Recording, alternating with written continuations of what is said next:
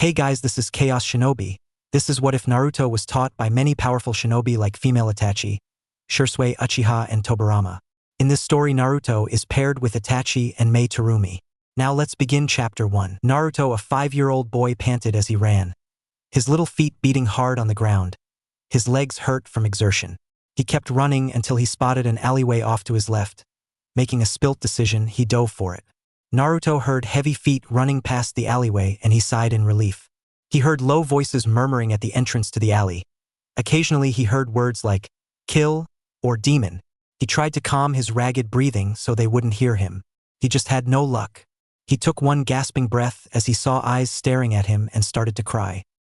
Please, Naruto whispered. I didn't do anything, please.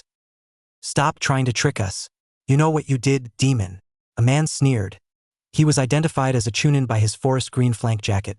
His white hair hung to his shoulders and was covered by a blue bandana like Hitai 8. His gray eyes held malice for the young blonde-haired Kyuubi container. The man started to laugh as the child with sunshine hair started to cry. Haha, is the little demon crying? I didn't think demons could even cry. The man laughed with venom in his voice. The man then reached out and grabbed the young boy's dirt-covered hair. Blood started to drip down his forehead at the force the man was pulling. The man laughed again at the child's pain and then called out to the others that were chasing the small boy. Look what I found, boys. The man sneered. Naruto looked over as much as he could with the tight grip on his hair and saw 5 other men. 3 of them civilians and 2 of them Chunins. I'm sorry for whatever I did. I'm sorry. Please, what did I do? I don't understand. Naruto tried to plead with the men, but he had no such luck. He cried out as he was hoisted up in the air by the grip on his hair and clawed at the hand that was holding him. Ah, you little bitch, the man yelled, dropping Naruto. The man reared back his fist in anger and landed a well-aimed punch at the side of the blonde's head. The force of the punch knocked Naruto off of his feet. He slid across the short passageway, hitting the opposite wall.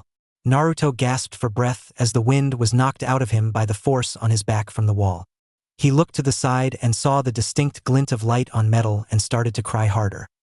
Please, please, I'm sorry, Naruto screamed, trying to slide closer to the wall behind him.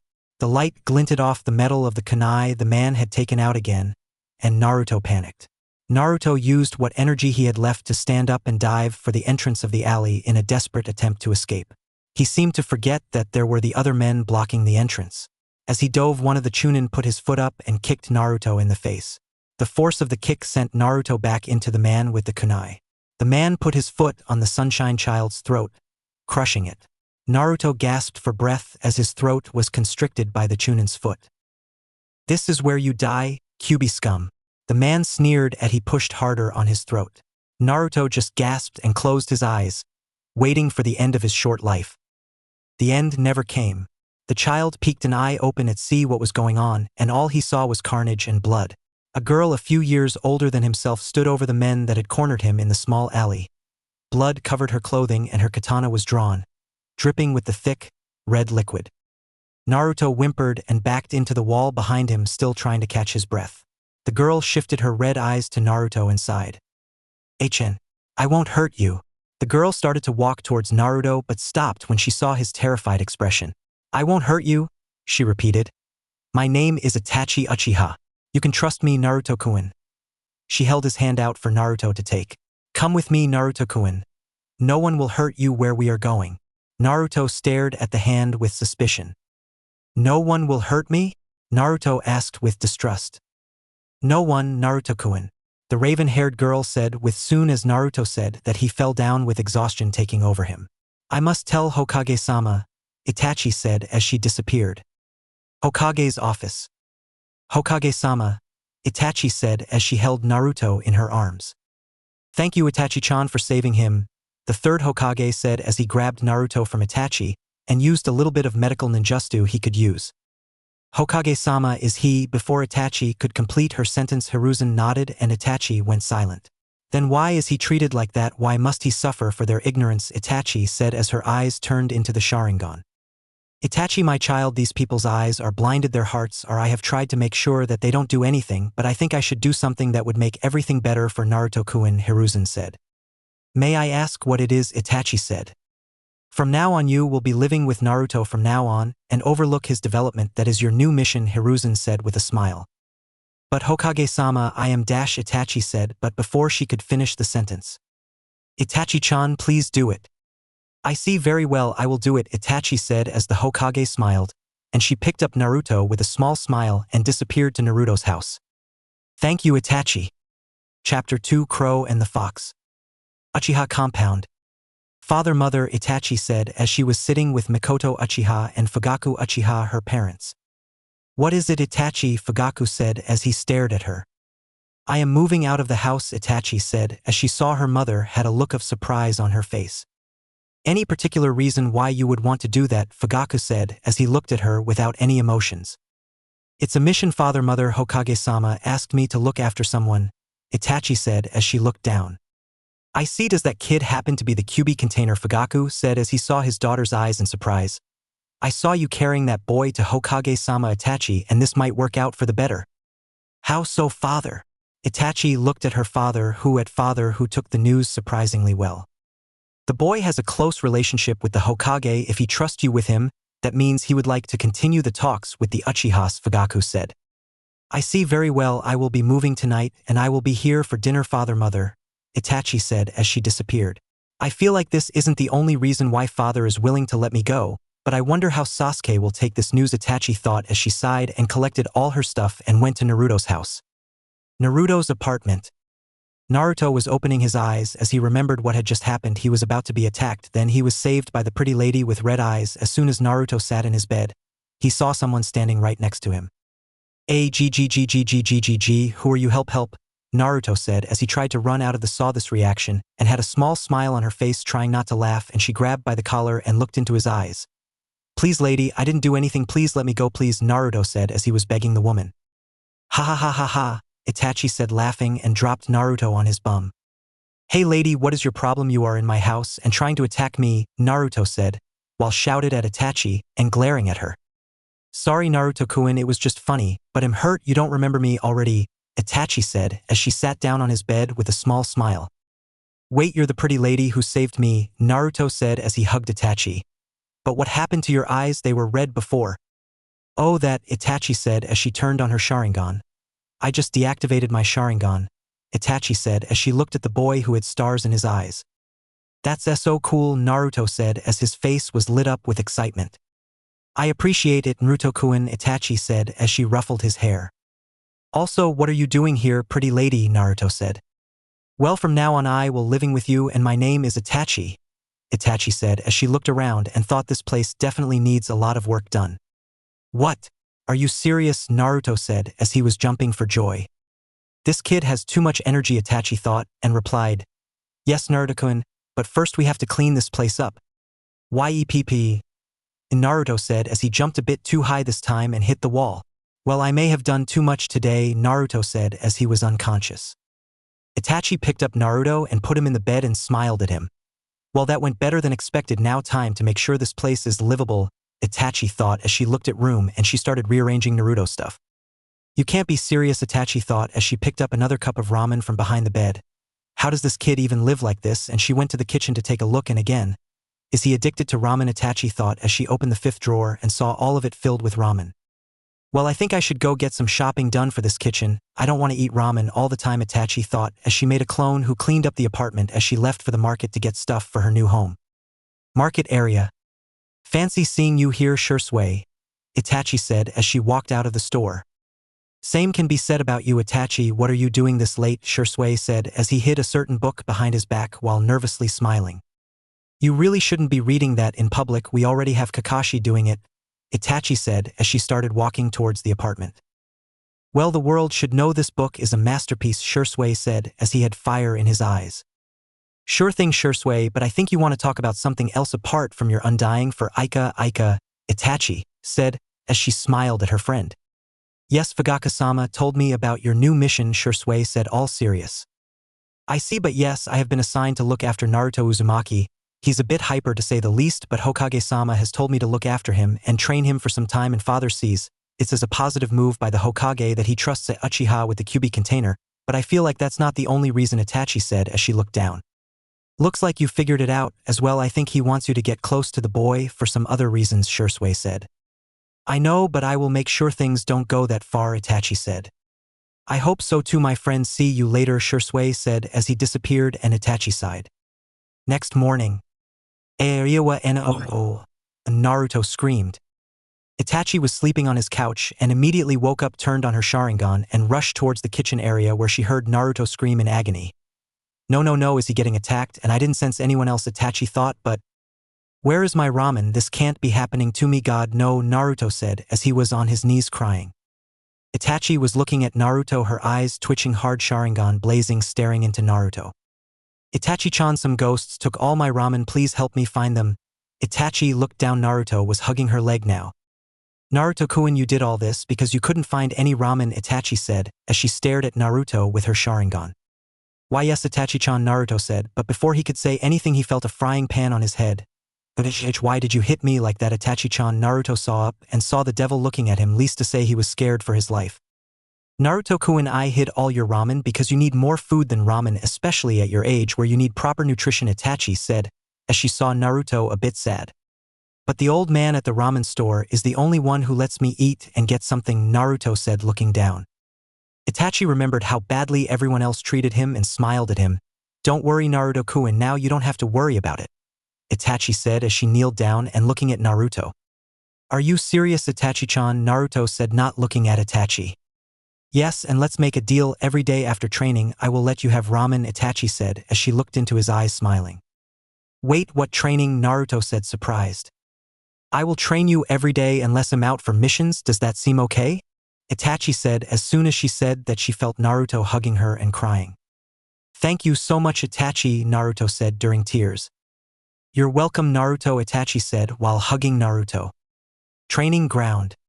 Your training will be tough, Naruto, you better keep up, Itachi said, activating her Sharingan. Shursui nodded while smiling, before he too activated his eyes. Yes, Itachi-sensei, but who is he? Naruto said while pointing at Shursui, who just laughed. Well, Naruto-kun, he's gonna help me train you. His name is Shursui, Itachi said. Oh, hello, Mr. Shursui, I am Naruto Uzumaki, Naruto said as he bowed. Itachi definitely made him work on his manners after training. Nice to meet you, Naruto, no need to be so formal now, Shursui said grinning. Alright now, Naruto, throw these 10 kunai and let's see how good your aim is, Itachi said as she gave Naruto the kunais. Alright, here I go, Naruto said as he threw them on the target. He definitely needs help, Itachi. I agree. Both Uchihas looked at where the kunais landed as far from the target as possible. Itachi sighed and collected all the kunais. Look, Naruto-kun, you need to first fix your posture then and add some chakra to the kunai to make stick and move faster, Itachi said as she looked at Naruto, who looked at her. I didn't understand anything, Naruto said, and Itachi sighed, but before she could speak, Shursui spoke. Well, I'll make it easier, Naruto, look at my fingers and see me pushing chakra, and bam, Shursui said that and he threw the kunais and they all hit the target. Oh, I get it, Naruto said and picked up the kunais and did what he saw Shursui do, and he hit 7 out of 10 targets. How did he do that? How was I that bad of a teacher? I'm a failure. Itachi looked down sad, rethinking about her life. What's up with her, Shursui? Both Naruto and Shursui looked at Itachi, lost in her world. No clue, lil guy, women are weird to understand women, you need to learn about them, Shursui said. How can you do that, Shursui-sensei? Naruto said with a bit of curiosity. Shursui's eyes were lit up now and he put his hands on Naruto's shoulders. Naruto, since you called me sensei, I shall pass down my knowledge to you. First of all, you need to read this book dash. As soon as Shursui pulled out the orange book, he felt some sort of demonic presence behind him. Shursui, Itachi said as she put her hands on his shoulder, who just slowly moved his neck behind. Sorry, Itachi-chan, Shursui said as he ran away from the training ground. Women are indeed a mystery, Shursui-sensei, Naruto thought as he saw Itachi back to all normal now. The next day. I hope you didn't bring anything that would influence him in any bad way, Itachi said as she looked at Shursui, who just gulped. Well, no, don't be silly now, Shursui said, nervously laughing. I see, Itachi said as both of them Naruto looked at Naruto practicing his kunai throwing. He is a really quick learner, isn't he? Shursui said as he smiled at Naruto. Yes, indeed, he is such as talented, if not more talented than me, but no one gave him any attention, Itachi said. How was the dinner yesterday with your family? Shursui said as he looked at Itachi with his eyes narrowed. Well, as any other but Sasuke wasn't happy, but I have made a shadow clone who is practicing kunai throwing with Sasuke in the clan's training ground, Itachi said, as she remembered her brother not being too pleased with her decision. I see, after this I think we should teach him chakra control exercises. Our orders are to train him, Shisui said. Ours? Itachi said questioningly at Shisui. Shisui sighed and told Itachi, Danzo told me to train Naruto indirectly since HR could get Naruto into root and train him directly, and I was the one who recommended to him that I train Naruto, and he was satisfied with the answer. He just wants a powerful weapon, and I don't think Naruto is just that, and I want to make sure he doesn't end up in the wrong hands. My friend, the boy already has lived a hard life, and my only choice to protect him against Danzo is I train him, Shisui said seriously. He didn't want Danzo getting his hands on Naruto. I see, thank you for the additional help, Shisui, Itachi said with a small smile. Itachi-chan, Shisui-sensei, I finally hit all the targets. YSSS, now time was ramen, Naruto said, jumping for joy. You were right, he's a handful, isn't he? Shisui said, laughing. Yeah, Itachi said with a smile. Life is about to be interesting. Chapter 3, Tensions. 3 months later. Training with the two Uchihas was, for lack of better words, torture. He'd been learning from them for 3 months and he was beginning to regret it. In the morning he would wake up before the academy and does his morning training without either one of his sensei. Then he would head straight to the academy, and after the academy he would again go back to the training ground and see either one of his sensei. But today he felt something wasn't right. Neither one of his sensei came to the ground, but Naruto was given his exercise. He needed to walk on water after completing his previous exercises. Hello, Naruto. Naruto saw Shisui grinning and waving at him. Hello, sensei. Where is Itachi-sensei? Naruto said, greeting Shisui. Always looking for your favorite sensei. I'm hurt. Just kidding. Today Itachi is on a mission, and she will be back after a week or so, Shisui said. Well, she didn't inform me about it, but anyways, what are we doing today, sensei? Naruto said while standing on water. Well, today I'm going to show you the jutsu which made me famous, Shisui said smugly. Which jutsu is it? Some S-rank super jutsu, Naruto said with his eyes sparkling. Well, not yet, kid. I'm going to show you my Shunshin jutsu. It makes me a person move faster, and your sensei's nickname is Shunshin no Shisui, and I will teach you this jutsu, Shisui said. Wow, let's get it started, Naruto said happily. He saw Shisui smirk heavily. Sensei, why are you looking at me like that? Naruto was now scared. No need to be worried, Naruto-kun. Naruto grinned, which made Naruto even more scared. Itachi-chan, help me please. A week later. What happened, Naruto-chan? Where at you? Shisui said while Naruto hid away from Shisui. Leave me alone, sensei, you are a scary person. I told you to piss off. Naruto said tremblingly, but he felt a hand on his shoulder. I'm disappointed, Naruto-kun. Such foul language, Shisui said from behind Naruto. What? That sounds scary, but anyways, Jiraiya-sama's new work is something else, a certain masked ninja thought, while reading his favorite book and giggling. Hours later. Well, that must be enough for today, Naruto, Shisui said with a smirk. Shisui-sensei, you are a evil man, Naruto said laying upside down. Well, looks like you two had fun, Itachi said while smiling. As soon as Naruto heard that voice, he ran towards her and hugged her and started crying. Itachi-sensei, thank God you are back. Shisui-sensei tortured me, Naruto said, still crying.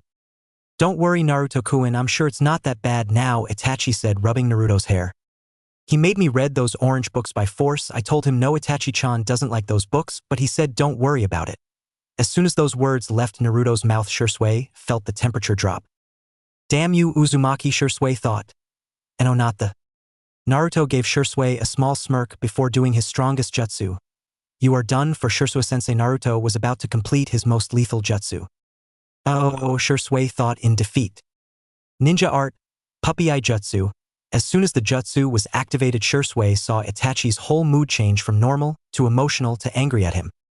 Naruto-kun, please go back home. I'll be there after an hour or so, Itachi said, and Naruto left while giving Shisui a smirk, knowing he won today. That bastard, I trained a snake all along, Shisui thought. Shisui, I told you not to corrupt Naruto-kun, but I guess you never listened to me. Itachi was now behind Shisui. Itachi-chan, he's lying, I promised, Shisui said, and tried to escape, but Itachi was now in front of him. I'll be the judge of that, Itachi said, and Shisui was accepted defeat. Back at Naruto's apartment. Naruto was just sitting on his couch laughing at Shisui's misfortune, but in Naruto's opinion he deserved it.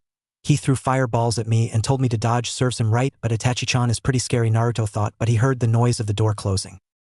Welcome back, Itachi-chan, Naruto said, smirking at Itachi. Itachi looked at Naruto and smiled at him. She was really tired and hungry right now. Thank you, Naruto-kun, have you eaten anything? Nope, Shursua-sensei told me that you were coming back today, so I thought we'd have dinner together, Naruto said, smiling. Well, that's sweet of you, Naruto-kun, but I'm quite tired right now, I won't be able to make anything, Itachi said as she sat on the chair. No need to worry, Itachi-chan, I have made some ramen for us both, Naruto said, grinning. Thank you, Naruto-kun, Itachi said as she picked up the cup ramen and began eating with Naruto. How did your training go with Shursui? Itachi asked. Well, I can now walk and stand on water, but Shursui still thinks it's not that good. He said you need to have perfect chakra control before he teaches me any ninjutsu. He said I have to wait a few years before I learn any, which is unfair, Naruto said while pouting. Now Naruto-kun, no need to rush, but Shursui is right. First we want to make sure that you have perfect chakra control, then we will teach you ninjutsu, Itachi said looking at the blonde. Well, but Sasuke knows fireball jutsu, Naruto said looking down. True, but I promise when we start teaching you ninjutsu, we will teach you the best ninjutsu, Itachi said smilingly. You promise, Naruto said with the puppy eye jutsu activated. Damn it with that jutsu, Itachi thought. She coughed. Don't worry, I promise, Itachi said, tapping Naruto's forehead with 2 fingers, which reminded her of Sasuke, but her shadow clone was currently in the Uchiha household with Sasuke. Okay, good night, Itachi-chan, Naruto said as he went to his room. You shouldn't be stalking like that, Shursui. As soon as Itachi said that, Shursui appeared to the kitchen looking for something to eat. Well, I would have also appreciated you not slapping me, but anyways, I have a update, Shursui said seriously. I see, what is it? Itachi asked. She also received the memories from her clone, who had just put Sasuke to sleep, and her father telling her to come to the Uchiha clan meeting tomorrow. The tensions between the clan and the village have escalated. Unfortunately, in today's meeting a few people have purposed the possibility of a coup against the village, Shursui said, his hands crossed. What, how, why? Itachi said, surprised. The Uchihas have had enough, Itachi. The Uchiha see you as someone who is keeping their weapons safe. Also come to the meeting tomorrow. As soon as Shursui said that, she saw Itachi getting angrier.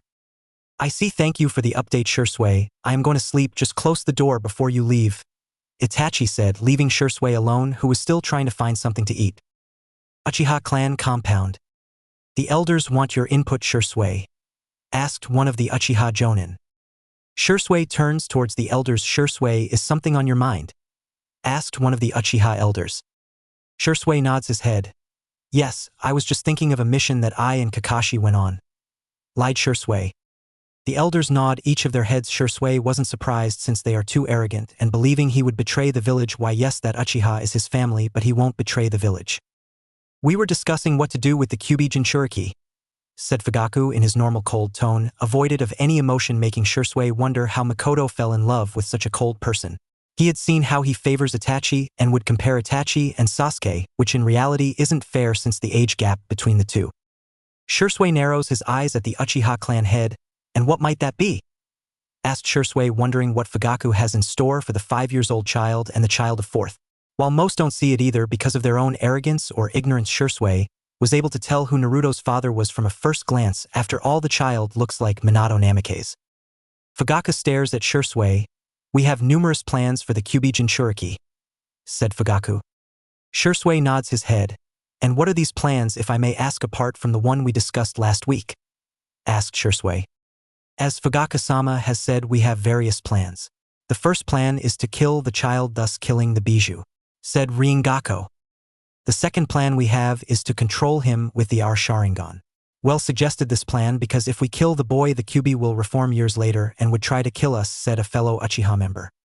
The third plan would be to put a mind control seal on Naruto and enslaving the child, thus making him a puppet of the Uchiha clan, and the clan head's daughter seemed to have taken care of him, which makes it easier, said an elder Uchiha who has the aura of arrogance. Fugaku coughs in his hand, gaining the attention of everyone. The last plan we have is to kidnap the child and break him mentally and thus turning him into a mindless weapon, just like how Danzo has his mindless ninjas, but we on the other hand will have a Jinchuriki to control whatever way we see fit, said Fugaku in a dark, arrogant tone. All the other Uchihas in the room cheer. Unknown to the Uchihas, Itachi and Shursui had a stoic expression, but inside they held nothing but disgust for their clan. After 5 minutes, the Uchihas had settled down. Meeting adjourned. Next we will discuss of what course to go about, but for now be ready because soon Konoha will be ours. said Fugaku in an emotionless tone. Each of the Uchihas leave the room heading home except for Itachi and Shursui after making it into a training ground and making sure no one is around. Itachi and Shursui gain an angry look. Itachi punches a tree. The force of the punch cracks the tree. I can't believe father and the rest of them are planning to do that to Naruto-kun. Do they even know who he really is? Exclaimed Itachi in anger.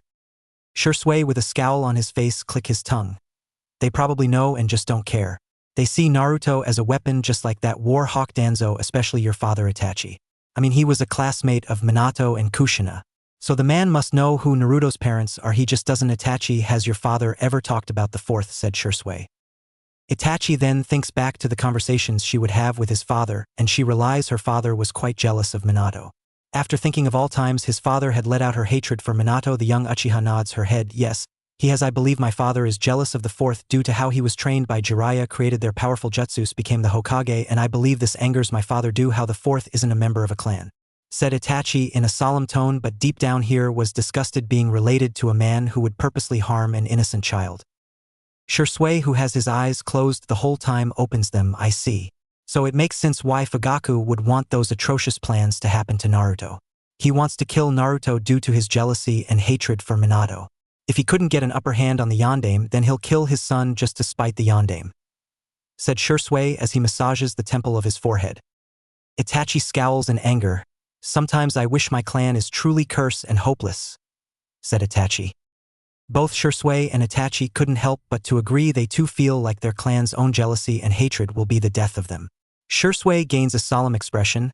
I know how you feel, Itachi. I sometimes believe this curse has existed long before Madara Uchiha. Maybe this curse has been there since the first Uchiha members.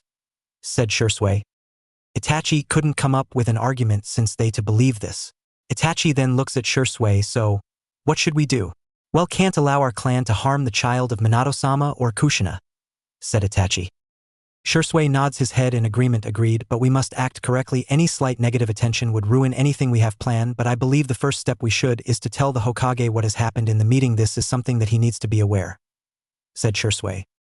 Itachi nods his head. That is true. At least if we do get caught, the three of us can take care of the Uchiha clan if we have to. I may not want to, but if it is for the good of the village, then it shall be done. Said Itachi in a stoic tone. I have a plan that might work that won't cause the Uchiha to be suspicious of us. Said Shursui in a serious tone. Shursui, we're all here. Let's hear what this idea might be. We must have all options open. Said Itachi. We should wait a little bit more and train Naruto so he could take care of himself from our clan and make sure our clan doesn't do anything they regret, Shursui said while deep in thought. Why, if we are too late to action, they might go forward with their idea, said Itachi. No, they won't do it currently because the Uchiha forces are currently not strong enough to deal with most jonin in the village. I see, Itachi said, worrying about the boy she and Shursui started caring about in the past few months. Training ground next day. As the Uchiha and Uzumaki duo were walking towards the Uchiha training ground, Naruto can't help to wonder why someone would want to help him, especially an Uchiha like Shursui. As far back as the young child could remember, no one likes him. Actually, everyone within the walls of the village hated him, but no one hated him more than the Uchiha, which he never understood why. Sure, he was happy he was being trained, but that didn't mean he was curious. Even after his sensei had told him why he chooses him, it still left the young child dumbfounded. He was glad that Shursui had helped him with his new taijutsu. I'm part of a powerful clan, but I can't tell anyone. Ugh, but it can't be helped. Thought Naruto. His eyes then turns towards his sensei. Hey sensei, is Fuin just hard for you to learn? Asked a curious Naruto. He knew Shursui was a powerful shinobi. He wouldn't be surprised if Shursui was going to be the next Hokage. Shursui smiles at the boy that was Naruto, always curious about everything. Well, I'm no seal master like Jiraiya-sama, but I'm beginner either. How about a little bit? Asked a smirking Shursui. Naruto looks at Shursui with a raised eyebrows. A bet? What kind of bet? Will there be ramen? Exclaimed Naruto with a huge grin on his face. His stomach roars at the prospect of ramen. He could always go for ramen. Shursui chuckles at Naruto. No, it isn't ramen, said Shursui, causing Naruto to pout in response. But it's something better than ramen. The bet is if you can get a C or higher on the remainder at the academy. I will get you an advance book for sealing. States Shursui. He snickers as he watches Naruto gains a star-gazed expression at the mention of Fuinjutsu. But this also means you have to keep up with your studies, meaning no more skipping and no more pranks. You think you can do that? Asked Shursui with a serious expression. Naruto grins at Shisui with a toothy grin. You bet, Shisui-sensei. I'll be the strongest Fuinjutsu master in Konoha, roared Naruto.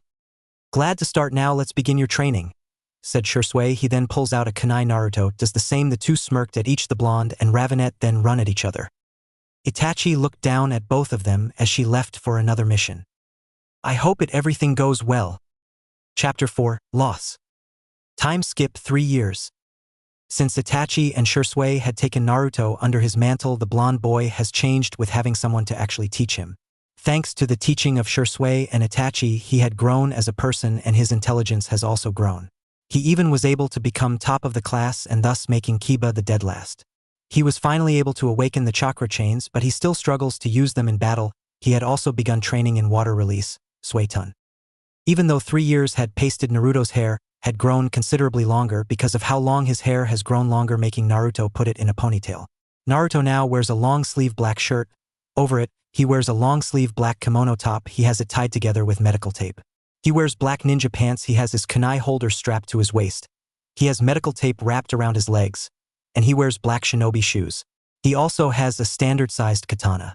It sports a pewter-colored rectangular guard, with small protrusions on each corner, and a sun-like design wrapped around the hilt's collar. The hilt itself is a yellow color, and the sheath is a metallic gold color. The blonde-haired Uzumaki stands in the middle of the training ground with his eyes closed. He then lets out a sigh. He then pulls out 4 kunai. A volley of kunai are thrown from the trees. Naruto then backflips in the air and throws the 4 kunai, deflecting several of the kunai. He quickly grabs 2 of the kunai and throws them to deflect more. Once his feet touch the ground, he pulls a couple of shurikens, deflecting them. He then hears another one behind him. He then front flips, catching it with the sole of his shoe. Once he opens his eyes, he sees the kunai and shuriken laying on the ground. He then hears the sound of clapping. He turns around and sees Shisui. Good job, Naruto. Usually only high-skilled jounin can perform this exercise. You're the only child who was able to complete this except Itachi and me, said Shisui with a smile. Thanks for the compliment, Shisui, Itachi said with a smirk. Naruto bows at Shisui in respect. It's only thanks to you two I've grown so strong, Shisui-sensei and Itachi-chan. If it wasn't for you, I'd still be an idiot wearing orange, said Naruto. He then walks towards Shisui with a stoic expression. Shisui pats Naruto on the head, causing the blonde to look up at the jounin. I see how it is, it's Itachi-chan now. I'm Shisui-sensei. Just kidding, you shouldn't be too hard on yourself, Naruto. You have achieved so much since you become our student. It was your own will that allowed you to grow so strong. As long as you keep your conviction, I'm sure you'll keep growing stronger, said Shisui with pride. He knew it was only a matter of time when Naruto will surpass him and Itachi. After all, Naruto does wish to be Hokage. He knew Naruto had what it takes to be Hokage. He has had faith Naruto will control the Biju chakra. Naruto watches as Itachi takes out a scroll. He then tilts his head in confusion and curiosity. Shisui smiles at the curious child. This is a summoning scroll. Contains the crow contact. Me and Shisui want to give this to you as a present for all the hard work you've done. I also have this for you too, said Itachi, who takes out another scroll. Thank you, Itachi-chan and Shisui-sensei, Naruto said, bowing. Now we 3 have the same summons. This is so emotional. Both Itachi and Naruto saw Shisui cry a bit. He's a bit of an actor, isn't he? Whispered Naruto to Itachi, and she just smiled and nodded. Anyways, ready? Asked Shisui. Naruto nods his head. Yeah, said Naruto. He bites his finger and slammed his hand on the ground. Summoning technique, yelled Naruto. A huge cloud of smoke blocks his vision. Once the smoke vanishes, a small crow appears in front of it. The small bird tilts its head in confusion. Its bright golden eyes shined with curiosity. Who are you? Asked the bird. The voice of the bird was feminine. My name is Naruto Uzumaki and I'm the summoner of the crows, states Naruto. I see you have Itachi-chan and Shisui-kun with you. Pleasure meeting you, Naruto-kun. You may summon me. The crow disappeared after saying that. I'll see you tomorrow after school, said Shisui. He then shunshin back to the Uchiha manor. I'll be going to the Uchiha compound as well, Naruto-kun, but before that, Itachi said. Before what, Naruto felt a pair of lips on his face and a smiling Itachi. I'll see you when you come back home. Itachi saw Naruto turn red and explode, and he happens to be landing towards the academy. Cute, thought Itachi as she left for the clan compound. Uchiha clan compound. I think we have waited enough time for the Hokage to understand how requirements, but it seems he has no intentions of fulfilling them, said one of the Uchiha elders. True, but we shall wait one for week to mobilize everyone, and have Itachi bring us the Kyuubi brat. This meeting is over. We'll meet in 3 days now, and Itachi stay back, Fugaku said while staring at his daughter, who externally gave no reaction. Everyone left. It was just Itachi and Fugaku left in the meeting room, so said Fugaku. What, father? Itachi said without any expression on her face. How close are you with the Naruto? Asked Fugaku. He noticed over the past 3 years her daughter only came to visit Sasuke and her mother, and mostly it was just a shadow clone. I am out of 5 people he cares for, father. Itachi said she was right. Naruto only cared for her, Shursui, the ramen stand people, and the Hokage himself.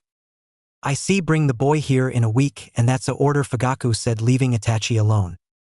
Itachi just stood there emotionless, her eyes changing from regular eyes to her Sharingan. If he thinks I'll let that happen, he has something else coming, Itachi thought as she disappeared in Crow's training ground. Naruto was practicing his Kenjutsu with his clone. He suddenly felt a few ninjas in his surroundings. He knew they weren't Itachi or Shursui. He dodged a few kunais who were aimed at him. Who are you? Naruto said as he got ready in his stance to face off against the person who threw kunai at him. You are surrounded from all sides, sighed one of the root Umbu. Naruto made 10 shadow clones and all were in stance, and they launched themselves at the Umbus, and they were barely able to hold them back. Meanwhile, the real Naruto ran away from the crowd back to his house, but he sensed one Umbu trailing him. Piss of, Naruto said as he made 5 more shadow clones surrounding the Umbu, and all of them started to fight against the Umbu in taijutsu. The Umbu had successfully killed all the clones and was about to attack Naruto. What do you think you are doing? As the Umbu heard the voice, his head was slammed in the tree as Itachi kicked the man. How dare that old fuck Danzo send his Umbus? As soon as Itachi finished saying that, she stabbed the Umbu. Are you okay, Naruto-kun? Itachi said as she appeared before Naruto, checking for any injuries. Yes, I'm fine, but who are they? Naruto said, who seemed to have no injuries. As soon as Naruto finished saying that, him and Itachi both saw the summon crow they both had, and they had a note on it. Itachi, come to the waterfall, also bring Naruto, I don't have any longer. Itachi had a look of worry on her face, but before she could do anything she saw one of the Umbu slash at Naruto, which cut his right eye. How dare you, scum! Itachi immediately stabbed that man in the neck before looking at Naruto, who held his right eye in pain. Don't worry, Naruto, I'll take you to the hospital, but before that we need to go meet Shursui. Itachi grabbed Naruto and disappeared and saw Shursui waiting for them. So you guys are here. Shursui saw Naruto and Itachi and he immediately ran towards Naruto. What happened to him? Itachi, Shursui said as he looked over Naruto. One of Danzo's scum attacked Naruto and his right eye is damaged, Itachi said. Don't worry about me, guys, I am okay. Why did you call us here, Shursui? Naruto said as he saw Shursui, who had both his eyes closed. Well, that makes 2 of us. Danzo earlier attacked me and stole left eye and I have been poisoned, and Naruto, I want you to have my eye, Shursui said as he took out his eye. Wait, no, Shursui, we can still get you help. Before Itachi could finish the sentence, Shursui spoke. No, Itachi, I have a few minutes left and the poison has already done too much damage. Just do one thing, my friend, get my eye and give it to Naruto. Shursui handed Itachi his eye. Also, Naruto and Itachi, you are the best things to have happened to me. Naruto, you were my student, that's why I want you to have something from me that will always make you remember me. These eyes are too powerful to be left alone, and Itachi, I trust your judgment on what do you think you should do with the clan. Goodbye, New York friends, Shursui said as he fell down the edge. Shisui, both Naruto and Itachi screamed. They saw their friend sacrifice himself. Itachi awoke her Manjikyu Sharingan and she saw Naruto leaking the Kyuubi chakra. No, Itachi said as she tried and control Naruto, who just put his hands together and screamed, and wooden sticks grew out the ground, which shocked Itachi. That's what style, Itachi thought, but she needed to stop Naruto before more of the Kyuubi chakra started leaking. Naruto, stop it. Itachi looked into Naruto's eyes and said that and stepped up and hugged him, the Kyuubi chakra burning her, but she saw it had an effect on Naruto, who was getting into a normal condition, and after all that happened, Naruto passed out in her arms. Itachi looked down at Naruto and went towards the Hokage office. Chapter 5, Goodbye. Hokage's office. Hiruzen Sarutobi sat in his office in deep concentration. Tonight, Itachi Uchiha would slaughter her entire clan and be branded a traitor to the village. This was not the truth, however. She was actually a hero for her sacrifice to the land of fire and the citizens of Konoha. It was unfortunate that she will never be seen that way by the public. As a certain clan that inhabited Konoha would say, the situation was quite troublesome. He was quite worried. If Itachi had been caught or killed, the Uchiha could use that as fuel for the hellfire that would surely incinerate Konoha. Itachi was a prodigy and an S-ranked nin. He had faith, but she hasn't arrived to report yet. Just as those thoughts crossed his mind, a whirlwind of leaves brought his attention to the two now standing in his room. At first Sarutobi was confused. Here was Itachi like he hoped, but with her was Naruto Uzumaki, his adoptive grandson. Slowing pondering the reasons why these two would be here together, he was unable to draw any conclusion. This had stumped the professor. Seeing the Sandame's discomfort, Itachi stepped forward and bowed. Hokage-sama, Naruto-kun was attacked by Root and they managed to cut his right eye, and Danzo also attacked Shisui and stole one of his eye, and as a result of that Shisui was poisoned and he has now died, and he has given his other eye to Naruto since Naruto's eye was damaged. Itachi said as she straightened up again. Sarutobi saw unconscious Naruto in her arms. As ordered, I will put a stop to the coup by silencing the Uchiha clan. All of the members, apart from Sasuke Uchiha, will be executed. Naruto-kun is here with me now because I am going to hide him because my father, Fugaku Uchiha, wants to kidnap Naruto-kun and attempted to release the Kyuubi from the seal of the Yondaime. Itachi looked at the ground for a moment. Sarutobi was beyond pissed at the Uchiha clan. However, he understood Itachi not being able to kill her own brother. They shared a bond that would have made it nearly impossible to shatter. So for how long has he been in this state? Sarutobi asked, taking Naruto from Itachi and applying the little medical ninjutsu he knows. For an hour, as soon as Itachi said that she saw Naruto open both his eyes, and instead of having his Sharingan activated, his right eye was regular black and the other one was his regular blue. Naruto-kun. As soon as Naruto opened his eyes, he was hugged by Itachi. Naruto saw Sarutobi standing in the room. Oswell, old man Shisui is died, he's died, Naruto said while crying and subconsciously awakening Shisui's Sharingan. I know Naruto-kun will arrange a funeral for Shisui in a few hours. You two should go and get changed. Sarutobi said that, and Itachi grabbed Naruto and both disappeared. I wish you were here alive instead of me, Tobirama-sensei. Naruto's apartment. As soon as both Itachi and Naruto reached home, both sat in Naruto's room, not saying anything, trying to digest everything that happened today. Itachi-chan, why are Uchihas trying to take over the village? Naruto asked Itachi, who was looking out the window. Well, it is complex, and I think you deserve to know the whole truth. After the Kyuubi attack, the whole village were suspicious of the Uchiha clan since most of the village saw the Kyuubi have a Sharingan-like pattern in his eyes, and the elders and the council naturally distrusted the Uchiha, and they had an even better reason to think a Uchiha was behind the attack. And after that, the Uchiha clan was moved in the outskirts of the village, and the Uchiha clan was under surveillance 24/7 by the village, which made the Uchiha on the edge even more. And now things got so bad that the Uchiha in their arrogance think they can take on the entire village, Itachi said with a sad expression. What will you do, Itachi-chan? Naruto said as he looked at Itachi, who looked at Naruto and smiled sadly. Whatever I do, just remember, Naruto-kun, I will never let anyone harm you or the village, Itachi said as he kissed Naruto on the forehead. Now go change, we need to go to Shisui's funeral. Naruto blushed and immediately ran away. Itachi chuckled but remembered her friend. You really left me at this time, you idiot. Uchiha Compound Memorial. Everyone from the Uchiha clan was at Shisui's funeral, and the Hokage and even some of the clan heads joined. They lost one of their strongest ninjas, and in the front row Itachi was standing with Naruto. After a while, only Naruto and Itachi were left in front of Shisui's grave. Naruto-kun, just remember one thing, Shisui gave you that eye because he trusted you and never misuse it. His legacy lives with you and me through these crows, Itachi said as she was leaving Shisui's grave. I understand, I will forever protect this village how Shisui wanted, Naruto said, as he followed Itachi, who stopped at the entrance, and Naruto saw she was surrounded by a few Uchihas.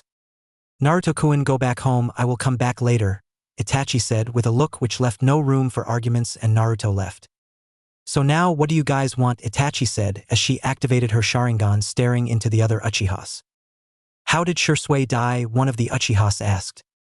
Just say you think him behind his death, Itachi said as she released menacing chakra which froze the rest. Yes, we do, one of them managed to mutter out. You hold on to the organization and your clan name. These things limit us and limit our capacities. These things deserve to be shunned. It is foolish to fear what we've yet to see and know. I've had enough. There's no hope left for this pathetic clan, worthless compulsion that enslaves us and limits our capabilities. Itachi summoned enough chakra and one of the Uchihas passed away. Stop it, Itachi. She heard her father's voice, she just glared at him and left. You three take him to the hospital, Fugaku said as the three Uchihas picked up their fourth member to the hospital. Uchiha compound. Few hours later. Sasuke stared at his sister in horror. You, he choked. He wanted to run. Horror paralyzed his legs and he felt weak and helpless and defenseless against Itachi Uchiha, the great genius prodigy he was always hearing about. Itachi, Itachi, Itachi, it was always about her. Sasuke didn't mind though, not usually. He respected his sister and loved her, and he'd always known he'd never be like Itachi, so when people reminded him of this, directly or indirectly, he'd always just smiled and promised to himself that he would always work hard to catch up, and maybe surpass him someday. He just wanted his sister's respect, not theirs, anyway. But now was different. Itachi had killed everyone he loved. She had killed the Uchiha clan. Sasuke's first emotion was horror, grief, and crushing pain. Itachi? How could he? What was going on? In his 8-year-old mind, Itachi was the perfect one. The perfect shinobi, the perfect Anbu, the perfect everything. The perfect murderer. The word stung. It had never affected him before, knowing Itachi killed people.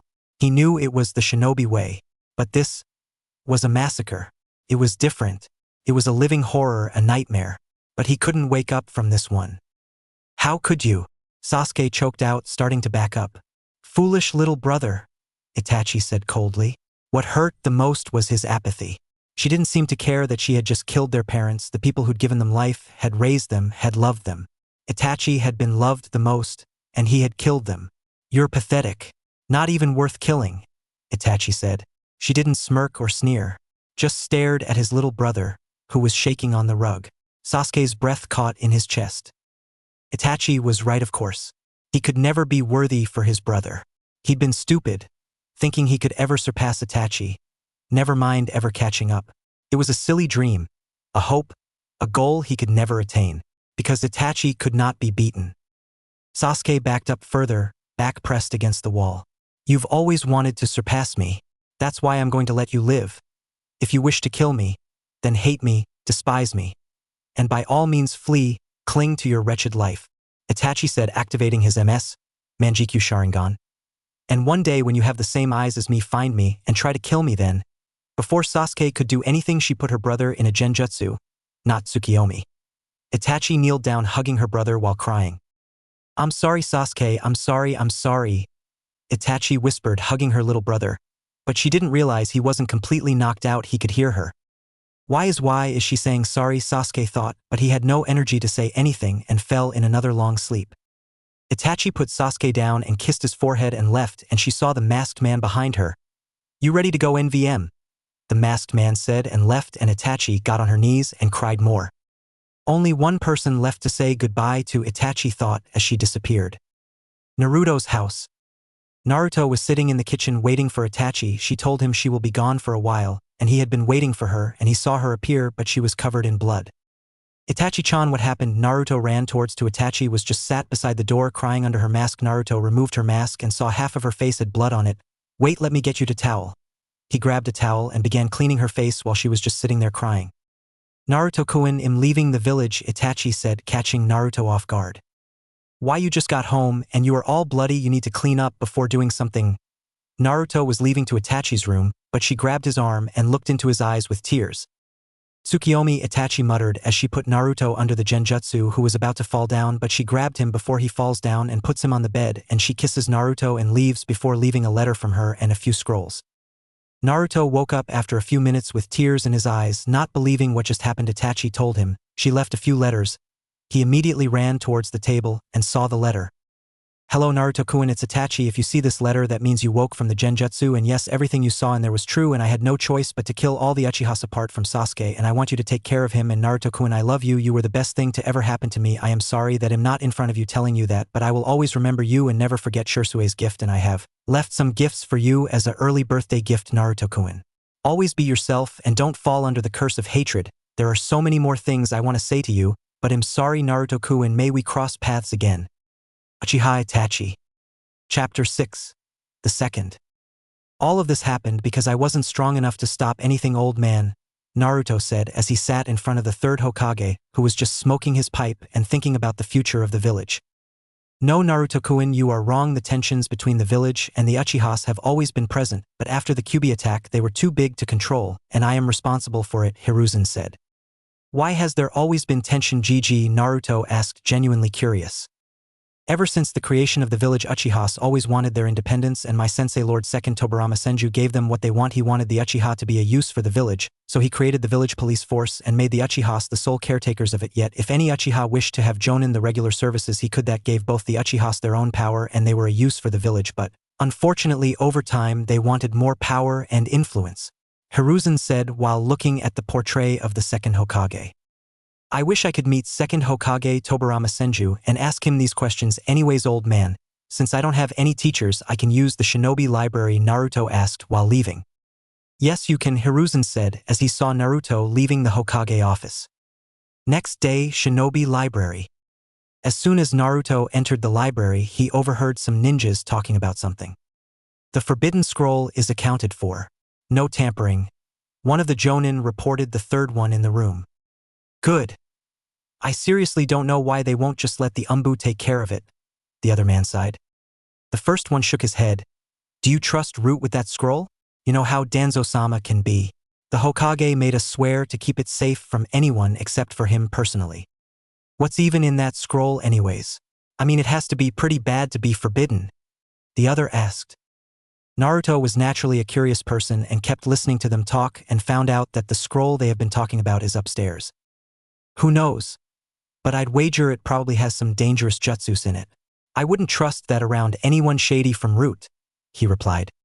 Against all odds, Naruto managed to sneak around them as he decided to go upstairs to where they had just been.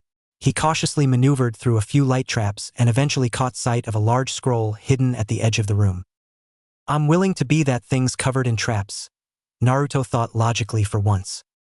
After a few seconds of careful extraction, he managed to pick up the scroll and open it. It was incredibly complex looking and he didn't know how to take it all in as he stared at it for a moment. Naruto knew the basics of hand seals and the like, but he had no way of comprehending some of the advanced things he was seeing in the scroll.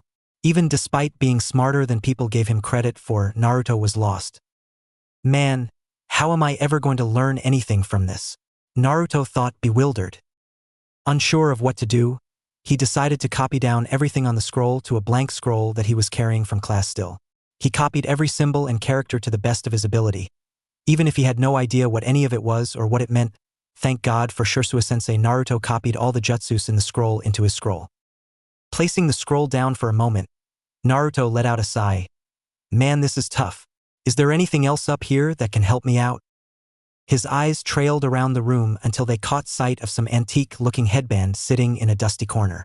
It had a symbol he didn't recognize on the forehead area. It was a horizontal line with two curved symbols on each side. He couldn't quite explain what the headpiece was, but upon looking at its inside area, he saw an inscription, Tobirama Senju's Hapori. A brief examination immediately caused Naruto to realize that it was the same type of headpiece the Nidame's monument had on his head. Though this one didn't have the Konoha symbol, it had what he assumed was the Senju clan's emblem. Wow. This belonged to the Nidame? And I was just talking about him. This thing looks cool. I must admit, if Shisui-sensei saw this, he would definitely like it too, but YKW. I'm gonna keep it, Naruto thought as he put it away in his pack. He didn't see much else in the upstairs portion of the library that caught his interest, and quickly returned to the forbidden scroll. Alright, well, I should probably just put this thing away before someone shows up. I can always come back and see what else is on it later if I need to. Let's see, how many jutsus did I get here? Multiple shadow clone, but I guess it's something. What's this one? Flying Raijin. Isn't that Yandame's technique? Sweet, I definitely want to learn that.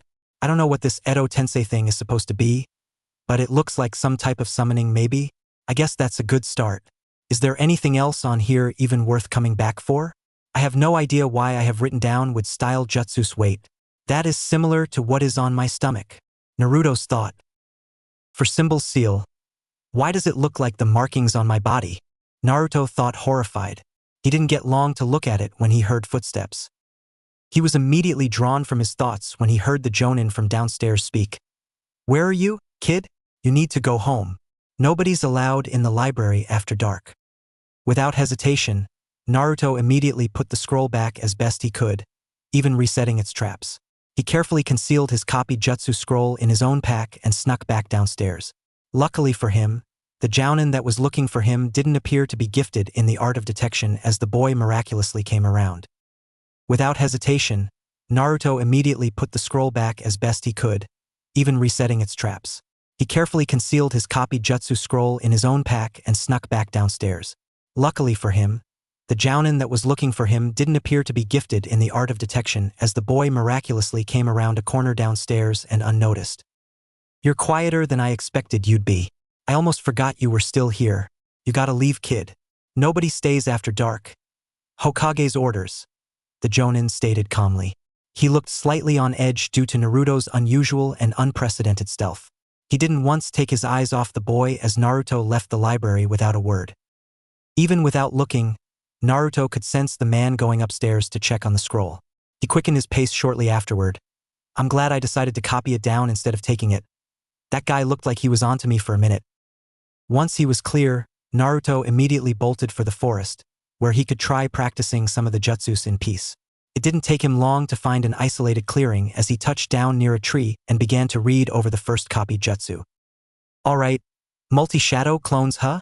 Naruto thought to himself as he worked out how to do it. After a few minutes of trial and error, he let out an annoyed sigh, "Multi-shadow clone jutsu."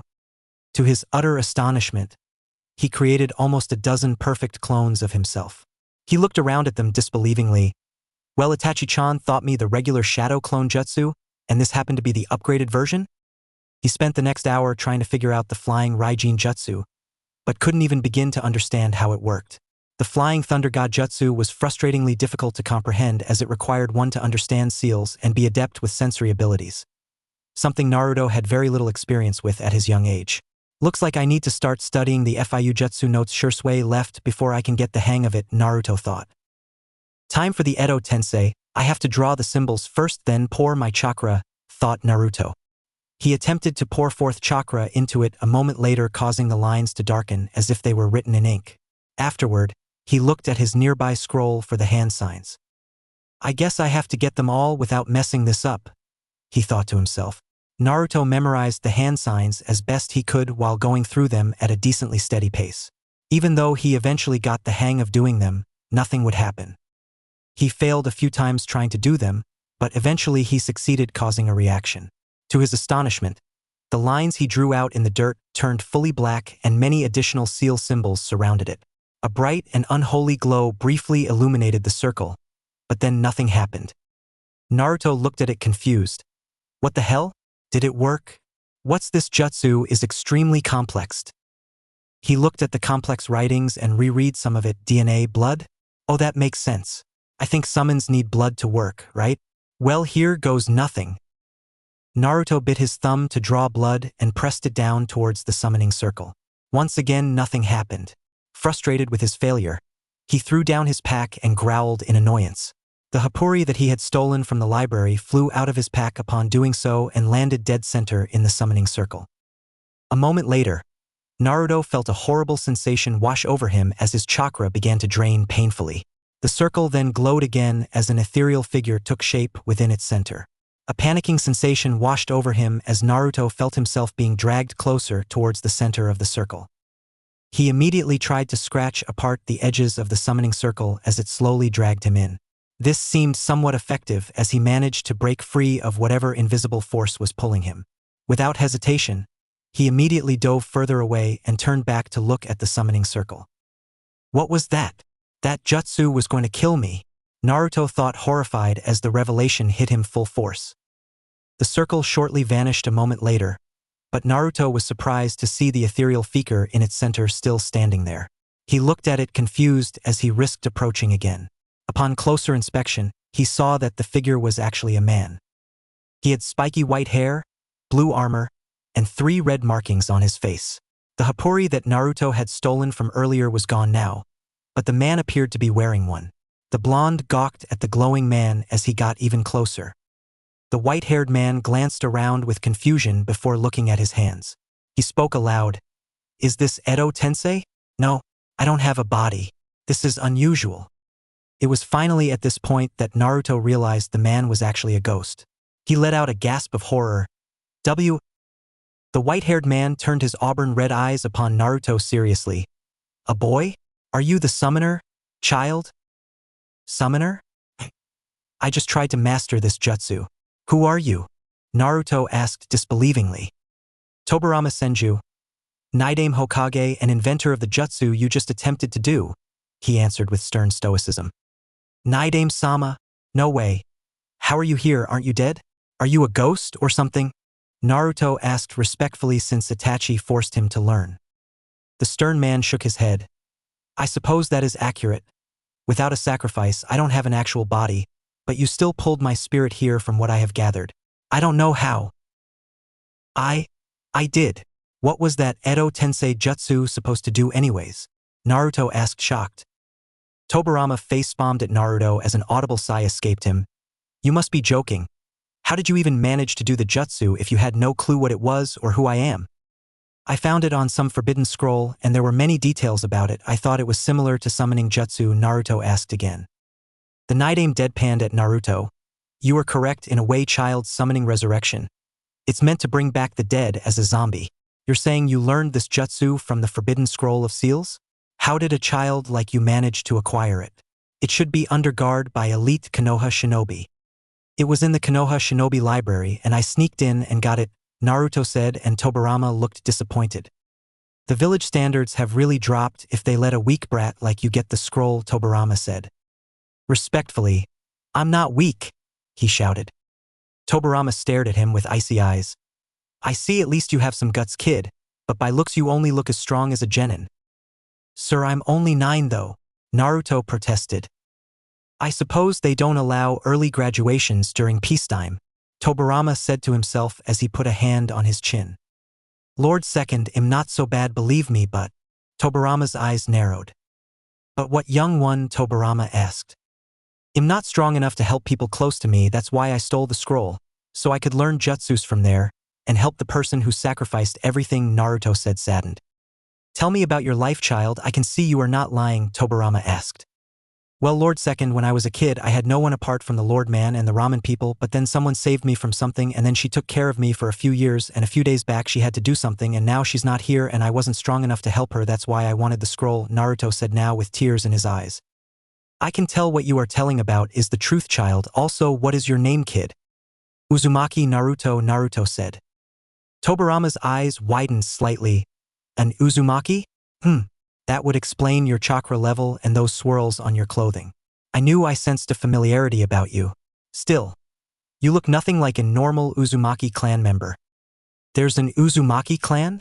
Naruto asked with amazement. Yes, they're related to the Senju clan and were our strongest allies. They originally came from Yuzushiogakure and were renowned for their sealing techniques. Their members all have vast chakra pools and strong affinities for multiple elemental natures, just like Senjus. My brother Hashirama married their royal heir, and all of his descendants are related to your clan, the Naidame continued. I don't look like an Uzumaki? What do Uzumaki clan members look like then? And are we actually related to the Senju clan? Naruto asked eagerly. Almost all of the pure-blooded ones have dark red hair. It's a distinctive feature of the clan, though I believe Hashirama's granddaughter was blonde. Do either of your parents have red hair? Tobirama asked. Naruto was silent for a moment as he took in the information with both amazement and a bit of sadness. He spoke slowly. I don't know, Lord Second. I'm an orphan. I've never met my parents. And you've never seen another Uzumaki either? Tobirama asked for confirmation. The young blonde nodded sadly. Yeah. I've never had a family. Both of my parents and 2 of my brothers died in war before I was even a man. When I was your age, I had already killed, and I watched many of my clan members die. The world isn't a nice place, so don't go acting sad and expecting sympathy from me. Your moping won't change the fact that you're an orphan. Accept it for what it is and become stronger in spite of it. That is the way of a shinobi. Tobirama remarked mercilessly when he saw Naruto's distraught, emotional face.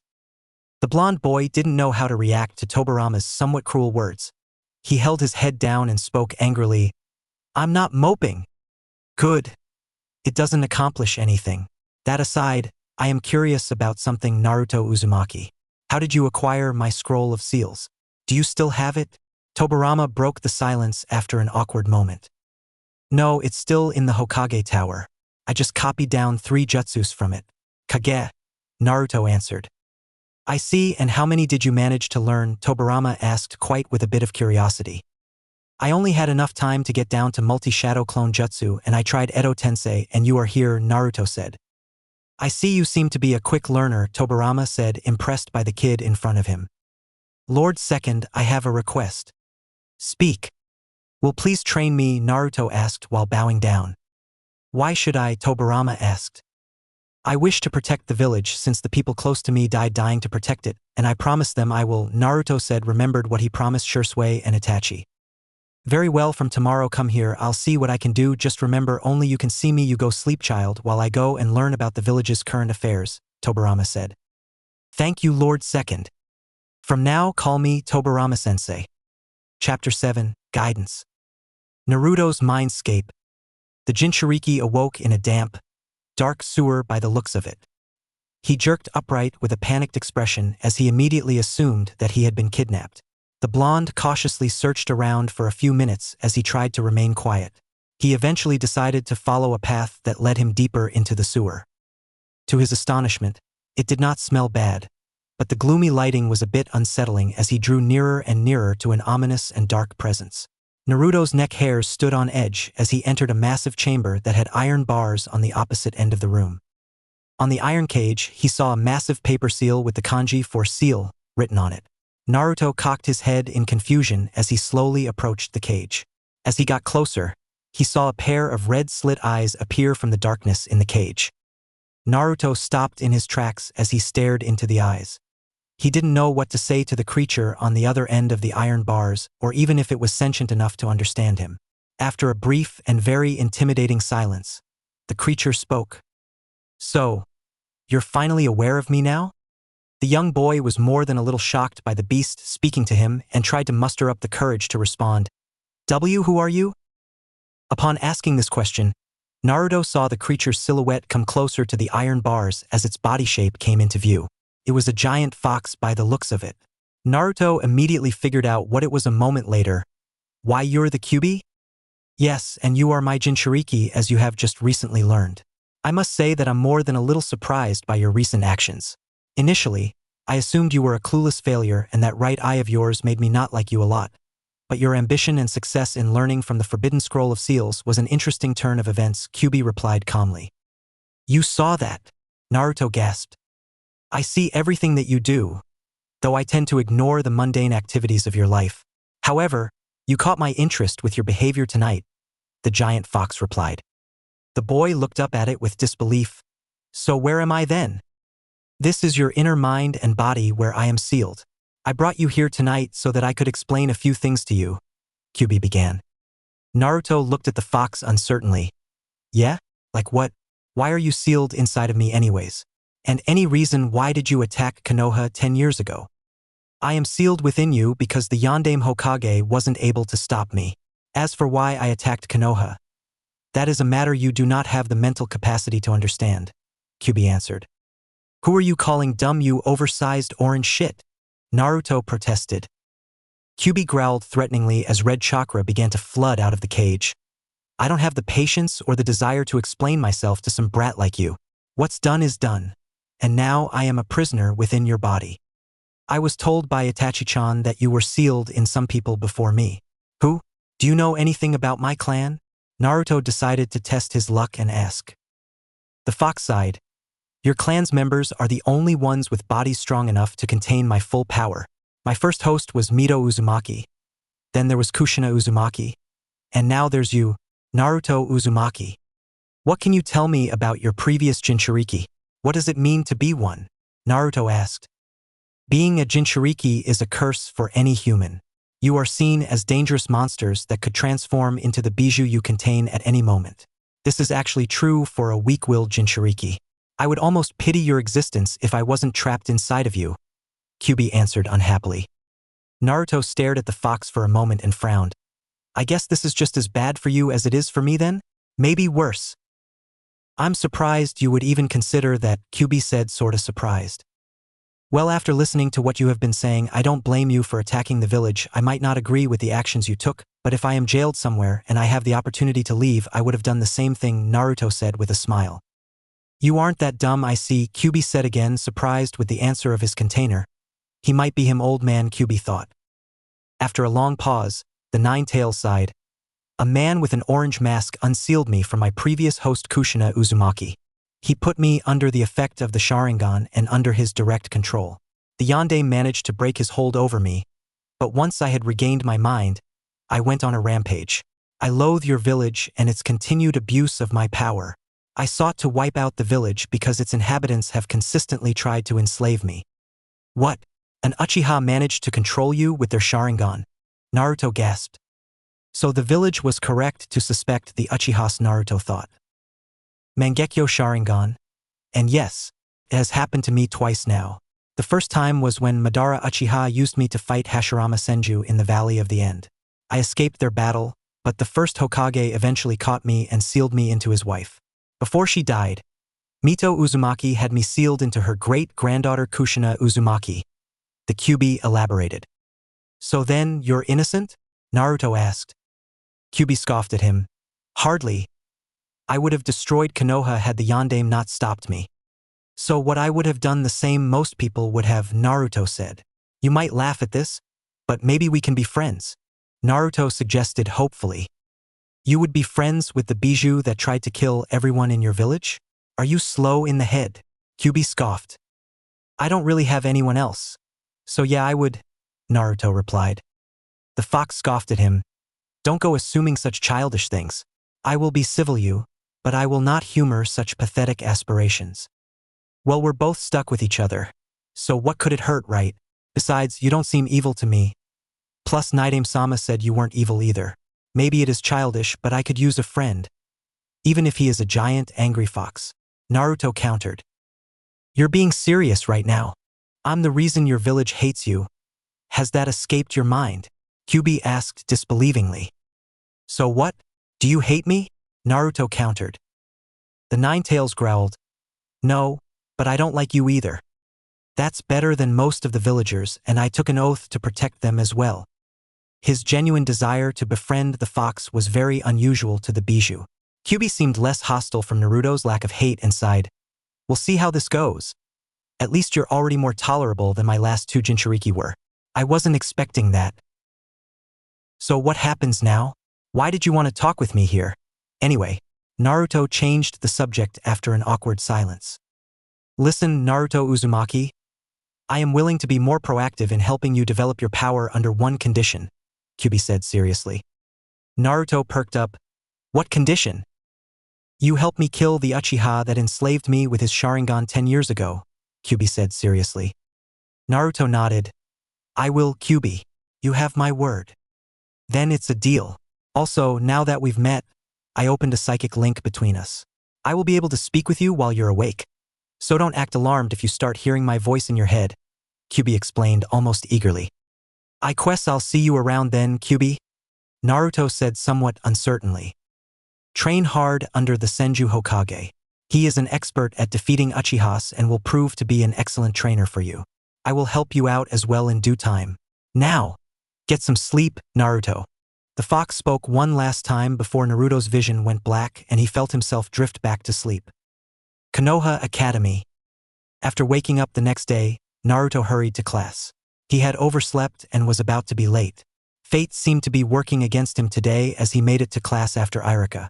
Bolting into the classroom, he quickly caught his breath. Naruto, you're late, Irika announced scornfully as the energetic blonde approached. Sorry, Irika-sensei. I overslept, Naruto tried to explain. Overslept? That's the work ethic of a great shinobi, isn't it, class? Mizuki asked the rest of the class, causing a number of them to laugh or agree with the Chunin. That loser wants to be Hokage, and he can't even make it to class on time. Ha ha ha. Kiba erupted into laughter. Irika eyed Naruto somewhat curiously. The blonde boy appeared far less hyperactive than he was used to seeing and more than a little worn out. He spoke slowly. Are you all right, Naruto? I'm fine, sensei. I just had a long night. It won't happen again, he said as respectfully as he could before moving to his seat. The blonde didn't even react to any of his classmates' comments or jokes. It was as if they weren't even there to him. Irika and some of the other students were more than a little shocked by Naruto's shift in attitude. Irika quickly pushed his curiosity aside as he addressed the class.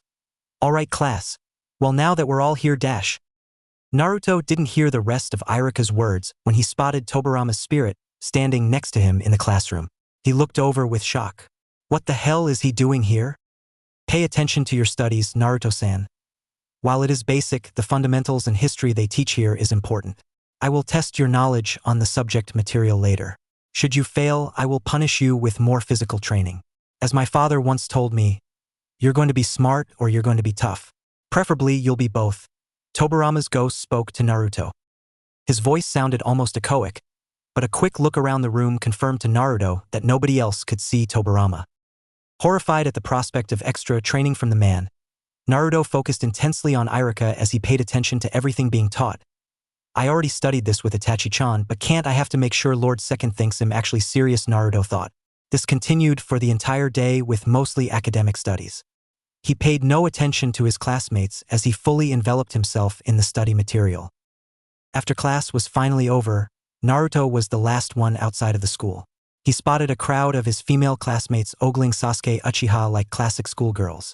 He sent a sharp glare Sasuke's way which seemed to draw the Uchiha's gaze. Some of the fangirls quickly became aware of Naruto's presence due to Sasuke's attention on him. A certain pink-haired girl yelled loudly, "Why are you glaring at Sasuke-kun like that, Naruto?"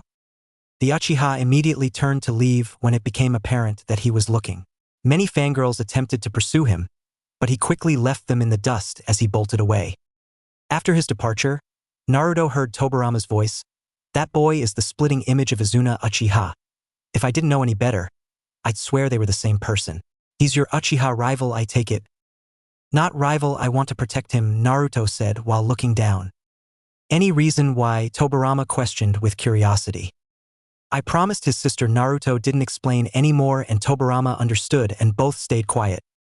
His whole clan got wiped out, Naruto said, surprising Tobirama. The Uchiha clan was wiped out? Tobirama asked, shocked. The blonde boy nodded. Well, everyone except Sasuke. Humph. And by one of their own too. I'm not surprised. Their clan is stained with evil and power-hungry kinslayers. They were never truly content with their lot in Konoha. Tobirama sighed. Do you dislike the Uchiha clan, Naidame-sama? You sure sound like you don't. Naruto wondered as he examined his ghost sensei's bitter face. Tobirama crossed his arms. That is a difficult question to answer, Naruto-san. My clan was at war with the Uchihas for most of my early life. They killed my parents and both of my younger brothers. I never forgave the ones that survived the war. That being said, I do not bear ill will towards the Uchihas born in later generations. They do not deserve to carry the sins of their forefathers. They are all innocent in my eyes. I have always tried to be accommodating towards them and I appointed them as the Konoha police force because it was a position well suited for them. Admittedly, I kept them out of village politics, but that was out of practicality and not spite. In hindsight, it was probably a mistake. Before he died, Hashirama told me that I should marry an Uchiha to truly solidify peace between our clans. I had actually considered it, but I died before that could happen. To answer your question, I don't hate the Uchihas, but I never trusted them. They have always justified my suspicions with all of the atrocious things they've done. A shame, really. It was Hashirama's dream that they could one day truly integrate into the village. Perhaps they could have had I brought our clan lines together. That is actually one of my biggest regrets as Hokage. I see we can't rewrite the past sensei, but I can make sure he doesn't fall in the cycle of hatred, Naruto said with a small smile. Naruto, who was able to whip out the entire clan, Tobirama asked, actually curious. His elder sister. The one who made you promise. Yes, sensei. I would like the full story, Naruto. Okay, sensei. Both men moved in silence afterwards. There is a place where we will start our training, Naruto. It's a bit far away, Tobirama said as Naruto just nodded and followed Tobirama. Deep in the forest. Just how far out do we have to QO? Naruto asked as Tobirama stopped in a distant clearing. He had led Naruto along a strange and somewhat hidden path behind a number of unusual landmarks and through a thick network of trees. We're a considerable distance away from the village. This should be a safe enough place to train your abilities without catching any attention. I noticed quite a few Umbu watching you while you were in the village. They won't usually take this route if you go through this way, and you will be undetectable in this part of the forest. Tobirama explained. Where is this place anyway? Naruto wondered. This place is called the Senju Grove. To be honest, I'm amazed it's still hidden. It looks untouched. That's good, Tobirama stated as he looked around the area. Senju Grove? I've never heard of this place. Why is it all the way out here? Naruto asked. Tobirama turned to face him. This place is where my brothers and I used to train as children. I often sparred with Itama, Kawurama, and Hashirama here. This grove is protected by natural energy. It's very sacred. My brother called this place the Grove of Sages, though our clan knew it simply as the Senju Grove. You will be undetectable here from most things, including Hiruzen's scrying orb. Old man Sandame's scrying orb? Naruto tilted his head confused. The Naidame shook his head. Never mind. Just know that nobody will find you here so long as you follow the exact path that I showed you. When my brother and I founded Konoha and established its infrastructure, we never listed this place anywhere. It's one of our clan's best kept and few remaining secrets. So I can come here anytime I want? Naruto asked eagerly. Yes, but I would advise you to not linger here for more than a day or so at a time. I learned a decent bit about you while you were asleep. Since you are a Jinchuriki, Hiruzen takes special interest in watching over your progress. You want to keep up appearances, as it were, by going home each night, Tobirama elaborated. I see. Naruto looked confused. Tobirama faced the blonde boy with a stern expression. What I'm saying is nobody can be allowed to know about this place or your training, nor will you show anyone your progress. Do you understand? Yes, sensei. Naruto bowing. Good, now that you know about that, every day you will send a shadow clone in the village while you train here. Am I clear? Tobirama said. Yes, sensei. And will I be needing to skip academy? No, to the rest of the world you are still the dumb idiot. Even though you told me you showed a little bit of skills, in the academy you are not allowed to show much. Naidame-sama, when do I get to learn elemental jutsus?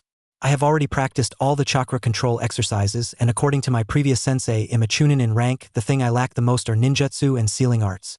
Naruto asked curiously. Tobirama nodded. I see. Naruto, give me your hand, I'll figure out your chakra natures. Naruto did as instructed, and Tobirama sensed and smirked. Well, it looks like you have 3 strong chakra natures and 2 not so strong, but we can work on them with wind being your strongest yet, Tobirama thought with a smirk. Maybe teaching him won't be such a bad idea. I was aware of my water nature only, and I have something else you need to know about. As soon as Naruto finished speaking, he activated the Sharingan in his right eye. This was a gift by someone, and through these eyes he watches me carry his legacy, Naruto said with a sad smile. Well, I did sense that early on, but I didn't speak that I has a chakra similar to one of my other student, Kagami Uchiha, Tobirama said, as he could sense chakra similar to his late student. This I was given to me by Shinobi Uchiha, who is the grandson of the man you were talking about, Kagami Uchiha, Naruto said as he remembered Shinobi telling him about that. I see. I'm happy Kagami lived to see another day, Tobirama said, remembering his student.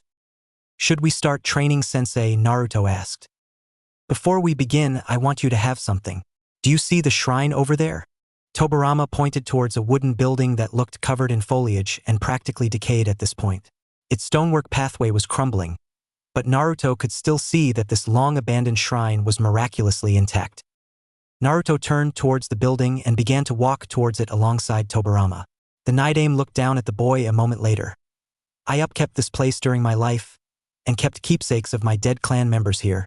This shrine is a homage to their memories. Go inside. Doing as he was told, the blonde passed into the crumbling building.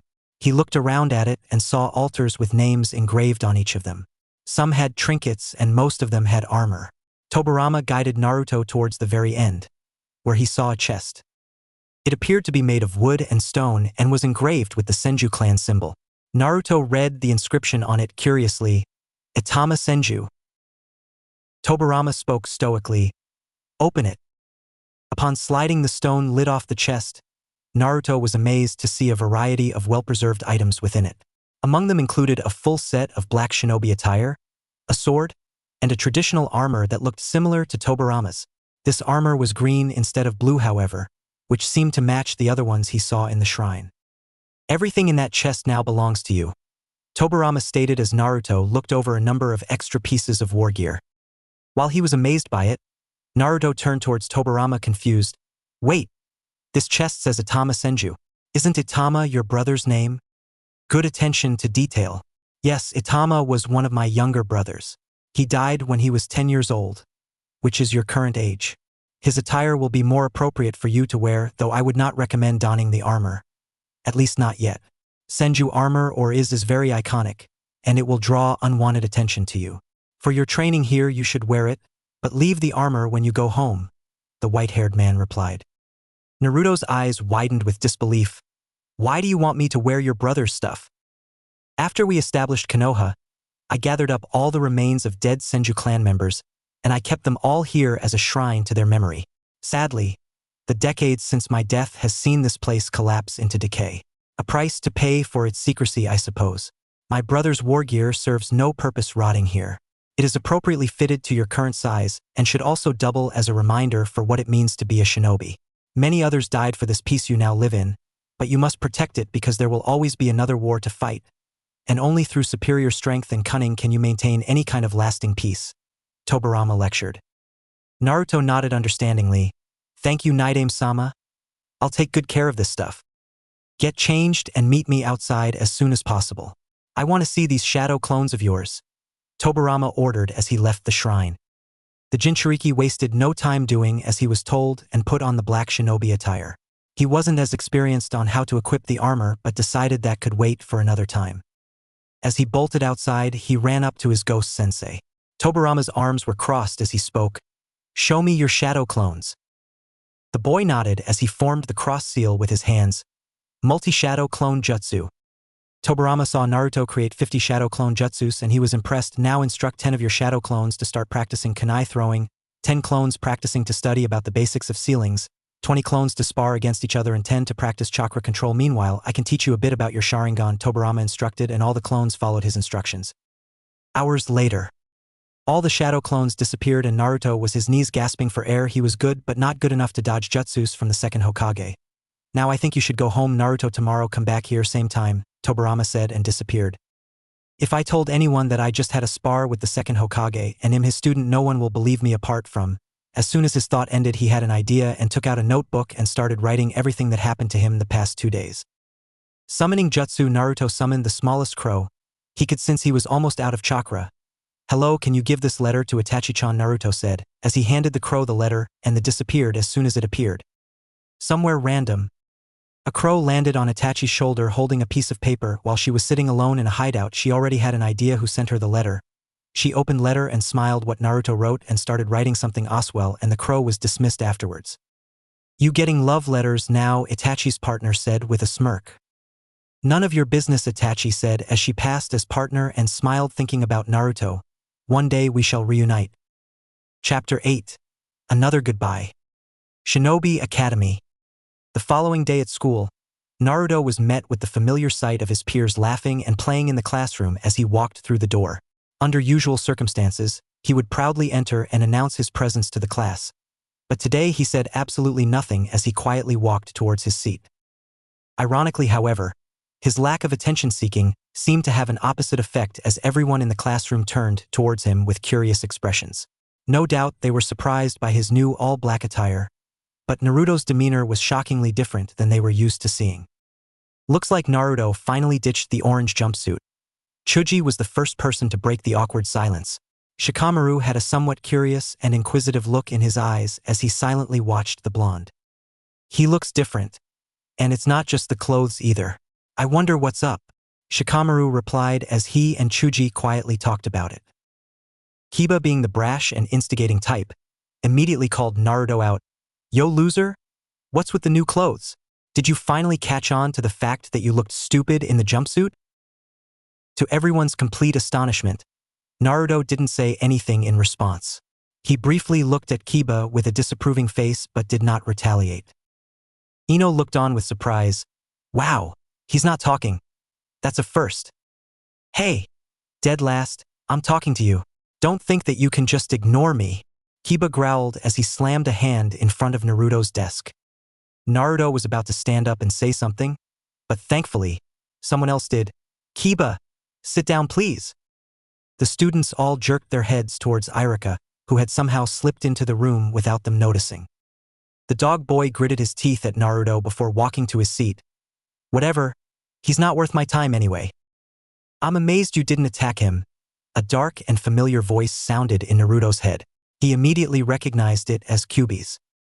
"Fox, is that you?" he thought, surprised. "Yeah, I told you that opened a psychic link between us, right?" the Bijou responded. "You're right. I guess I forgot," the blonde noted. "I know your new sensei doesn't want you to draw attention to yourself, but you shouldn't let this little punk talk down to you like that. I'm not even fond of you, and I hate seeing you take these insults from arrogant children. You should put them in their place," Kyuubi said with annoyance. Naruto sighed. "Yeah, well, I'm honestly too tired to care anyways. Besides, I don't think I'm strong enough to beat him yet. His time will come." "I suppose that's good motivation to train and study hard then?" the fox asked. "It's not like I don't know this stuff already, but Tobirama-sensei might sneak up on me," Naruto said, tired from everything. As soon as the class ended without another word, the blonde boy left. Thankfully, nobody appeared to have eavesdropped on their conversation, but Naruto did notice Kiba waiting outside of the academy. The other boy gritted his teeth enthusiastically. "There you are, dead last. Been waiting for you. So how's about you tell me what's wrong with you today?" "Go away, dog breath. I'm not in the mood to deal with you," Naruto said distantly. Akamaru began to bark annoyingly as Kiba growled. "So what? You're trying to act all cool now? Like that Uchiha bastard?" The dog boy ran in and delivered a swift punch to Naruto's face, knocking him to the ground. The blonde got back up immediately and simply walked away. "The hell? You scared to fight me now, Uzumaki?" Kiba boasted as he ran in to deliver another punch. He never quite made it as a surge of chakra flooded Naruto's entire body. Naruto spun around and punched Kiba dead in the face, sending the other boy flying into a nearby tree. Akamaru barked and growled angrily as Naruto took a step forward. Naruto quickly regained his senses when he felt Kyuubi's chakra beginning to wash over his own. He immediately calmed down as he took a deep breath and forced it back. "No, it doesn't have to be like this." Kiba looked shocked by the strength behind Naruto's punch and took a moment to get back up. He didn't say a word as he stared at Naruto in extreme pain. Akamaru ran towards Kiba's leg and whimpered fearfully as Naruto stared Kiba down. The blonde spoke up with fury in his voice. "I said I'm not in the mood, Kiba." "Yeah, I got that," Kiba said, a bit shell-shocked as he rubbed his cheek. He wasted no time, leaving shortly afterward as Naruto turned around. Clone to decoy its way to the Hokage Tower. He was going to have that clone study in the library.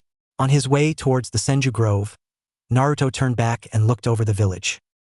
His eyes lingered on the Hokage head monuments sadly. "Dad, my dad was Hokage. He died to protect this place. Just like Shodame and Naidame. All of them sacrificed themselves. Is that what it takes to truly be Hokage?" After staring at the monuments for a good few minutes, Naruto decided to speak to Kyuubi. "Hey Fox! I'm surprised you even want to talk to me right now. What do you want?" the Kyuubi asked. "Earlier, when Kiba was attacking me, I felt your chakra inside of me, almost like you were protecting me. Why?" "You're imagining things," the fox replied. "No, I'm not. Why'd you help me?" Naruto asked. "I could have seriously hurt him if I didn't stop you," Naruto countered. "So what?" Kyuubi scoffed.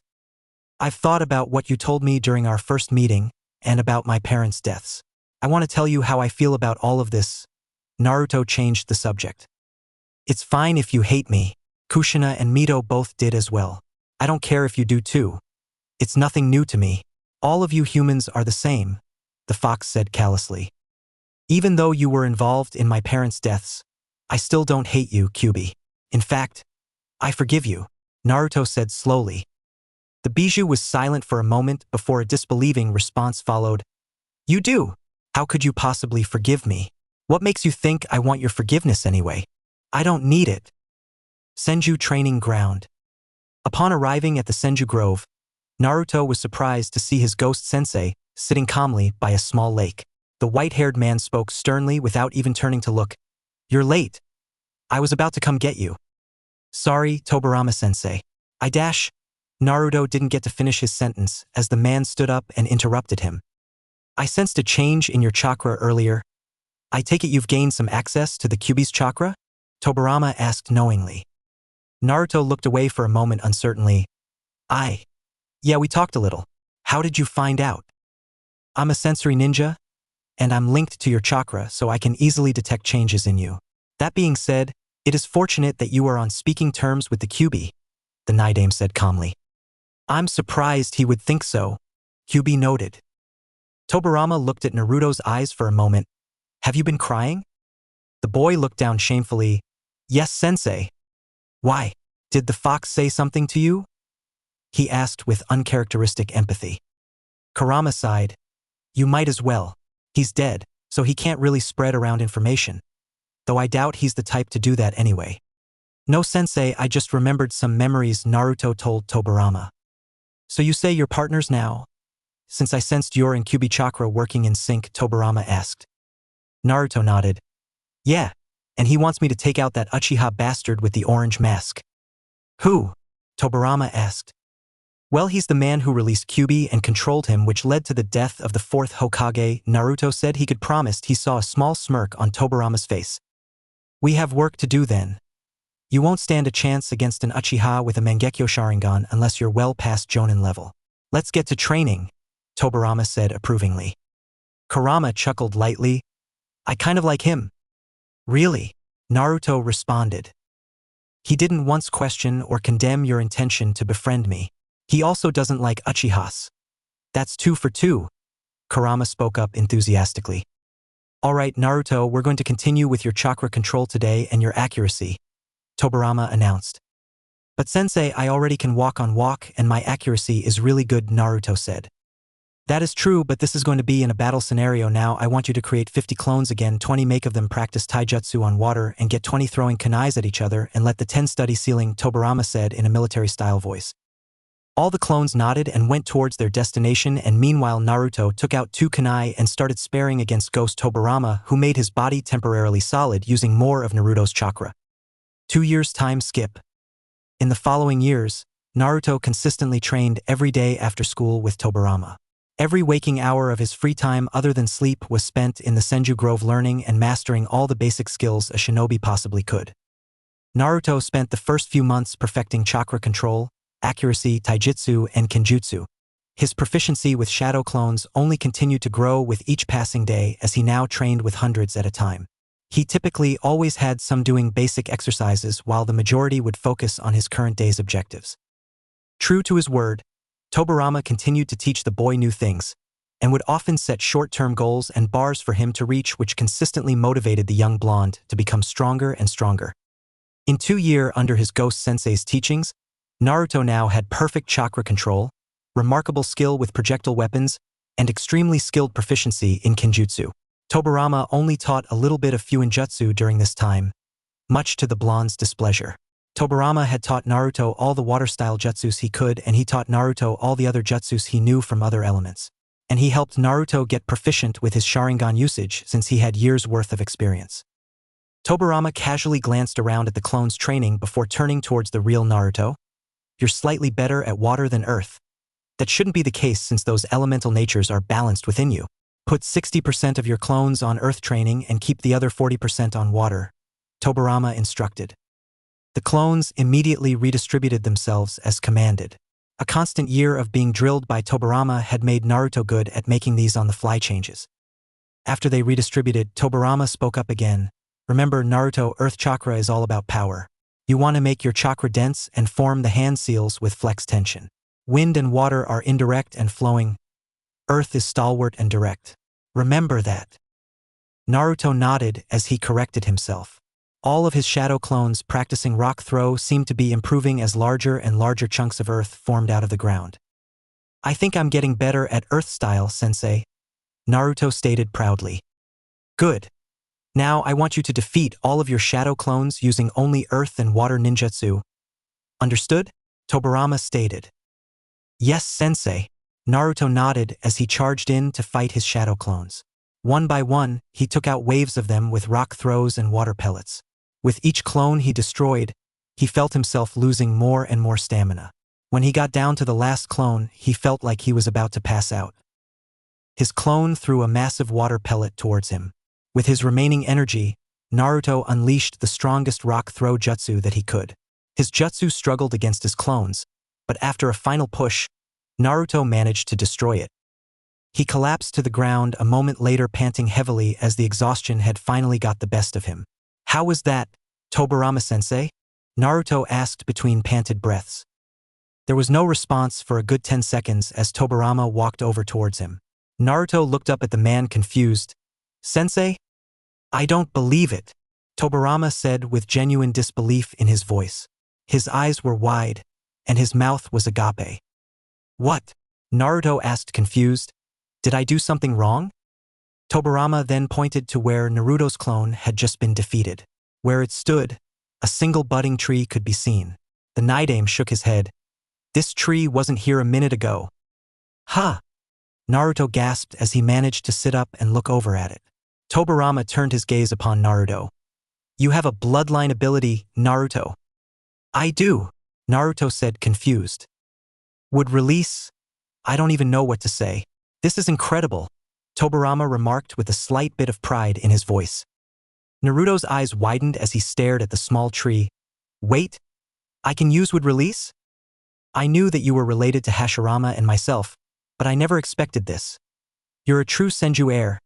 Tobirama smiled for the first time ever. I am," Naruto asked uncertainly. "Would release is the most powerful nature transformation bloodline in the world, Naruto. Only Hashirama was ever able to use it. With would release, Flying Thunder God, and Kurama, you're going to be able to protect Konoha from anything." Tobirama smiled proudly. "Really? How is would release the strongest bloodline in the world? Isn't would weak against fire?"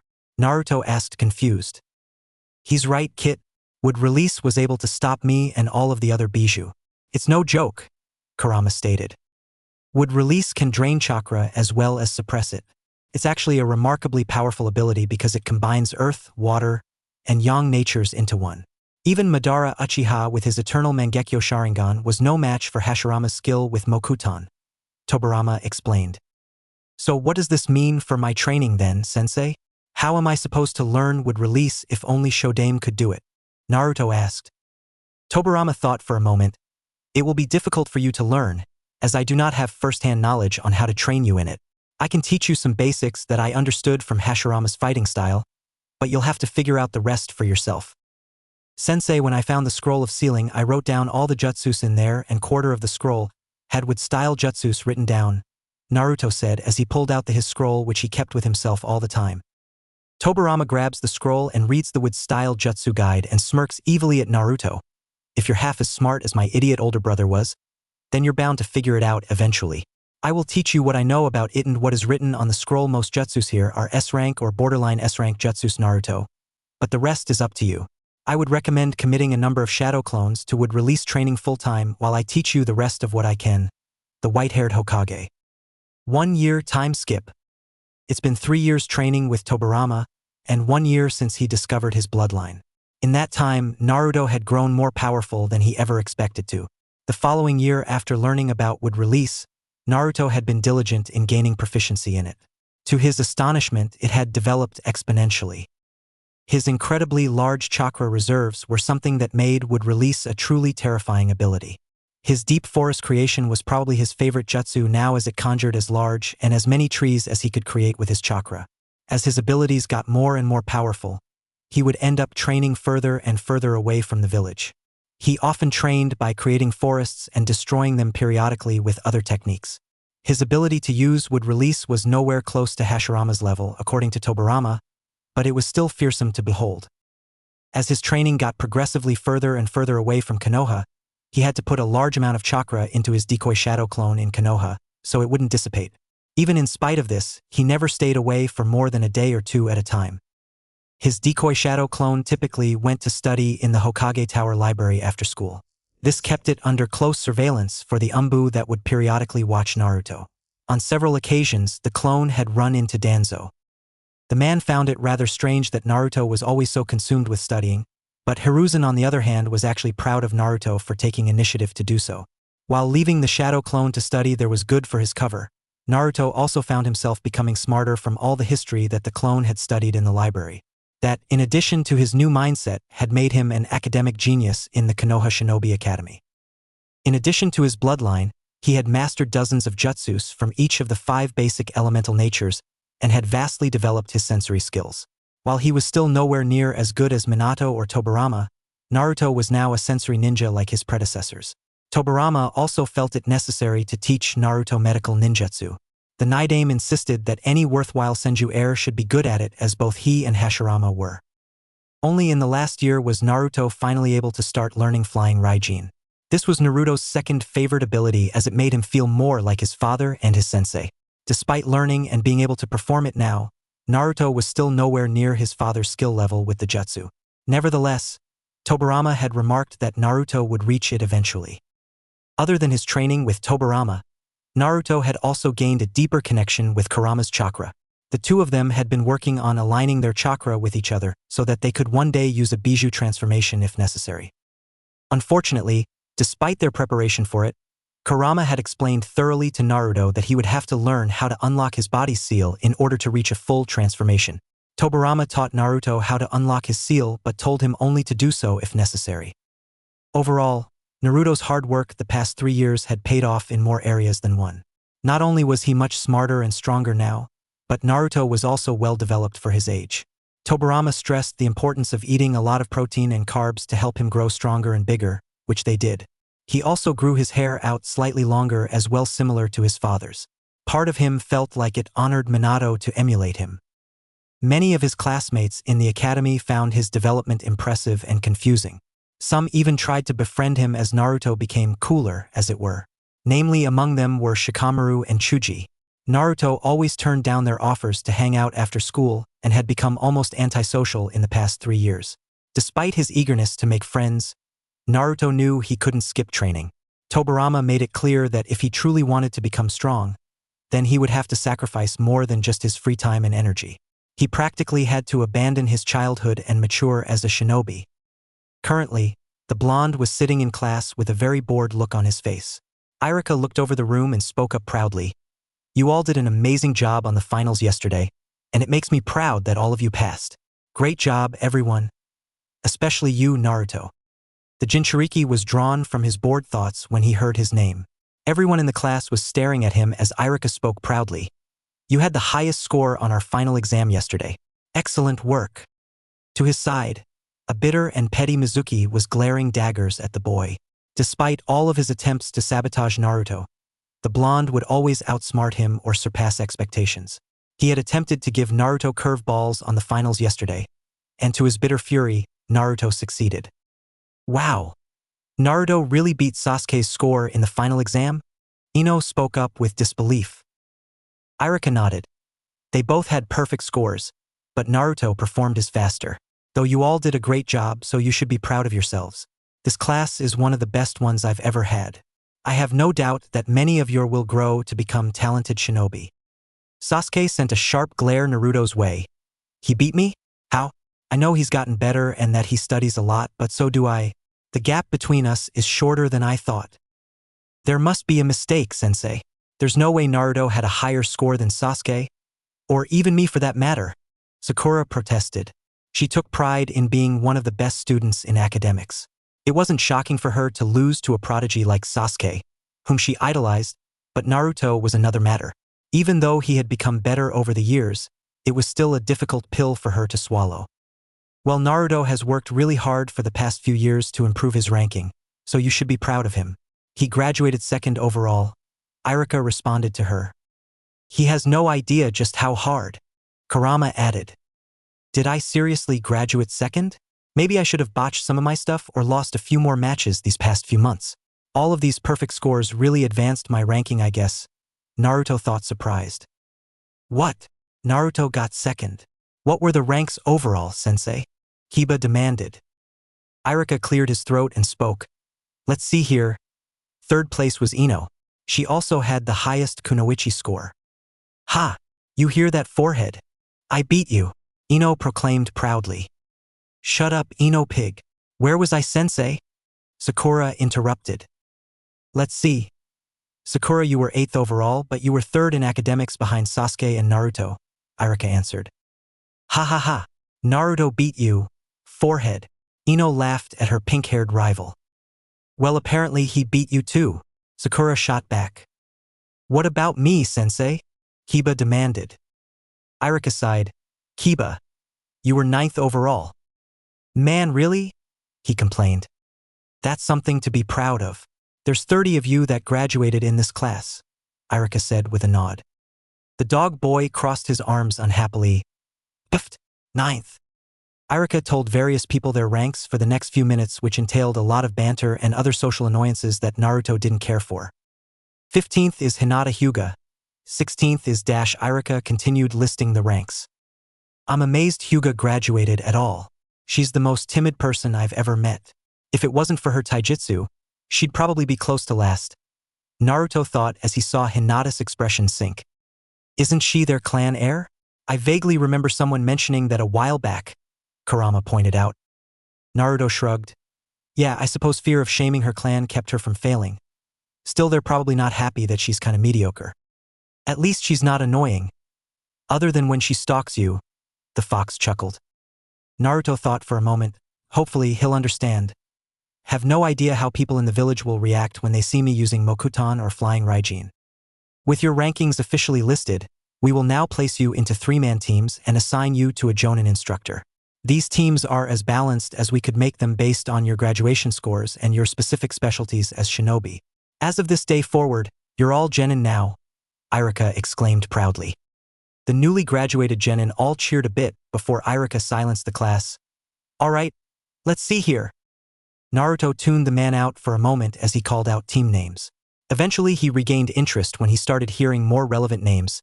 Team 7 will be Sasuke Uchiha, Sakura Haruno, and Naruto Uzumaki. Your Jonin instructor will be Kakashi Hitaki. Team 8 will be Shino, Keba, and Hinata Hyuga. Your instructor is Kurenai Yuhi. Team 10 Your team consists of Ino, Choji, and Shikamaru, and your instructor is Asuma Sarutobi.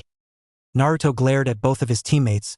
Usually the dead last end up with the top student guess. The old man really doesn't care about such formalities now. Naruto sighed and left the class. He could hear Sakura screaming, but he knew about Kakashi's reputation and he could also sense Kakashi from halfway through the village. After 2 hours, Naruto came back in the classroom and saw both his teammates look at him, and the pink-haired girl was about to scream at him, but before she could, Naruto saw his sensei standing behind him. My first impression of you three is that you are extremely boring. Meet me at the roof, Kakashi said and disappeared. Following him, Naruto also disappeared, and both Sakura and Sasuke thought, why and how was he so fast? As soon as Kakashi was on the roof, his blonde genin also joined him. Sensei, is this the latest version of Ika? As soon as Naruto said that, Kakashi's eyes widened with happiness and he started crying with joy. Naruto saw his sensei's reaction and started laughing. Yes, my student, this is the latest version of Ika, and from this day on you are my favorite student, Kakashi said with fire behind him. Thanks, sensei. I'm currently on the first book. May dash. Before Naruto could finish his chatting, he heard his teammate's voice, especially the pink girl. Sakura, shut up, and now let's do introduction like, hi, my name is Kakashi, my likes are, my dislikes are, my dream is, anyways, time for your introductions. My name is Sakura Haruno, my likes are Sasuke, my dream is to marry Sasuke, and I hate Naruto. My name is Sasuke Uchiha, I don't like many things, I dislike a lot of things, and my dream is to kill a certain someone and restore my clan. Well, my name is Naruto Uzumaki, my likes are Ika, Jutsus, Ramen, the Hokages, my dislike certain organization, and my dream is to protect this village, Naruto said, and the three people looked at him surprised, especially Kakashi, who was delighted on the likes part. Welcome to Training Ground 7 at 8 AM for the real test. Bye, Kakashi said, and he disappeared. Naruto also did what his sensei did and disappeared from the roof, leaving just Sasuke and Sakura, and Sasuke left Oswell, leaving Sakura alone. Senju Training Ground. As Naruto returned to his usual incognito sanctuary, he noticed Tobirama's ethereal form sitting down looking off into the distance. He approached silently and walked up next to his sensei. The white-haired man turned to face Naruto with a stern look. How did your graduation go? It was fine. A bit boring, but they gave us our headbands, but I will wear your headband. I'm surprised you didn't come to see it. Honestly, Naruto responded casually. The man stood up a moment later as he fixed his gaze on Naruto. He looked at the height on the boy's forehead. It's not really a celebration, but I'm sure you know that already. Today marks the day you are a true Konoha shinobi. Do you understand what that means? It means the village's protection is now my sworn duty, and that I will one day have to give my life to defend it if necessary, Naruto answered stoically. Tobirama nodded. Good. It's been 3 years since we first met. In that time, I have taught you all that could about what it means to be a true shinobi. You must always remain vigilant, and you must always train hard. War could strike when you least expect it, and anyone could kill you if you're careless. Even Hashirama and I died in battle, Naruto. It only gets harder from here. The only easy day was yesterday, right? Naruto reaffirmed his sensei's words. Indeed. There is also something I want to tell you now that you're officially a Konoha shinobi, Tobirama stated as he stared into Naruto's eyes. The blonde eyed his sensei with intensity. What is it, sensei? I will be leaving you, he said slowly, which caused Naruto's eyes to widen considerably. Tobirama sensei, you can't. I did everything you said. Naruto trailed off in sentence as he was unsure of how to word his feelings. The man immediately silenced him with a stern tone. You did everything and more. There's not much more I could have asked for in an apprentice, but you have to move on now. I'm dead, Naruto, and the only reason I've lingered here this long was to ensure that you were properly trained and that the village would be safe. Now that you're a real shinobi, you'll have a team and a jonin to look after you. Take my lessons to heart and use your power responsibly. It's time for me to leave now. Why you can't? Sensei, I don't want to be alone. What am I supposed to do when you're gone? Naruto said with urgent desperation. Pass on my teachings to others. Defend Konoha no matter what it takes. And I mean no matter what, you're the last true Senju heir. The last true Uzumaki. Defend that legacy and bring honor to it, Tobirama said strongly. Also, I will be fusing with you. Naruto looked at his sensei, a bit confused. Dho just sighed and explained.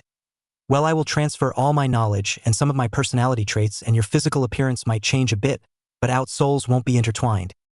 I see, Naruto said, still sad. Hopefully the next time we meet, we can talk about your reign as Hokage. Tobirama smiled faintly before his ghost body flaked away and disappeared completely into him. After it was gone, Naruto felt a wave of depression wash over him. Even though Tobirama was already dead, part of him felt like his sensei had just died. Who was he going to ask for wisdom and advice now? Who was going to help him when he had problems with certain jutsus?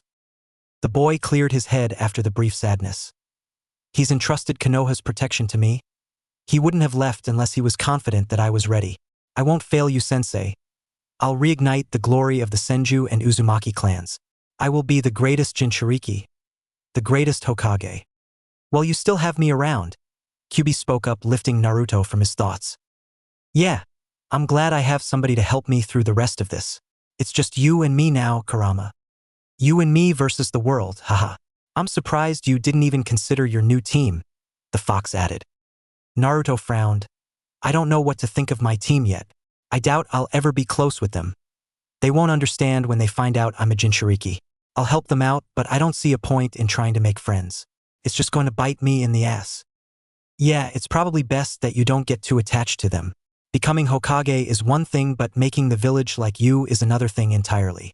I honestly don't think they'll ever understand. I'll always be the monster fox to them, and you'll always be the demon brat. Don't worry, sensei, I will never forget your teaching, as just I never forget Shursui and Itachi's, Naruto said, smilingly heading home. Chapter 9, The Perfect Student. Naruto's apartment. Naruto screamed at this reflection, and he couldn't believe it. His bright blonde hair had changed into gray. I'm too young to be old. Naruto remembered his sensei having the same color as him, so he slightly calmed down. Ha ha ha ha, that second Hokage fused with you, but it looks like you only took his looks, not his brain, Kurama said as he laughed at the misfortune of Naruto. Naruto heard what the fox said and noticed his whisker-like marks barely there anymore. They were only visible to someone who stood close to him, but in Naruto's mind, he had lost a sense of his identity. Kurama looks, I have a lot of explaining to do, Naruto said as he sighed and washed his face. Well, look at the brat, maybe the people won't recognize you now. Also, you should change and try to train your mind, since the Senju Hokage fused his memories with you, might learn all his jutsus, Kurama said as Naruto nodded. Then Naruto noticed that the clock hit 9 a.m., but he knew Kakashi's reputation, and then he started to make himself some breakfast. Well, Kurama, how much of my power should I show to my team? My mind says just around Chunin level. What about you? Naruto said as he started eating his meal.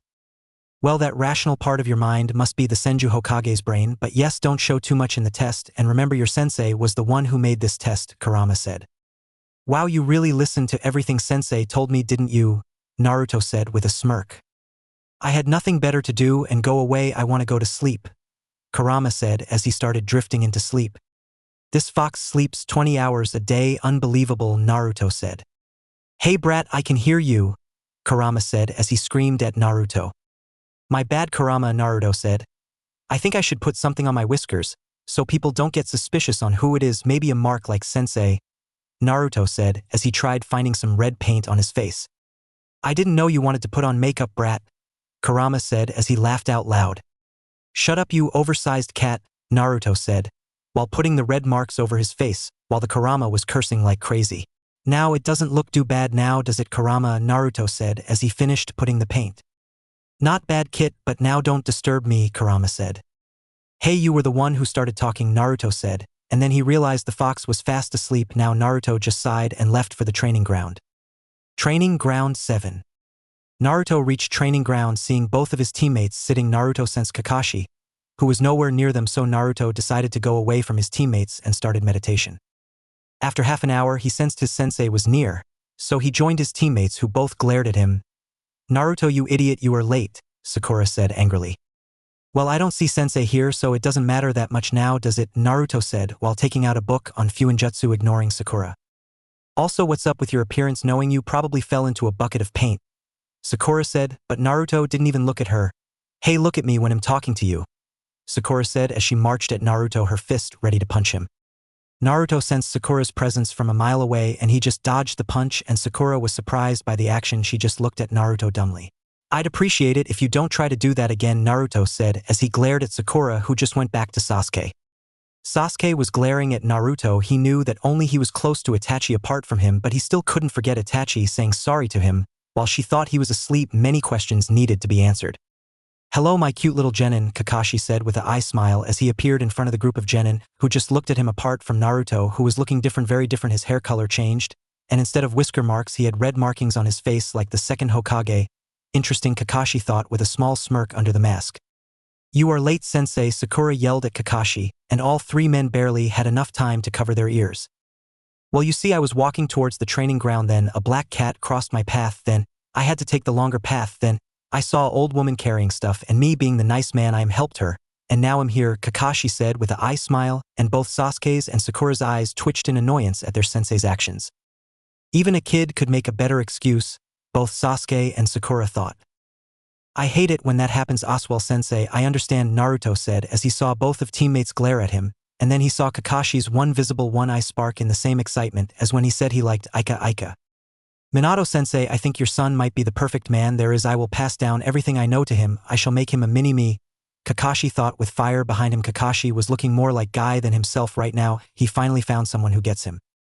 Anyways, team, now you three need to get these bells from me, and there are only 2 bells and only 2 of you will pass, and let's start it, Kakashi said as he saw Sasuke and Sakura disappear from in front of him. Naruto was standing in front of Kakashi now, closing his book. Well, Kakashi sensei, let's make this test fun. As soon as Naruto said that he was behind Kakashi, who was surprised. How is he? Kakashi thought as he ducked the kick from Naruto and started doing the hand signs from behind Naruto. No way he's going to use a fire jutsu from there, Sasuke muttered. Ninja art. 1,000 years of death, Kakashi said, but before he could make contact with anything, he saw the Naruto in front of him turn into water, which shocked him. How does he know water manipulation? Kakashi thought, but before he could figure that out, he saw Naruto going through hand signs. Water style. Twin Dragon Jutsu, Naruto said as 2 water dragons were able to connect with Kakashi, who just muttered, Earth style. Mud wall. Kakashi blocked the attack and realized he has to fight seriously, and took of his headband and unveiled a Sharingan. How does he have a Sharingan? Thought Sasuke. Well, Naruto, you are extremely impressive, but time you get serious, Kakashi said, as he got ready to take on Naruto, who just smirked. Well, sensei, if you don't hand me the bells, I will do something you will regret for the rest of your life, Naruto said with 2 kunais in his hands. How so, my cute little genin? Kakashi said, trying to humor the boy. Well, I will spoil the ending of the latest Ika Paradise, Naruto said, as he saw a worry flash before Kakashi's eyes. Well, no need to go that far, Naruto. Kakashi definitely worried about Naruto spoiling the ending for his favorite book. Alright then, the main character Unade and Raya ended up together, Naruto said, but before he could complete his sentence, Kakashi covered his ears. And oh, my Sharingan is still active, I can read his lips, Kakashi said as he closed his eyes, He barely knew anything about what Naruto said, but he realized that the bells were gone. Well, that was quite easy, sensei, Naruto said as he had both the bells in his hands while reading his book, and Kakashi was surprised before he could question that. My clone took the bells when I launched the water dragon at you, weren't paying any attention to the water around you, and I made a water whip which cut the bells off and threw it to me, Naruto said. Well, that is extremely impressive, your control over your water element, and what are you going to do with your bells now? Who are you going to give the other bell to? Kakashi asked as he saw both Sasuke and Sakura now standing next to Naruto, who just threw them a bell. Well, sensei, I know the meaning of the test already, and so they both should get the bell, and even if I don't get to pass, Naruto said as both Sasuke and Sakura looked at him like, what is going on? Well done, Naruto, all three of you passed. This exercise was all about teamwork. Just remember, whoever abandons his comrades is worse than trash. Meet me tomorrow at 8. Kakashi said as he disappeared. Well, I must be going now, Aswell, Sakura said, getting no reaction from either Naruto or Sasuke. She just sighed and left. Naruto, I have a question, Sasuke said in a very un-Sasuke-like tone. What is it, Sasuke? Naruto asked, quite surprised that Sasuke wanted to talk to him. Did Itachi teach you those jutsus? Sasuke asked, staring into Naruto's eyes. Naruto looked at him, thinking about what to tell him, but he decided to go for the real answer.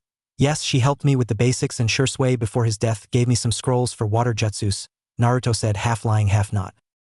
I see, Sasuke said as he started walking away. Sasuke. What is it? What do you think about Itachi? Naruto asked, surprising Sasuke. I hate her, but the night she killed everyone I saw her say sorry while crying, but she did kill my entire clan. Sasuke said, opening up with someone for the first time ever since that fateful day. I see, my only advice is that you learn why Itachi did it, and think logically, Naruto said, disappearing, leaving Sasuke to his thoughts, who just went back to his house.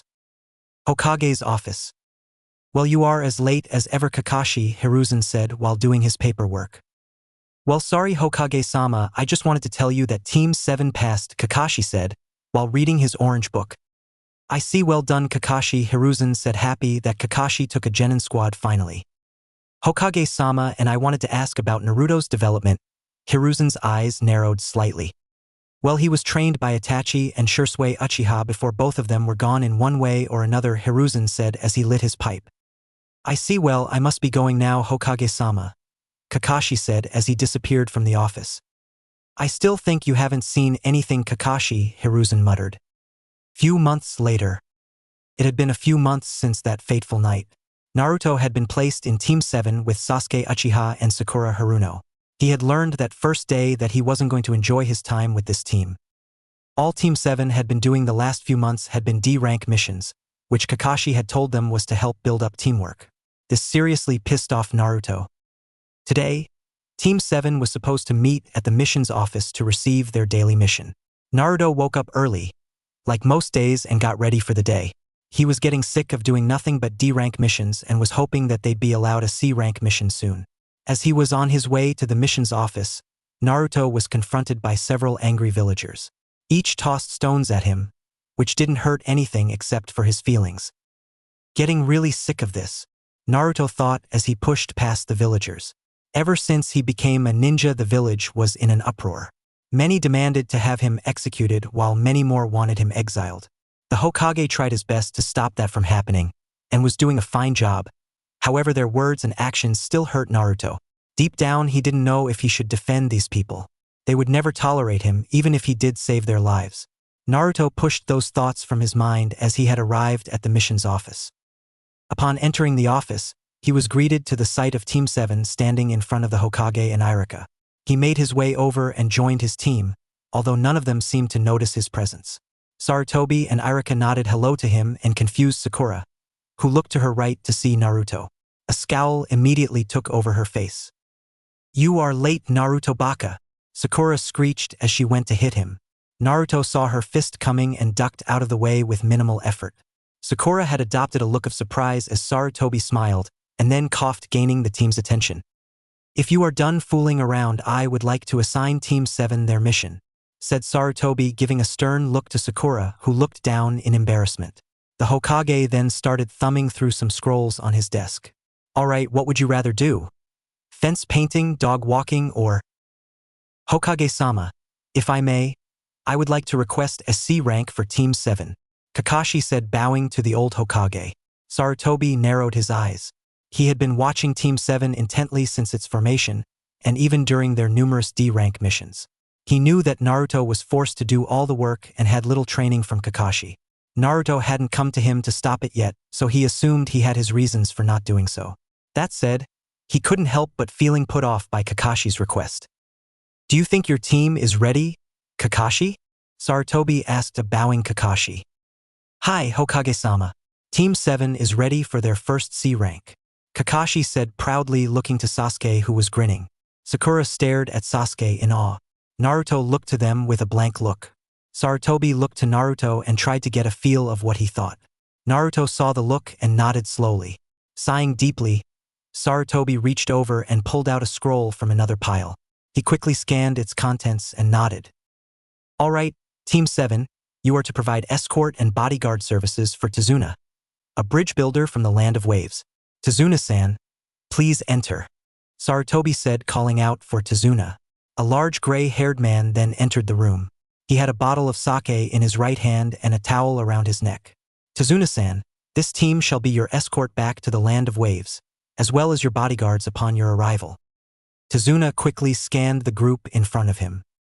"The only ones who look like they can even protect me are the gray-haired fellas," Tazuna said, angering Sasuke and Sakura. "Watch what you say, old man. I could kill you with a flick of a finger," Sasuke boasted, frightening the old man. Naruto narrowed his eyes and stepped forward. "Sasuke, he is our main priority. I suggest you keep comments like that to yourself," Naruto said, looking into Sasuke's eyes. Sasuke huffed and walked towards the exit of the office. Naruto then turned to Tazuna and bowed slightly. "I am deeply sorry for my teammates' actions." Tazuna waved it off, saying it wasn't a big deal. Naruto nodded and then turned back to face the Hokage. Sarutobi was really proud of Naruto and smiled affectionately at the boy. "Now then, Kakashi, Team 7 is cleared to return once Tazuna completes building his bridge. Team 7 dismissed," Sarutobi informed the Jounin, who nodded, and rest of the team went back to their homes to pack. Konoha Gate. Team 7 was currently waiting on their last member to arrive. Kakashi was talking to Tazuna. Sakura was hassling Sasuke about a date. Sasuke was brooding, like usual, trying to keep the pink-haired banshee from talking his head off. "Where is the useless teammate of ours?" Sakura thought out loud as she glanced around at the crowds of people walking by. "Do you think he got lost?" Sasuke replied, not really listening to Sakura. Naruto was actually standing a few feet away from Sakura, frowning. "Guess they didn't realize I had joined the group." Naruto then cleared his throat, and Kakashi turned to look at Naruto and gave him an eye smile. "Look at you, Naruto. Trying to be all cool," Sakura screeched. "Stop trying, please. You'll never be as cool as Sasuke-kun." Naruto sighed and walked to Tazuna. "Are you ready to go, Tazuna-san?" Naruto asked, receiving a nod from the old man. Naruto looked to Kakashi and nodded. "Let's get going, everyone, and remember, remain alert at all times," Kakashi said as they embarked on their first journey outside of Konoha. Chapter 10, Wave. Naruto sighed as he pocketed his kunai, and he took a breath to take stock of the situation.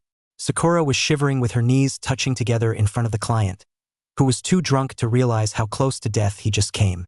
Sasuke was holding his wounded hand, and he was glaring at Kakashi, who finished off his designated opponent after returning from the dead. Okay, he didn't return from the dead.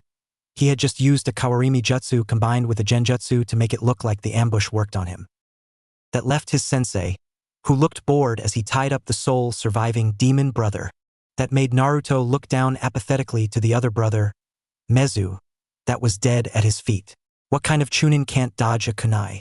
Okay, it was thrown pretty fast and it was coated in lightning, but seriously, he was in the bingo book. Shouldn't he have been able to dodge a single kunai? "Sasuke, let me see you hand," Kakashi said in a tone that snapped the group out of their shock. Kakashi inspected the hand and gave an order to Naruto. "Look through their pouches for an antidote. Sasuke's wound is poisoned." Naruto obeyed and rifled through the dead missing nin's belongings. He pocketed the Hishiate before sealing the gauntlet away. Naruto noticed the venom coating the bladed gauntlet before it disappeared in a puff of smoke. He moved down to the kunai, shuriken, and first aid pouches. He plucked 2 vials out of the first aid pouch, and he held them up for Kakashi. "Which one do you think is the right one, sensei?" Naruto asked. Kakashi walked over and took both vials. Naruto watched with interest as Kakashi opened each vial and placed a drop of the poison into each vial. One vial did nothing except change colors slightly, and the other vial began fizzing violently. Kakashi threw the fizzing vial away and handed the other vial to Sasuke. Sasuke reluctantly downed the vial, and then Sakura fawned over him while Kakashi interrogated the remaining demon brother, probably Gozu since Mezu was dead. Naruto used this time to reflect on how they even got in this situation. Team 7 went front, getting the cushy life D-rank missions to eating crap sandwiches as they cleared the sewers, caught Tora, picked weeds, painted fences, and babysat brats. It all resulted in Sasuke and Sakura exploding on the Hokage and demanding a C-rank mission. That is how they got saddled with the old drunk that constantly proclaimed himself to be the super bridge builder. Naruto looked to Tazuna and saw that he was shaking nervously. He closed his eyes and used the Eye of Kagura to feel out his surroundings. There were no other chakra signatures around, and Tazuna's chakra felt incredibly nervous. Deciding to test the theory, Naruto asked him a question and paid keen attention to his chakra. Tazuna-san, do you know why there are missing ninjas after you? Naruto felt the jolt in his chakra and the sporadic feeling of the civilian-level chakra as Tazuna lied to him. I don't know what you were talking about. They attack you guys. I would appreciate it if you didn't lie to us, Tazuna-san. Kakashi walked back into the clearing with the Gozu tied up. Naruto, get him in a prisoner scroll while I talk to Tazuna. Sasuke, how are you feeling? I will be fine, sensei. Sasuke grunted while glaring at Naruto. The bastard orphan was able to finish his fight and get a kill while Kakashi denied him his challenge. How was he supposed to test himself if his sensei stepped in like that? Naruto sealed up Gozu while listening to the sob story that Tazuna gave. Naruto, Sasuke, and eventually Sakura agreed to continue the mission, and Kakashi reluctantly agreed. He sent Pakun, Kakashi's main summons, back to Konoha with the prisoner scroll and a message for the Hokage. After that, Team 7 marched forward into enemy territory.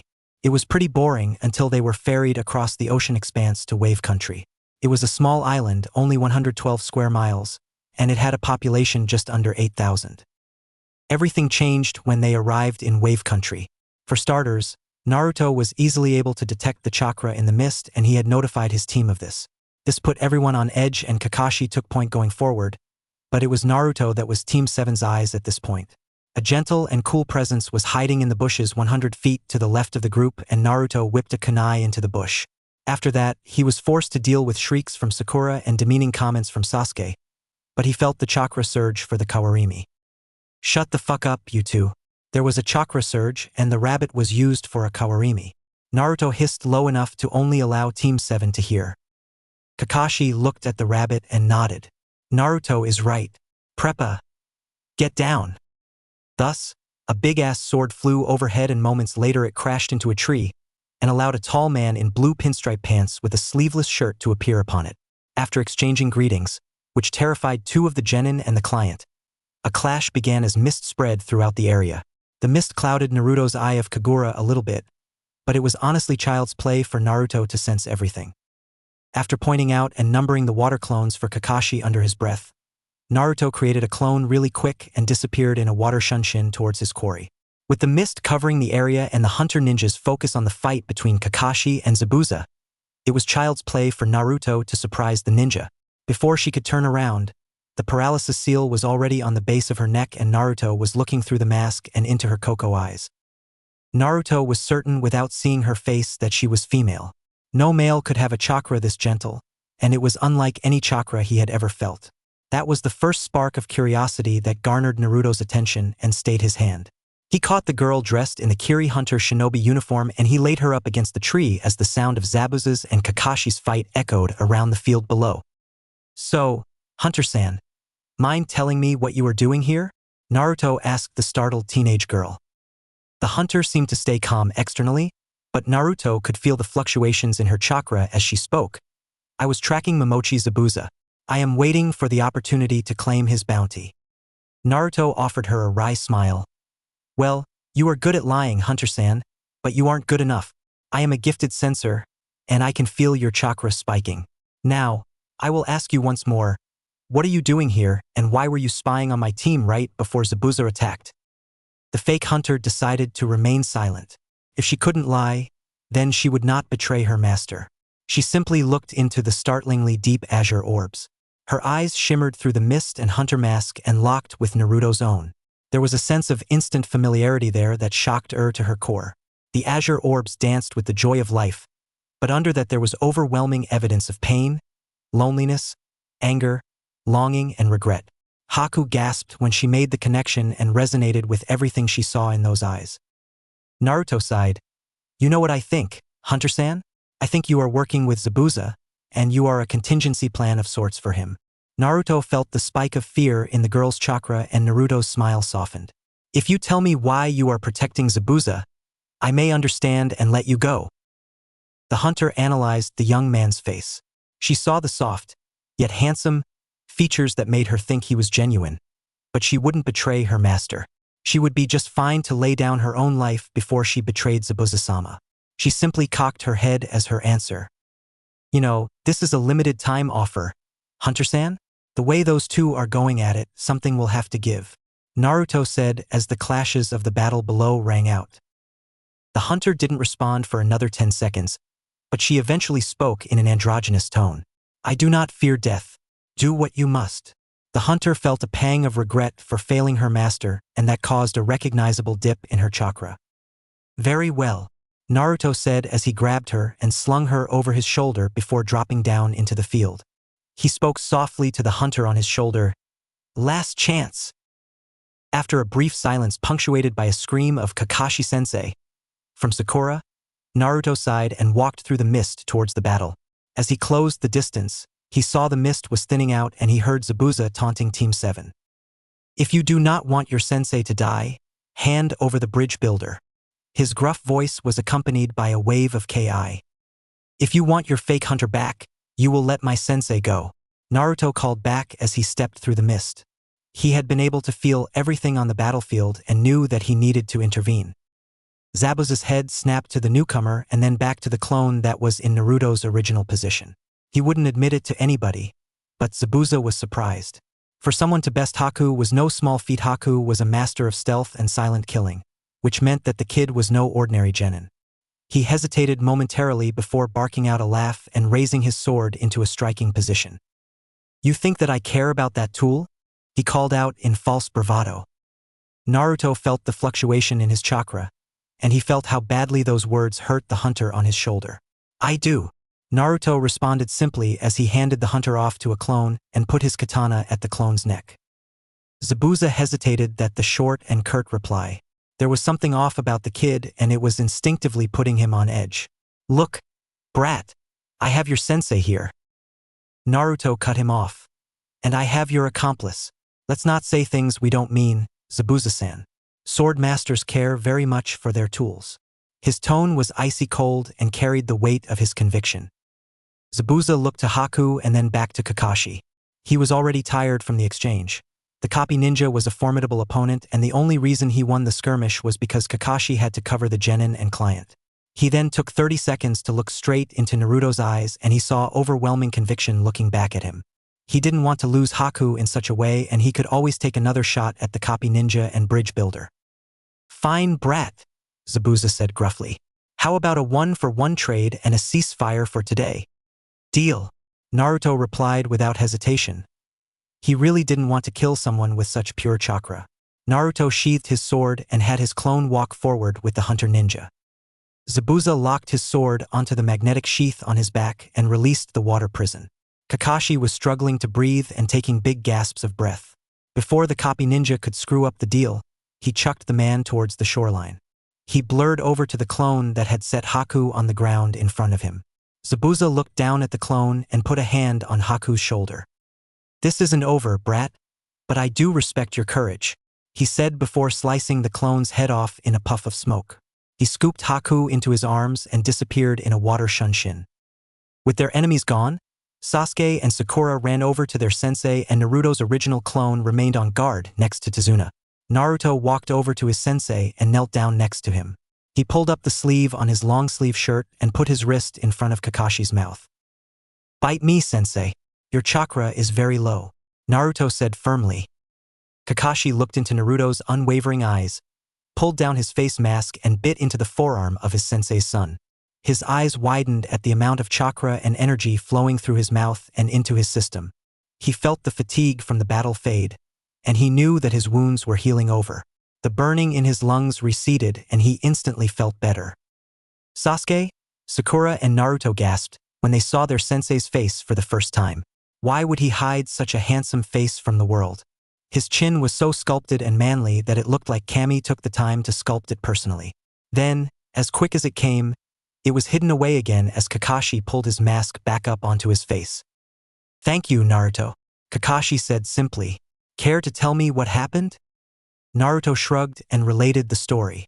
He told Kakashi about his suspicions before he intervened, and Kakashi said that what he did was appropriate. Unfortunately, they were interrupted by Sakura's screech. "Naruto Baka, why did you go off on your own and leave us alone?" She raised a fist at him. She had tried to hit him many times before, and she had never landed a blow, but that wouldn't stop her from trying. "I didn't leave you alone. I left a clone to hold my place in the formation. A genin has no place in the Battle of Haya to lowest-ranked shinobi. I made a decision based on what I could sense and acted on it," Naruto answered blandly. Kakashi grabbed Sakura's wrist. "Enough, Sakura. What he did saved my life and yours as well. Naruto, can you sense them anymore?" "No, sensei." "Damn it, bastard. Another chance for me to test myself." Sasuke huffed with a look of rage on his face. "Sasuke, you cannot defeat me in a spar. What makes you think that you could survive 10 seconds against someone like Zabuza?" Naruto shot back with an eyebrow raised. Ma, that is enough, you two," Kakashi said, having regained enough strength to get to his feet. He really thought he was going to die by drowning, which would have sucked. "Tazuna-san, how far away from your home are we?" 20 minutes later had Team 7 entering into a modest seaside home that was 2 stories and looked like it used to be some sort of inn. A beautiful woman in her mid-20s opened the door and allowed Team 7 into the home. Naruto was immediately assigned to trap the area, so he watched the rest of his team disappear into the house. "You know, Kit, those ungrateful brats are really starting to grate on my nerves," Kurama huffed through the mental link.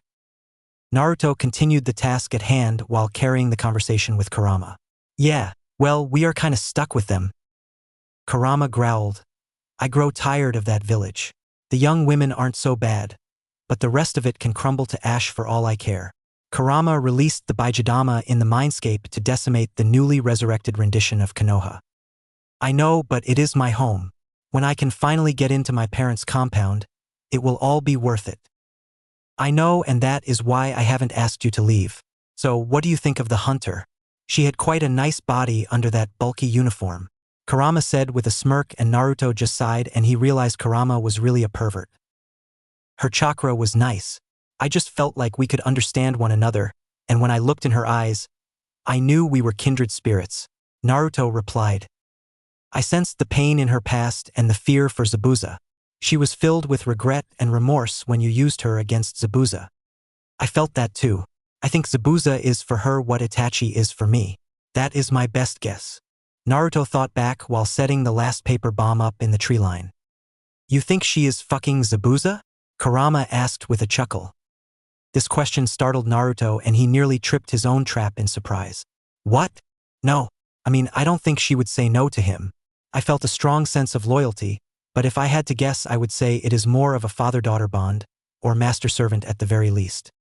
Yes, I think you might be right. Well, I look forward to seeing her again," Kurama said in a far-off voice. Naruto chuckled and shook his head. "Sounds good, Q-chan. Have a nice nap." Naruto heard the Nine Tails growl in anger. 2 days later, Naruto was going through his typical training regimen without his team. Kakashi was teaching the 2 water walking in an attempt to prepare them for the fight against Zabuza and the Hunter Ninja. Kakashi knew that they would attack again, but he also said that they didn't have the resources to conduct a devoted search for Zabuza or Gato's base. Naruto scoffed at that. All he would have to do is run around the island to sense it out, but Kakashi shot that down. Naruto eventually relented because he admitted that there were too many unknowns. They didn't know how many thugs Gato had, they didn't know if there were any more shinobi, they didn't know the location itself, and they still had to protect Tazuna and his family. Naruto agreed with all points and agreed to take a reactive posture for the operation. It was a foreign feeling for Naruto, whose natural nature demanded a proactive response. Alas, Naruto reflected on his infuriating teammates. It was bad enough dealing with them daily. When Naruto showed up Sasuke in this training, the Uchiha's frustration had boiled over. Sasuke blamed him for everything and screamed at him for denying the opportunity to improve himself. Sakura backed him up blindly and Naruto just wanted to ram his head through a tree. Kakashi broke it up and he told Naruto that he would be allowed to train on his own. Naruto was slightly grateful for their indifferent sensei. He expected very little from Kakashi despite him being his father's student. Naruto could just feel it in his chakra. Kakashi was too scarred and damaged from the past. Regret saturated his chakra coils and it tampered with the natural flow of his chakra. That was why Naruto didn't blame Kakashi for the lack of training or anything. He simply understood that his sensei was chronically depressed, and he wasn't willing to get help for it. Indifference was better than outright bias or hatred in Naruto's book. Naruto looked over his clones that were focusing on the water affinity training. He had been studying Tobirama's notes for a while now and he was getting the hang of drawing water out of the atmosphere. It was much easier to do with the amount of water in the air all through Wave Country and Naruto intended to capitalize on that. Naruto looked at a huddle of 3 clones that were growing a globule of water over their heads, and they were competing against the other clone groups. He laughed when one of the clone groups lost control of the water and it splashed down on their heads. It was always amusing to watch his clones compete and Kurama really got a kick out of watching the clones argue with one another. Suddenly, Naruto was distracted by a chakra signature that was approaching the field he was training in. He immediately recognized it and he prepared himself to engage. That being said, the chakra signature felt peaceful and content, which wouldn't be the case if she were there to fight or spy on him. Naruto decided to let this play out, so he sat on a tree limb overlooking his clones and kept his senses locked onto the approaching. Haku was sent out by Zabuza to gather herbs to treat Zabuza's injuries. She had panicked at first when Zabuza collapsed upon returning to their hideout, but she was able to treat the wounds. They weren't too bad, but the copy ninja was able to slice his left side pretty badly and the wound indicated the use of a poison. She recognized the poison on the wound as the same poison Gozu and Mezu used, and she would be able to counter it easy enough. Thus, Haku was out to gather medicinal herbs and get enough to develop an antidote. It wasn't really necessary at this point, but she would take any excuse she could get to get away from Gato and his men. She supported her master, and she would follow him into the pits of Tartarus. But that didn't mean she had to enjoy being around pigs such as that. She felt terrible for what they were doing to the people of Wave Country, but it was simple for Haku. Zabuza always comes first. She walked into a clearing where she heard a bunch of noise, and she froze when she saw over 100 clones of the boy that captured her a couple days ago. She was in her pink kimono and the only thing she had in hand was a wicker basket with a couple herbs in it. She froze when she heard someone drop behind her and she stopped herself from reacting like a shinobi when the boy placed a kunai on her neck. "Hello, miss. How are you doing today?"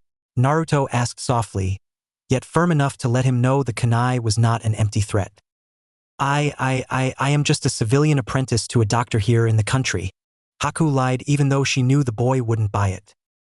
Sure enough, Naruto didn't buy it and Haku was once again paralyzed as a powerful chakra surge powered the new paralysis seal on her back.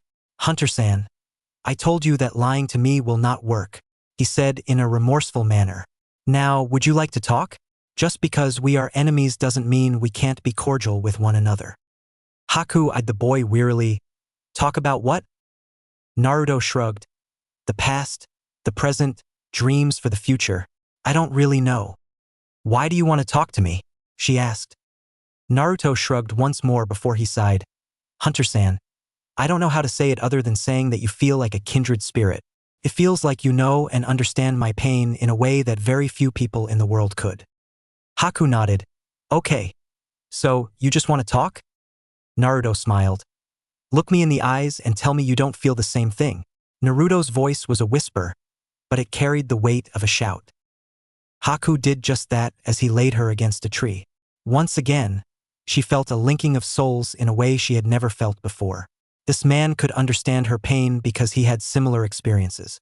Very well, mind undoing the paralysis? It makes it hard to enjoy a good conversation. The soft smile she added clinched it for Naruto.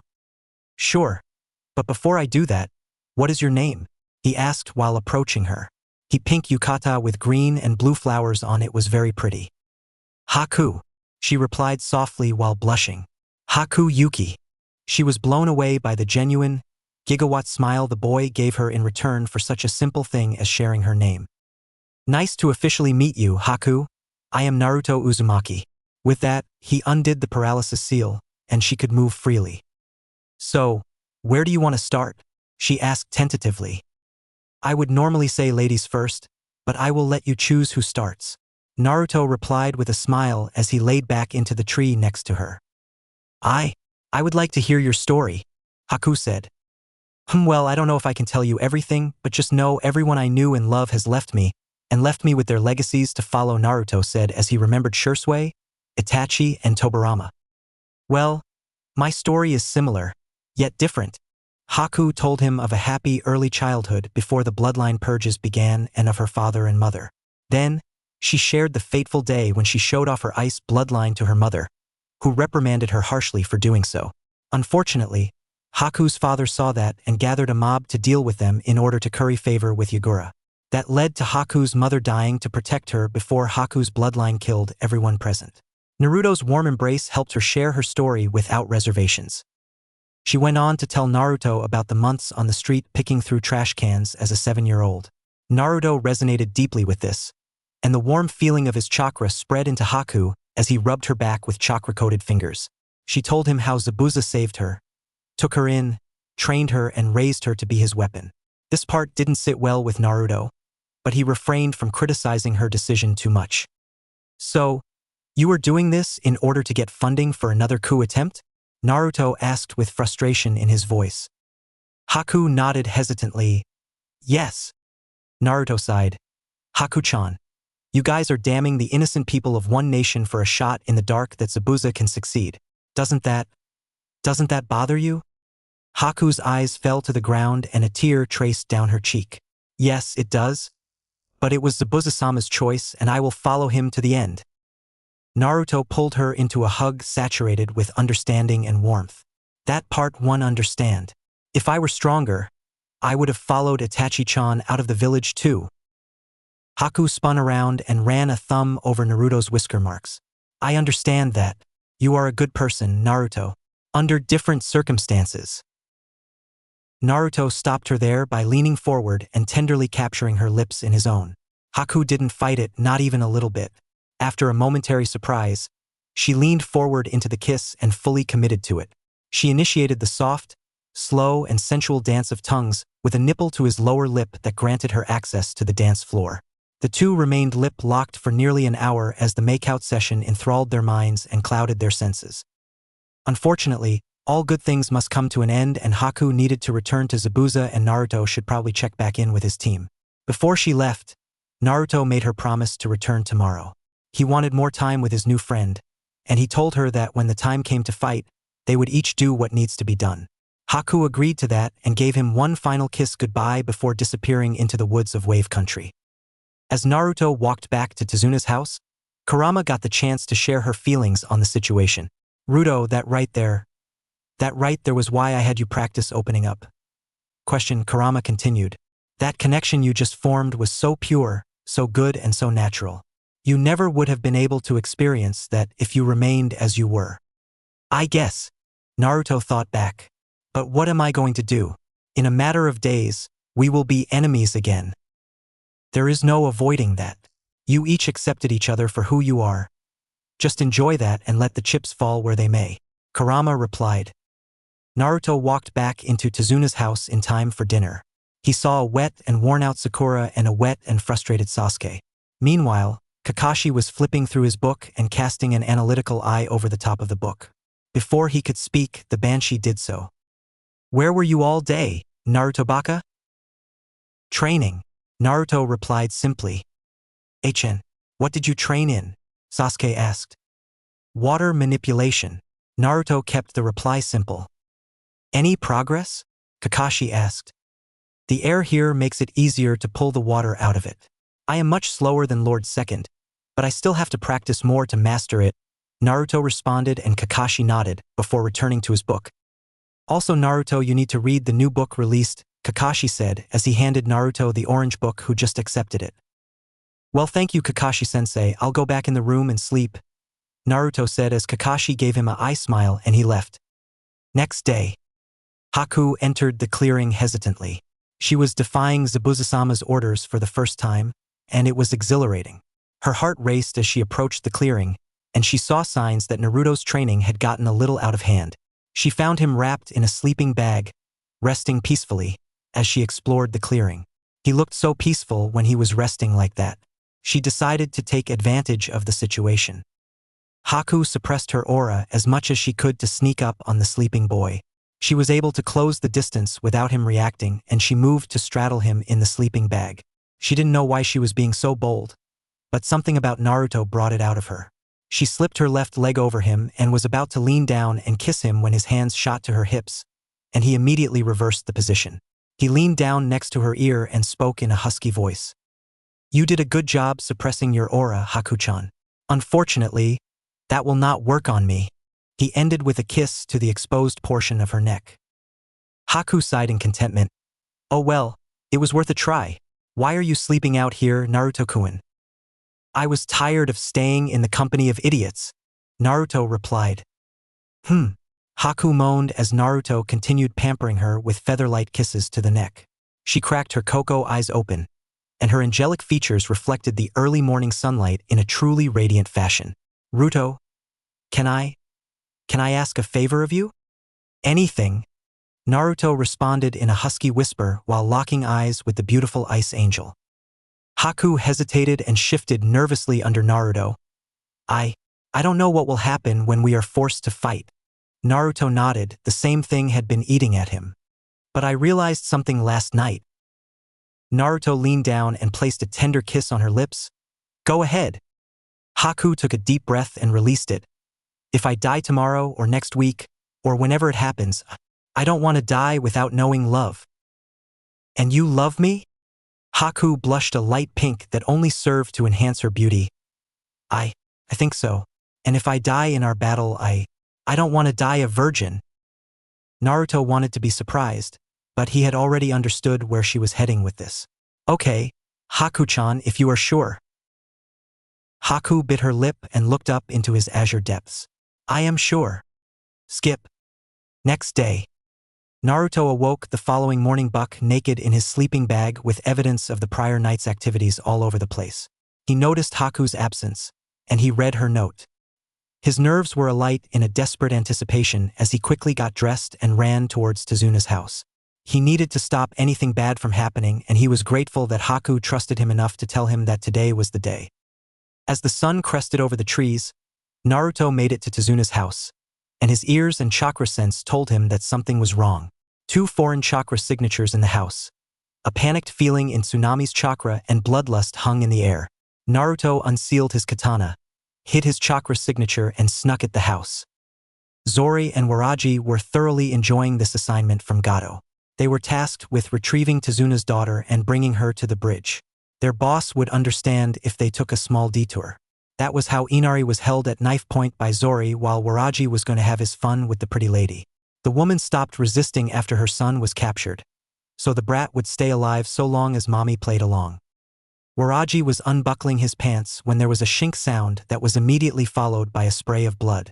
Before Waraji's head hit the floor, there was already a kunai implanted in the back of Zora's head. That just left the bridge builder's daughter and grandson to worry about. They were each covered in a healthy amount of blood, and they were panicking quite a bit. "Tsunami-san, are you all right?" Naruto asked calmly as he handed her a towel to remove the blood that splattered on her face and hair. "They didn't get the chance to." "No." Tsunami cut him off shakily. "You stopped them in time." Naruto knelt down to Inari's eye level. The little 8-year-old was terrified. "How about you, Bubba? Are you going to be okay?" Why yes," he replied shakily. Naruto stood up and looked to Tsunami. "Go with my clone and find some place safe. The bridge is going to be attacked today and I need to go there." Naruto created 2 clones. One began cleaning up the bodies and blood, and the other took Tsunami and Inari to safety. It took 10 minutes for Naruto to make it to the bridge running full speed. His heart was torn between his budding love for Haku and the remorse for the people of Wave. He would never be able to kill Haku, but he may be able to end the battle by incapacitating her and killing Zabuza. That was the best-case scenario in his mind, even if Haku would be crushed by her master's death. Naruto skidded to a halt on the bridge, and he took a moment to feel things out. Kakashi was engaged with Zabuza, and both of their chakra signatures were strong. It looked like their fight had a while to go just yet. He sensed further down the bridge and he felt a cold area, and in that area Haku and Sasuke were fighting. By the feel of his chakra, Sasuke was weakening fast, and he was on the verge of dying. Then, Naruto felt a terrified Sakura and an unconscious Tazuna. He knew Tazuna wasn't dead, but he did wonder what happened to knock the old drunk out. Naruto appeared next to Kakashi and used his sword to block a blow from his sensei's blind spot from Zabuza. The weight of the cleaving sword was incredible, but Naruto had trained his body to perfection. He was able to stave off the blow with 2 hands, and he went back-to-back with Kakashi while pointing out Zabuza's location with his Eye of Kagura ability, which enraged the demon of the bloody mist.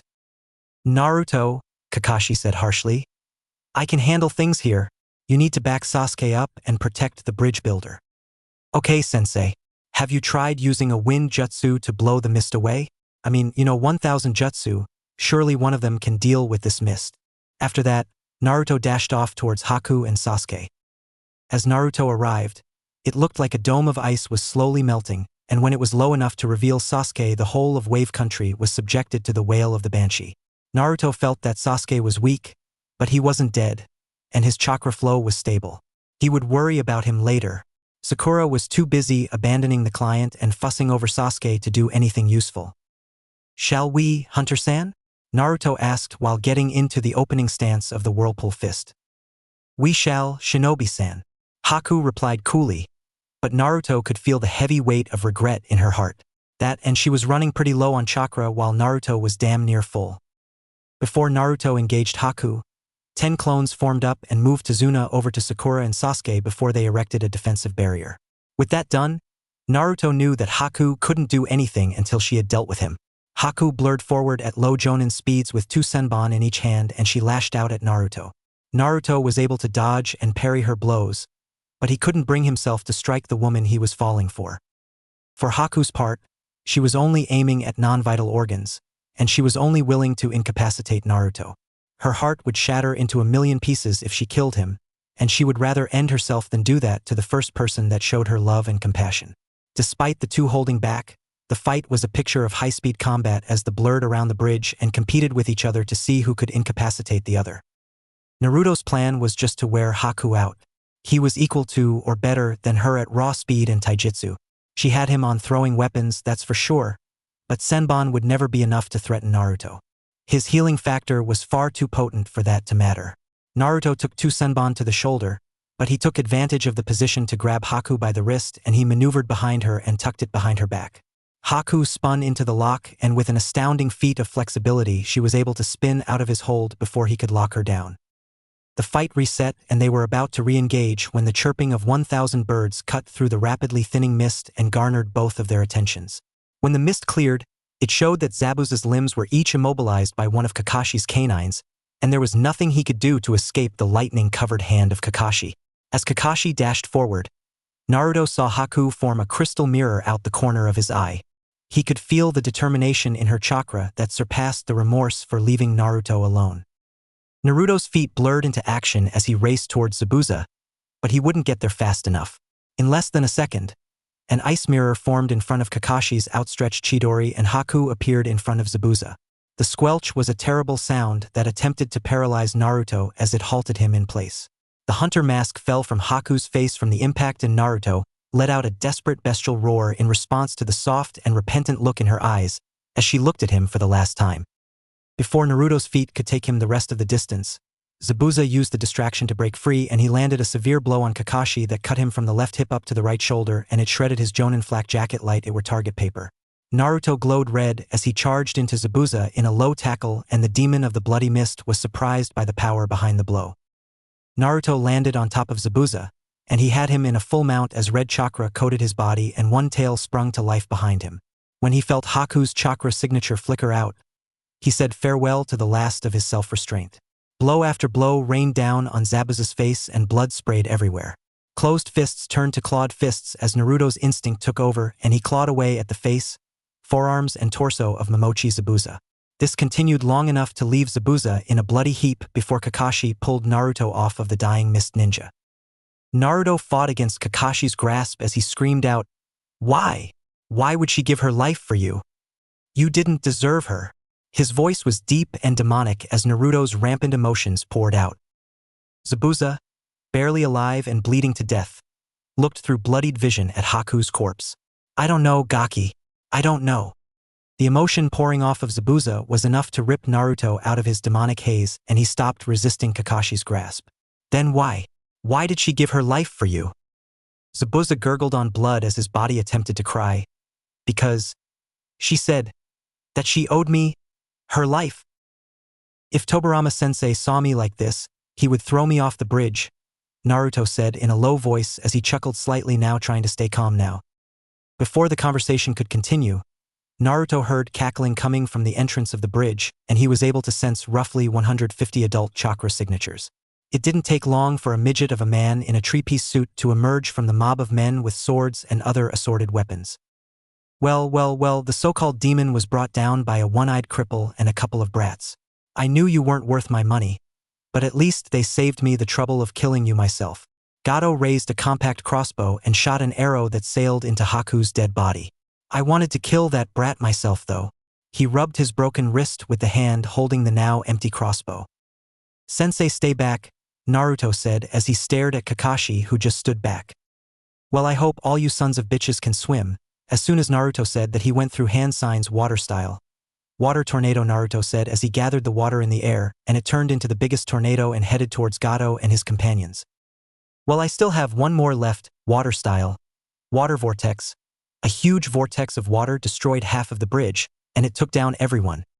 That was something Naruto, Kakashi said, as he was shocked by Naruto's efficiency in water element. "I agree," Zabuza said as he was barely alive. "Zabuza, leave," Kakashi said, who just nodded and picked up Haku's body and left. "Sensei, I might be cursed," Naruto said in a sad tone. "Why would you say that, Naruto?" Kakashi asked. "Because whoever I love or I am close to eventually dies." Naruto saw Kakashi put his hand on his shoulder, and I smiled at him. "Don't worry, Naruto, I don't plan to die anytime soon," Kakashi said as picked up Naruto and started going back.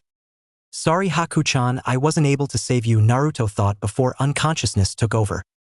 Chapter 11, Sand Trio. Team 7 stayed in Wave and conducted cleanup operations for the people of Wave. There were a few remaining bandits that were hunted down by Naruto without mercy.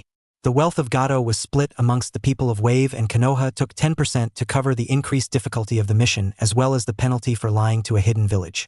Tazuna thought it was more than fair and he could care less. His country was free, his people were happy, and his super bridge was almost done. It took 2 weeks for the bridge to get finished, and it was refreshing to assist the people of Wave in such a simple task.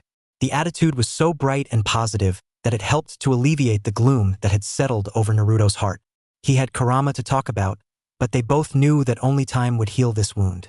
Despite that, Naruto contributed 100 shadow clones each day that participated in the moving of the bridge materials, pillar and underbridge inspection, and other tasks that shinobis were suited to.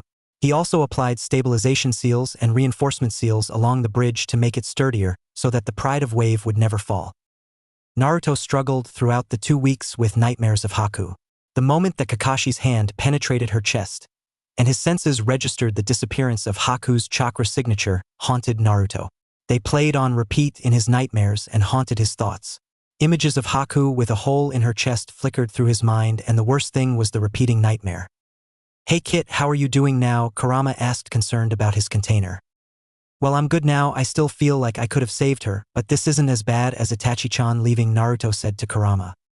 "You don't need to compare these types of things." Kit, who had known the Uchiha girl for longer and had more feelings for her, "But I could sense you also cared for this girl," Kurama said as he saw Naruto nod.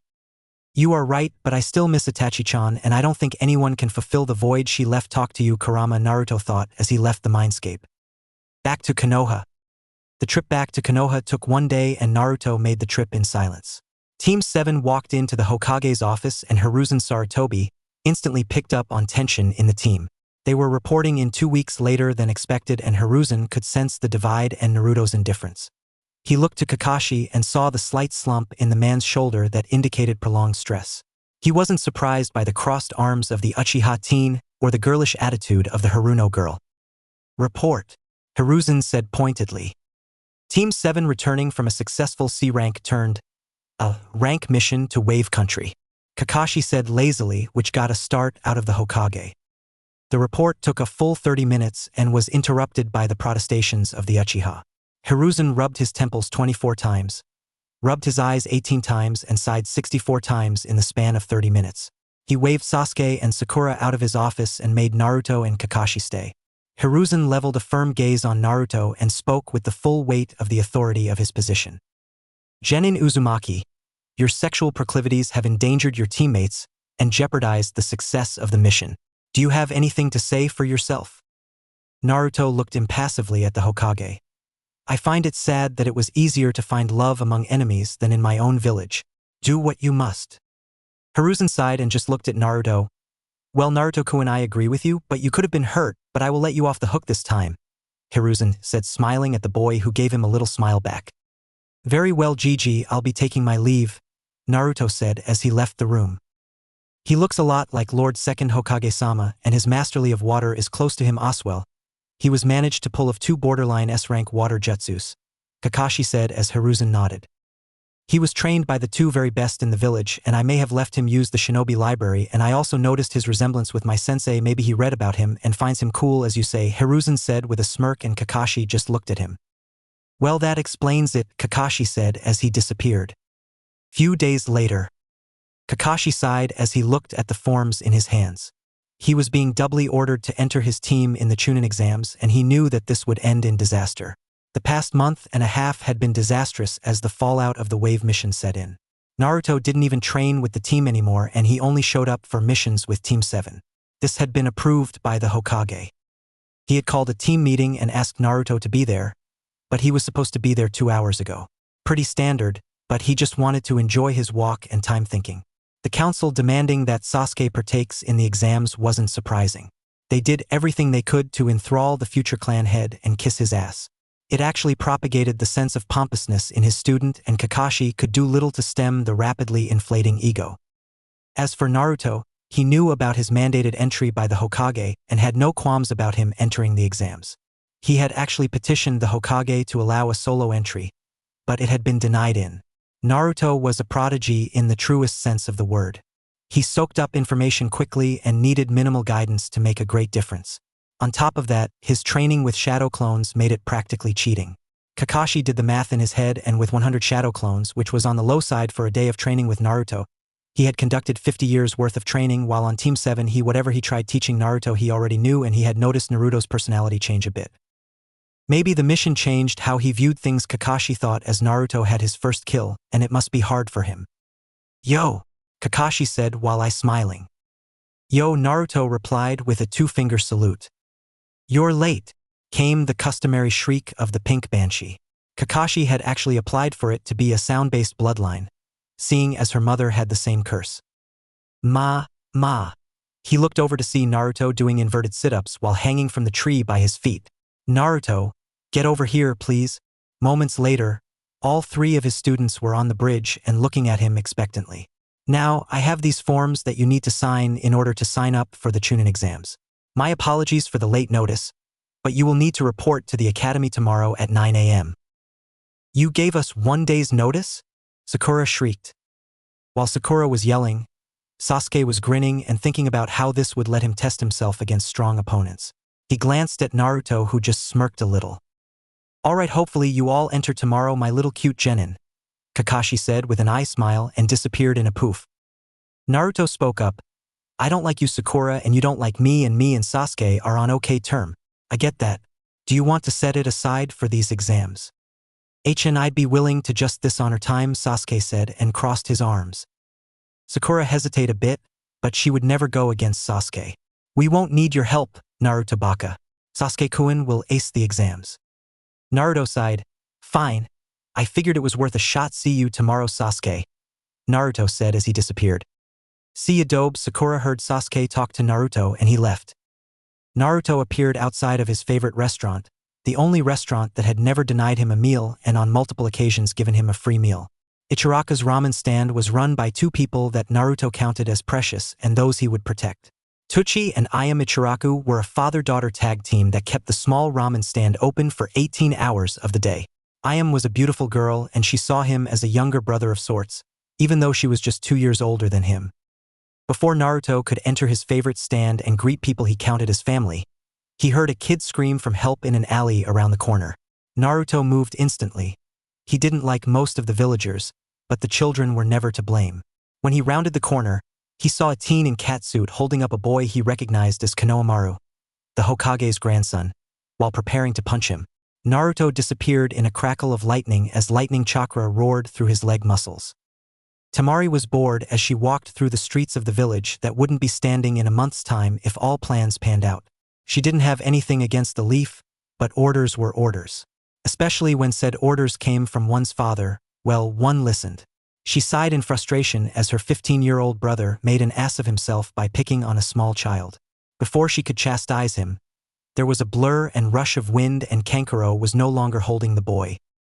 Kankuro looked around with wide eyes as his hands emptied and then he buckled to his knees. It felt like he took a sledgehammer to the gut, and he spit up his lunch on the street.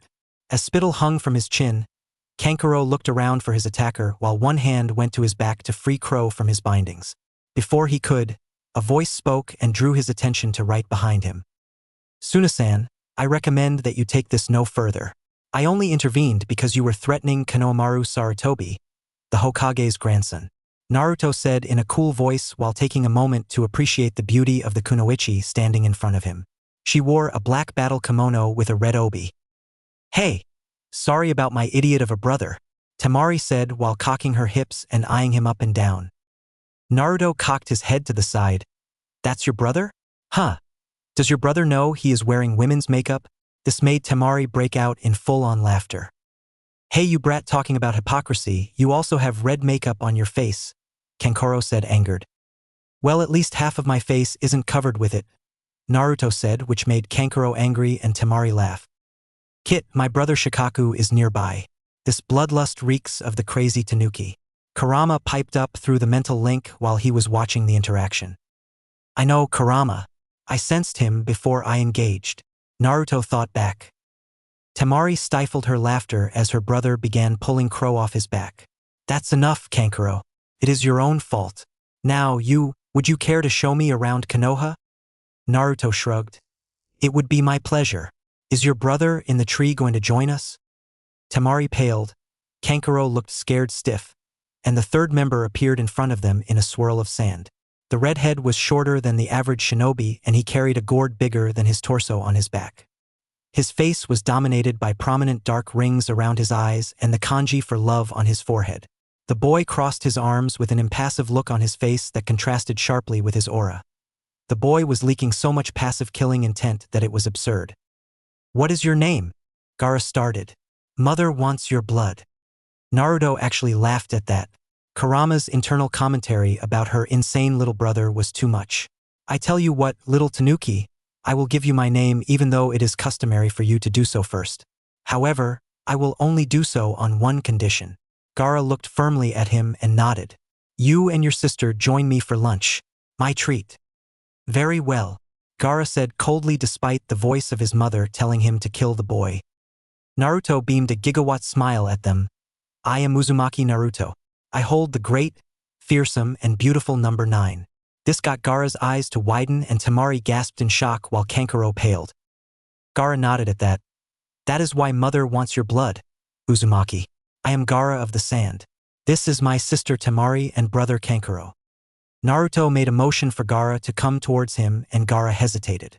Eventually the boy relented but sand began hovering around him.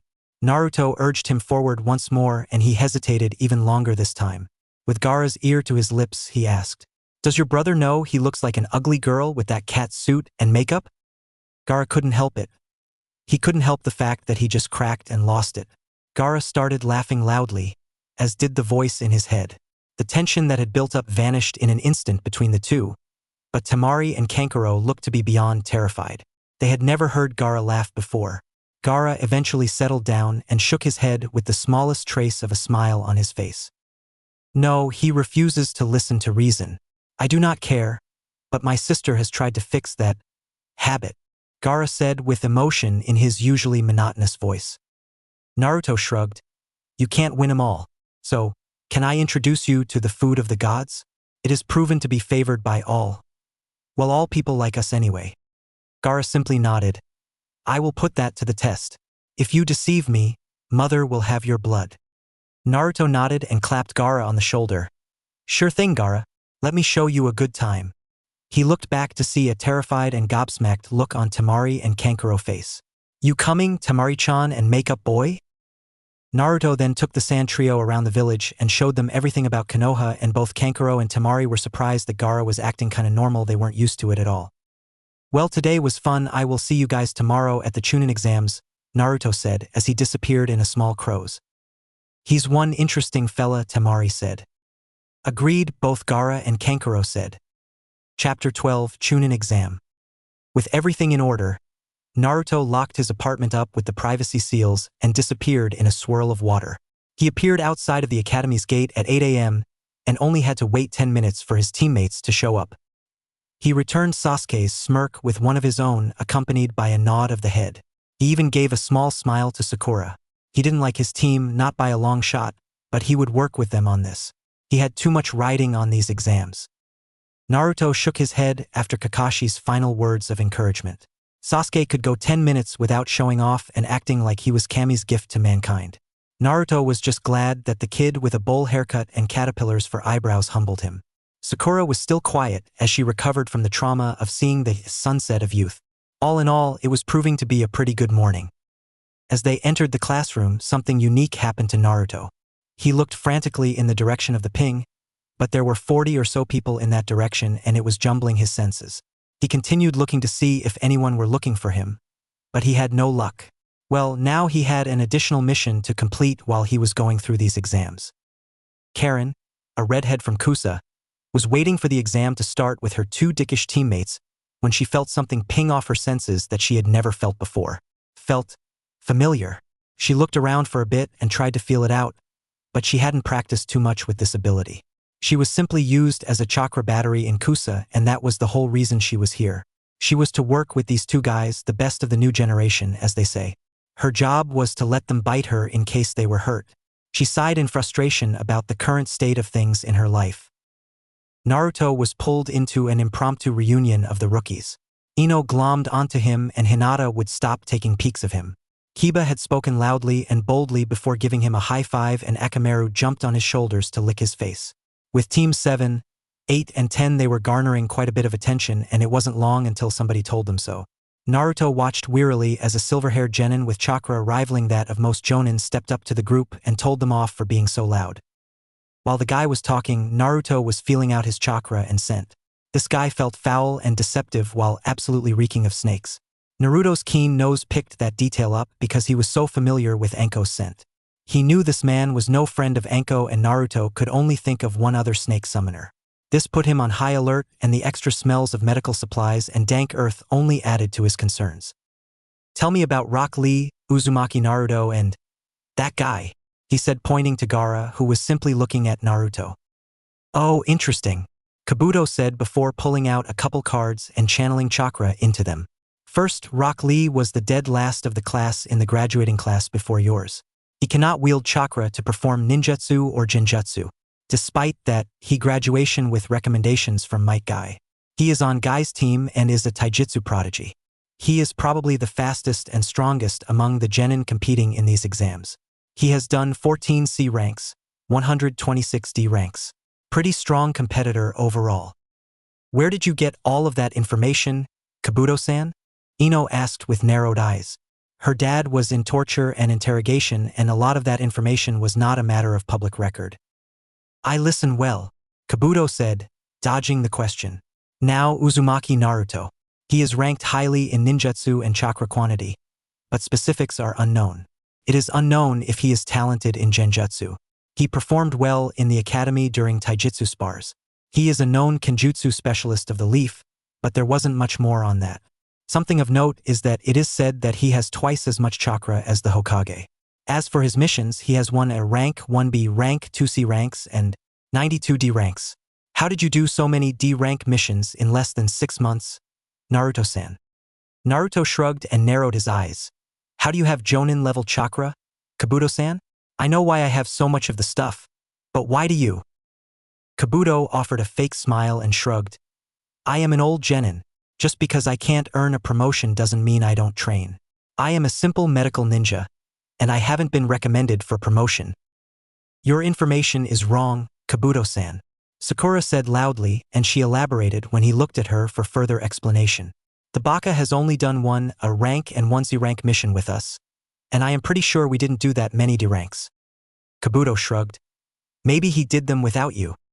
Sasuke just narrowed his eyes and thought this information might not be so accurate after all, but Naruto was staring, looking at Kabuto with a very Tobirama look, who just nervously smiled. Kit, that information is not something that is easy to find. Plus, this is your first time going through the exams. He shouldn't be able to get it, and that combined with his smell makes me think he is a spy, Naruto thought before Kurama could finish. Yup, Kurama said. Naruto went on autopilot as he thought about the whole spy thing. Snakes, labs, experiments, Orochimaru. It was all linking up in his mind, and it was making him worry about how easy a spy has gained so much information about Konoha, but this wasn't Genin or even Chunin level stuff.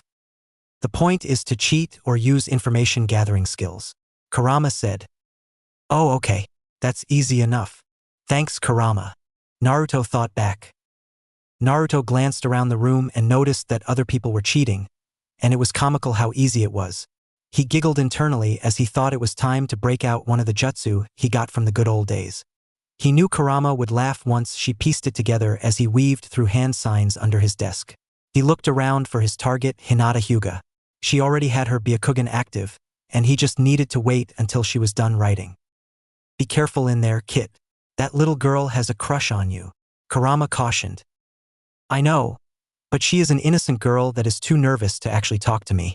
Sure, she has gotten better, but there shouldn't be anything too bad, Naruto said as Kurama frowned. Just answer these questions, brat. Your Senju Hokage would be whipping you with his water whips if you don't answer all the questions correctly, Kurama said as he laughed out loud, remembering Tobirama hitting with water whips if Naruto didn't perform something correctly. Geez, thanks about that, Naruto said as he remembered his sensei. Well, put it out of your mind. You still have a couple minutes. Wanna try and find that chakra signature? Kurama bored.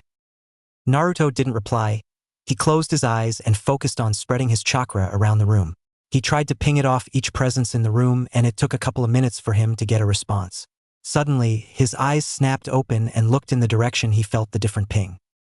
He looked across and through the heads of the genin in the room and saw a red-headed girl with glasses looking around the room, as if she were confused. Bingo, Kurama said. Looks like she felt it too. Naruto nodded. Red hair. Do you think she could be an Uzumaki? Probably. Just find her later, Kurama said nonchalantly. The next portion will likely be a combat portion, Naruto countered. I know. I am looking forward to it, Kurama shot back. Don't you think Ibiki could have done more for this first test? This final question is kinda boring and obvious. Meh, you humans inevitably disappoint, Kurama replied before quickly adding. Except for you, you have been pleasantly surprising. Aw, Kurama, you are acting like a softie, aren't you? Naruto said, as he heard Kurama curse him out. Sure enough, a black ball shattered the window and a banner spread out in front of Ibiki. Before anyone could read the banner, a bombshell of a woman jumped in front of it and struck a sexy pose while twiddling a dango stick with her tongue. It took Anko less than a second to lock eyes with Naruto, and she tossed a seductive wink at him. She then stepped out of the way to let the class read the banner. The sexy and single proctor of the second exam, Anko Mitarashi. Naruto remembered Anko and was forced to clap a little and earned a laugh from his Anko. Alright brats, listen up. You passed Ibiki's pathetic test, and now it is time for the big boys and girls to play in my playground. You have 30 minutes to report to Training Ground 44, otherwise known as the Forest of Death. Now move out. To Naruto's dismay, the red-headed girl was already out the door and Naruto had no inclination to join the rush.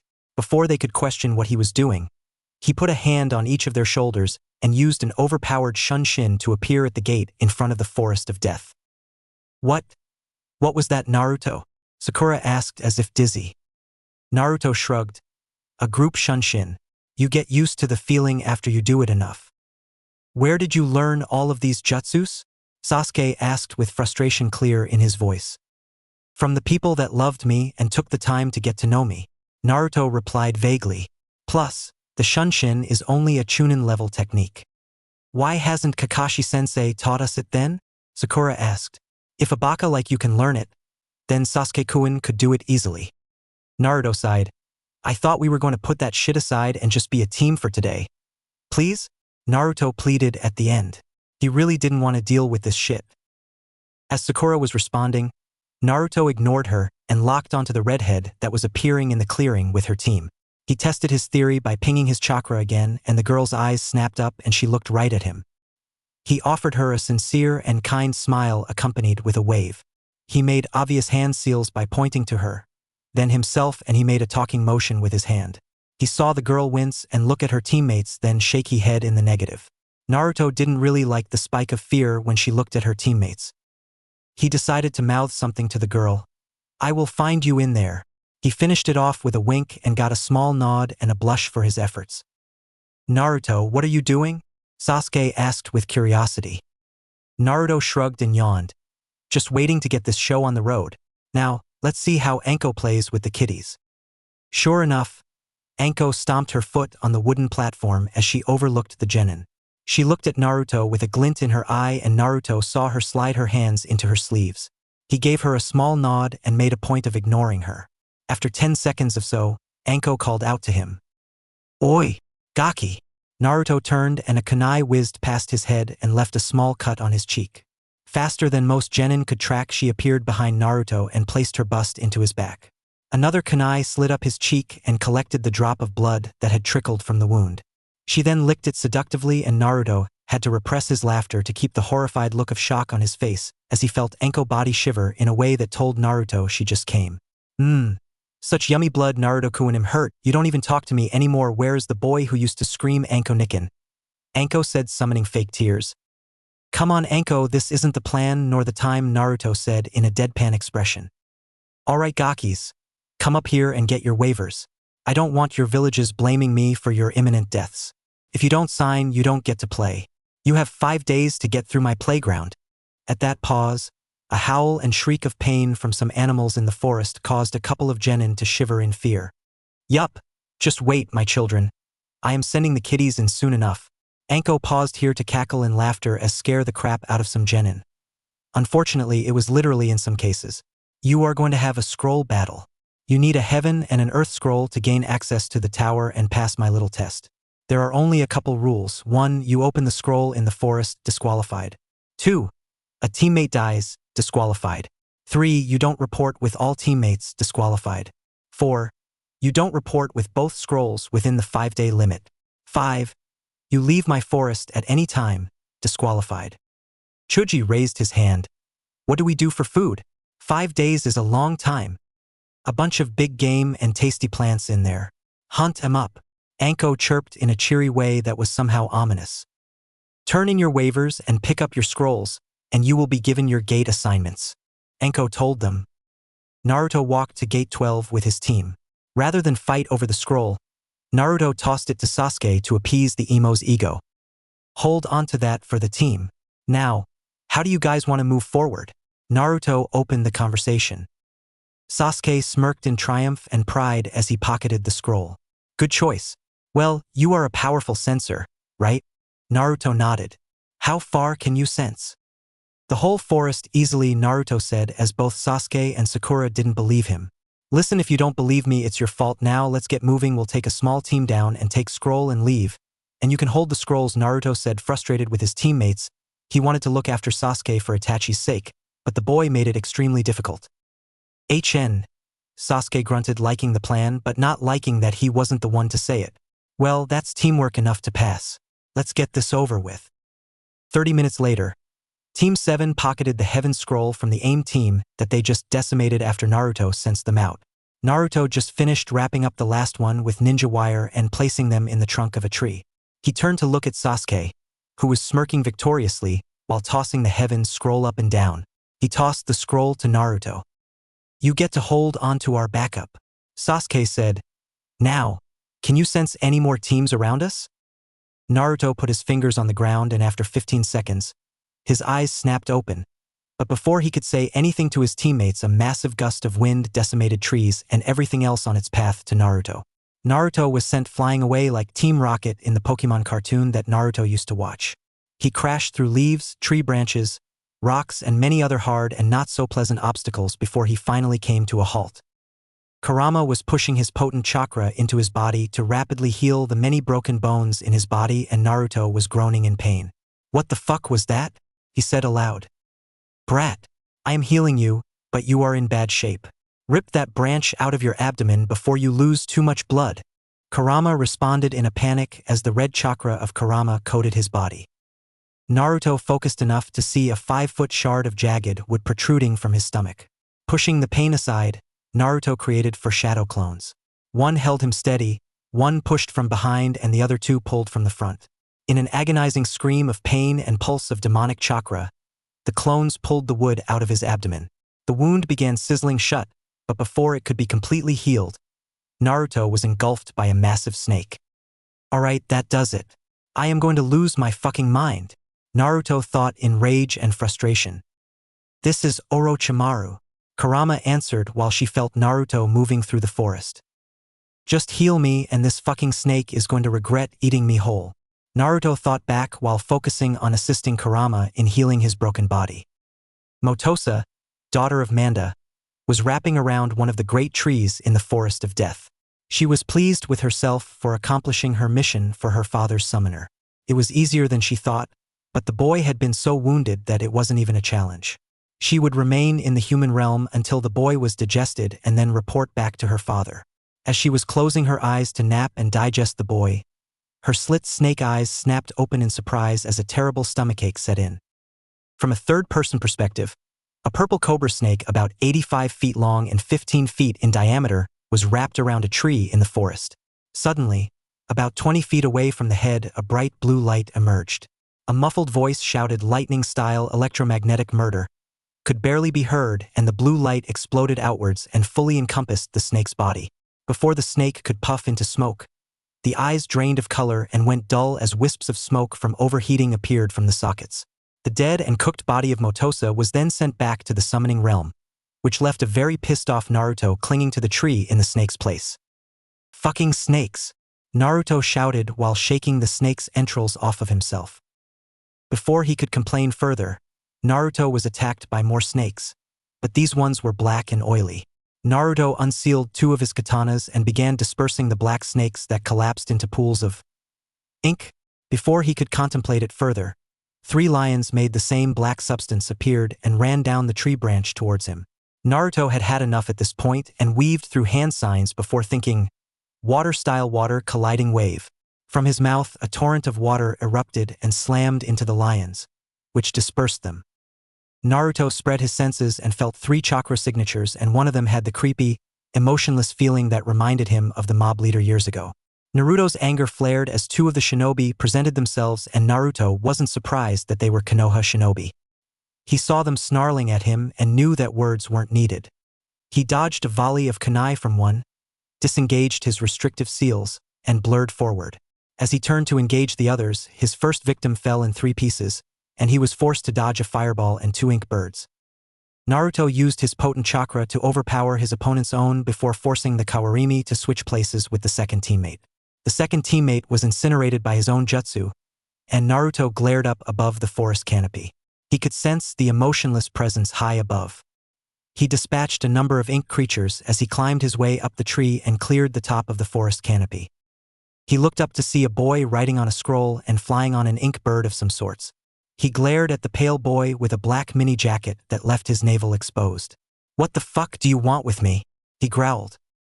"You will submit yourself to my master's control, Kyubi Jinchuriki."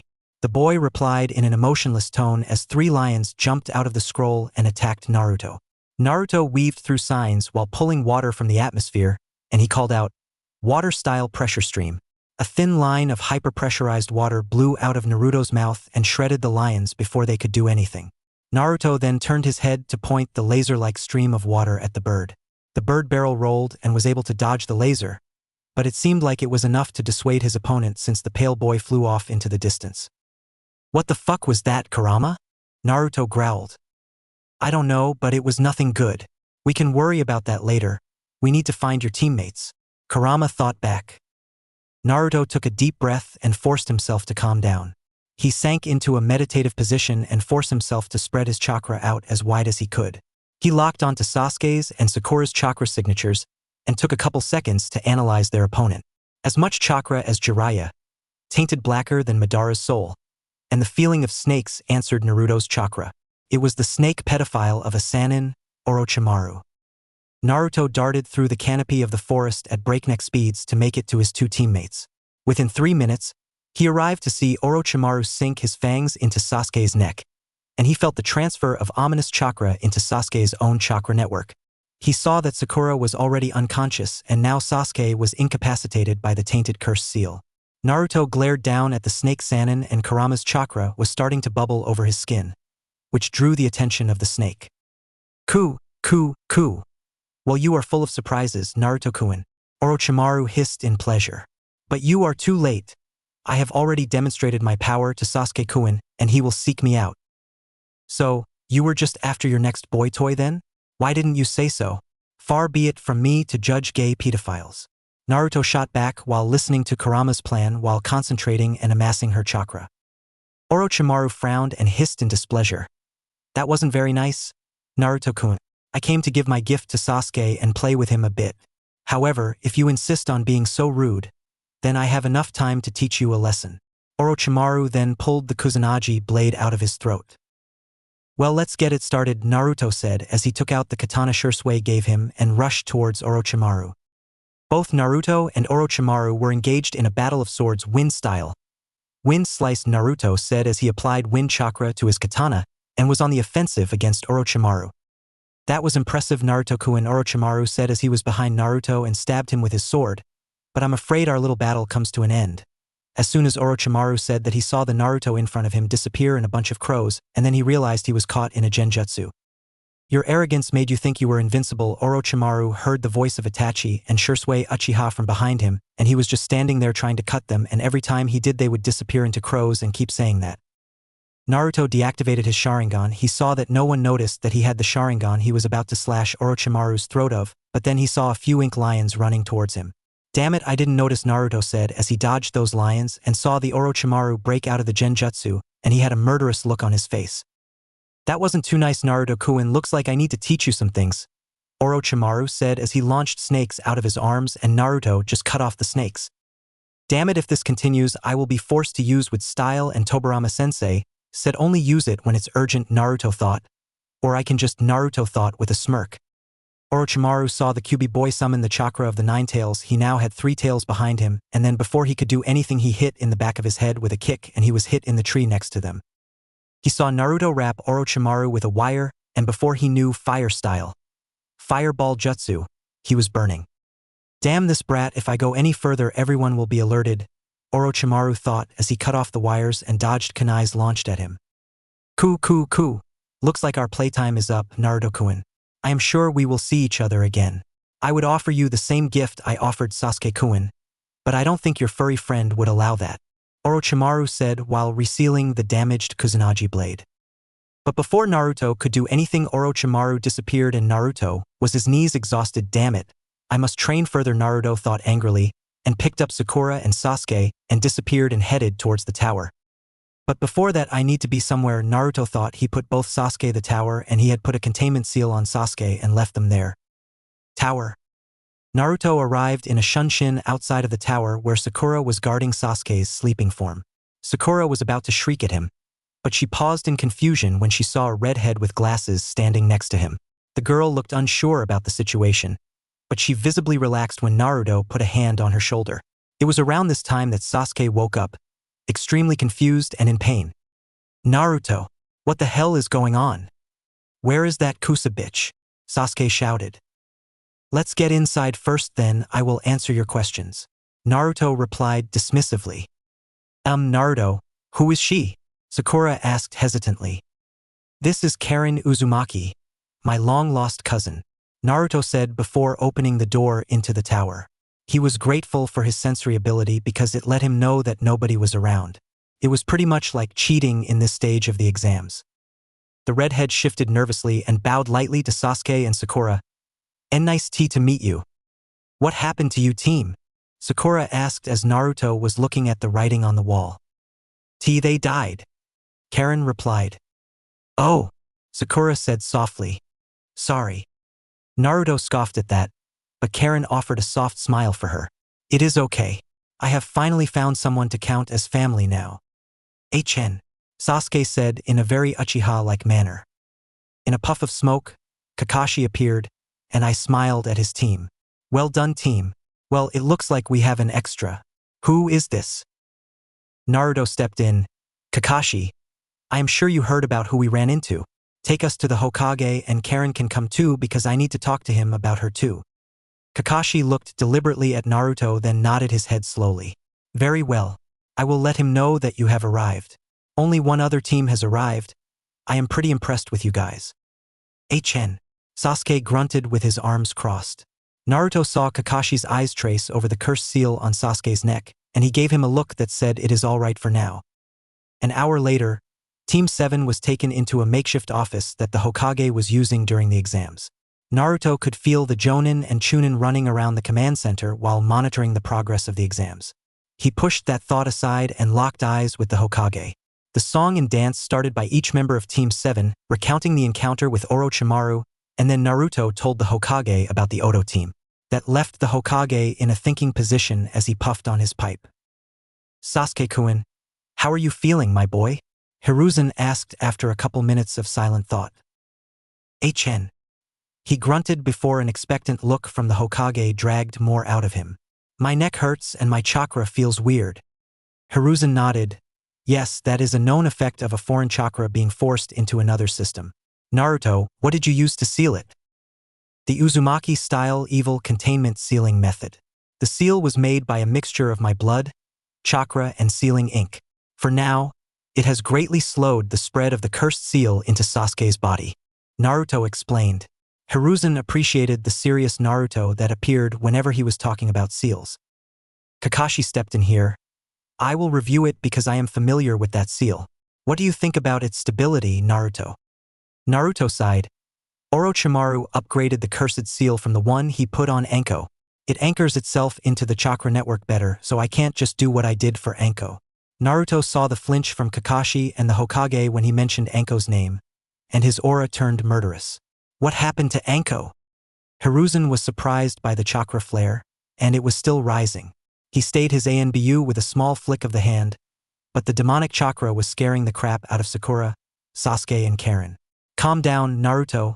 Anko confronted Orochimaru after he fled from you. She lost the fight and… He sighed heavily this time. He put another cursed seal on her, and she is in a coma. Could have been worse, Naruto said as he was worried about Anko even if they didn't share as close as relationship, but Naruto cared for people who even treated him slightly normally. Preliminaries. At 12 p.m. on the 5th day, the doors to the tower were locked and closed. In total 21 genin had made it to the tower and 12 of those only made it in on the final morning. Everyone was gathered in the arena that was on the bottom floor of the tower to receive further instructions. The room was shadowed by 2 balconies that looked over the arena, and the room was dominated by a statue of Hashirama statue making a half-ram sign. Atop that statue, a small balcony was set up for the Kage and distinguished guests to watch the show. 21 genin received a lecture on the true meaning of the Chunin exams. Naruto thought it was pathetic. There doesn't need a substitute for war. There should be peace in the absence of war. It may be unrealistic naivety, but Naruto just couldn't accept the status quo of things. This exam was just part of the endless cycle of hatred that Jiraiya had talked to him about from time to time. Philosophizing aside, the genin were set to fight each other in a series of one-on-one fights for rights to get into the finals. Whether by providence, chance, or planning, Kabuto bowed out and made it an even 20 genin. That bothered Naruto something fierce, and Naruto was now sure that Kabuto was an agent of Orochimaru. He wanted the opportunity to kill him in a sanctioned fight, but he would settle for ratting him out to the Hokage later. He needed to get this shit over with and go visit Anko in the hospital. He didn't have time to worry about the snake's butt buddy. Naruto took comfort in the fact that he had some real friend with him when he watched the exam start. He looked to his left and right with a smile on his face as he stood next to the Sand siblings. Temari had convinced him that PDA would be a bad thing, and she told him that the Odo team would definitely notice. That could alert Orochimaru to their betrayal, and none of them wanted that.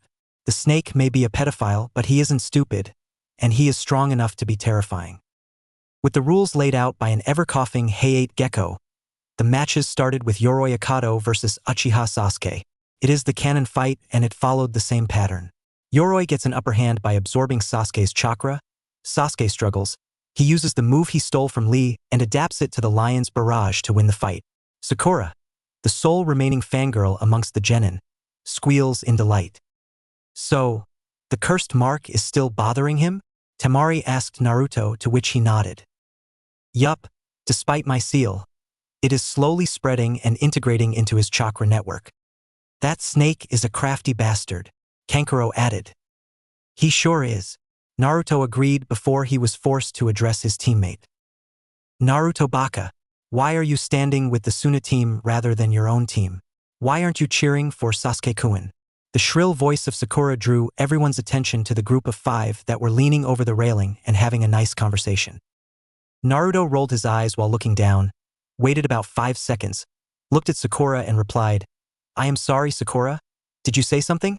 Naruto saw Kakashi behind him giving him a bone-crushing hug while crying. You indeed are my only real student, Kakashi said as Naruto felt Kakashi crying of joy. Well, Sensei, you are killing off our aura right now, Naruto whispered, and Kakashi noticed, and everyone was looking at them, and Kakashi immediately went into Kakashi mode. The next fight was between Abumi Zaku and Aburame Shino. He is much like canon as well, except the injuries to Zaku's arms were even worse because Naruto shattered his elbow joints rather than simply dislocating his shoulder. Despite that, the stubborn idiot proceeded to fight Shino and blow his arms off. It was a gory display, and Naruto couldn't help but chuckle when he saw the slightly bloodthirsty grin on Gaara's face. He is smart and deadly, Kankuro analyzed. Yup, Shino is good. A little quiet, but he is a good enough guy in my books. Naruto let the Kakachu beetle fly back to his master after say that, and Shino nodded to Naruto as a matter of reply. I still prefer the Aburame to the Kamizura. Those damned battle bees are a pain in the ass. Poison stingers, and that clan is not quiet. They are pompous assholes. Temari groused. You are having skirmishes with IWA? Naruto asked. Have been for years, Kankuro said. Father sends me on missions to deal with them, Gaara added. Naruto winced at that. Poor fuckers. My turn, Kankuro cheered as he hopped over the railing. Kuro, he is with the snake. Kankuro nodded at the information and got a bloodthirsty grin as he fell to the arena floor. Naruto turned to Temari and Gaara. Think that guy will notice? Probably not. He seems like a hothead, Temari answered. Karen pushed up her glasses. Well, if you don't have a Dojutsu and you aren't a censor, it would be pretty hard to tell. Kankuro proceeded to let Misumi wrap himself around his body and pretended to panic. The overconfident bodybender paid for the mistake with his life.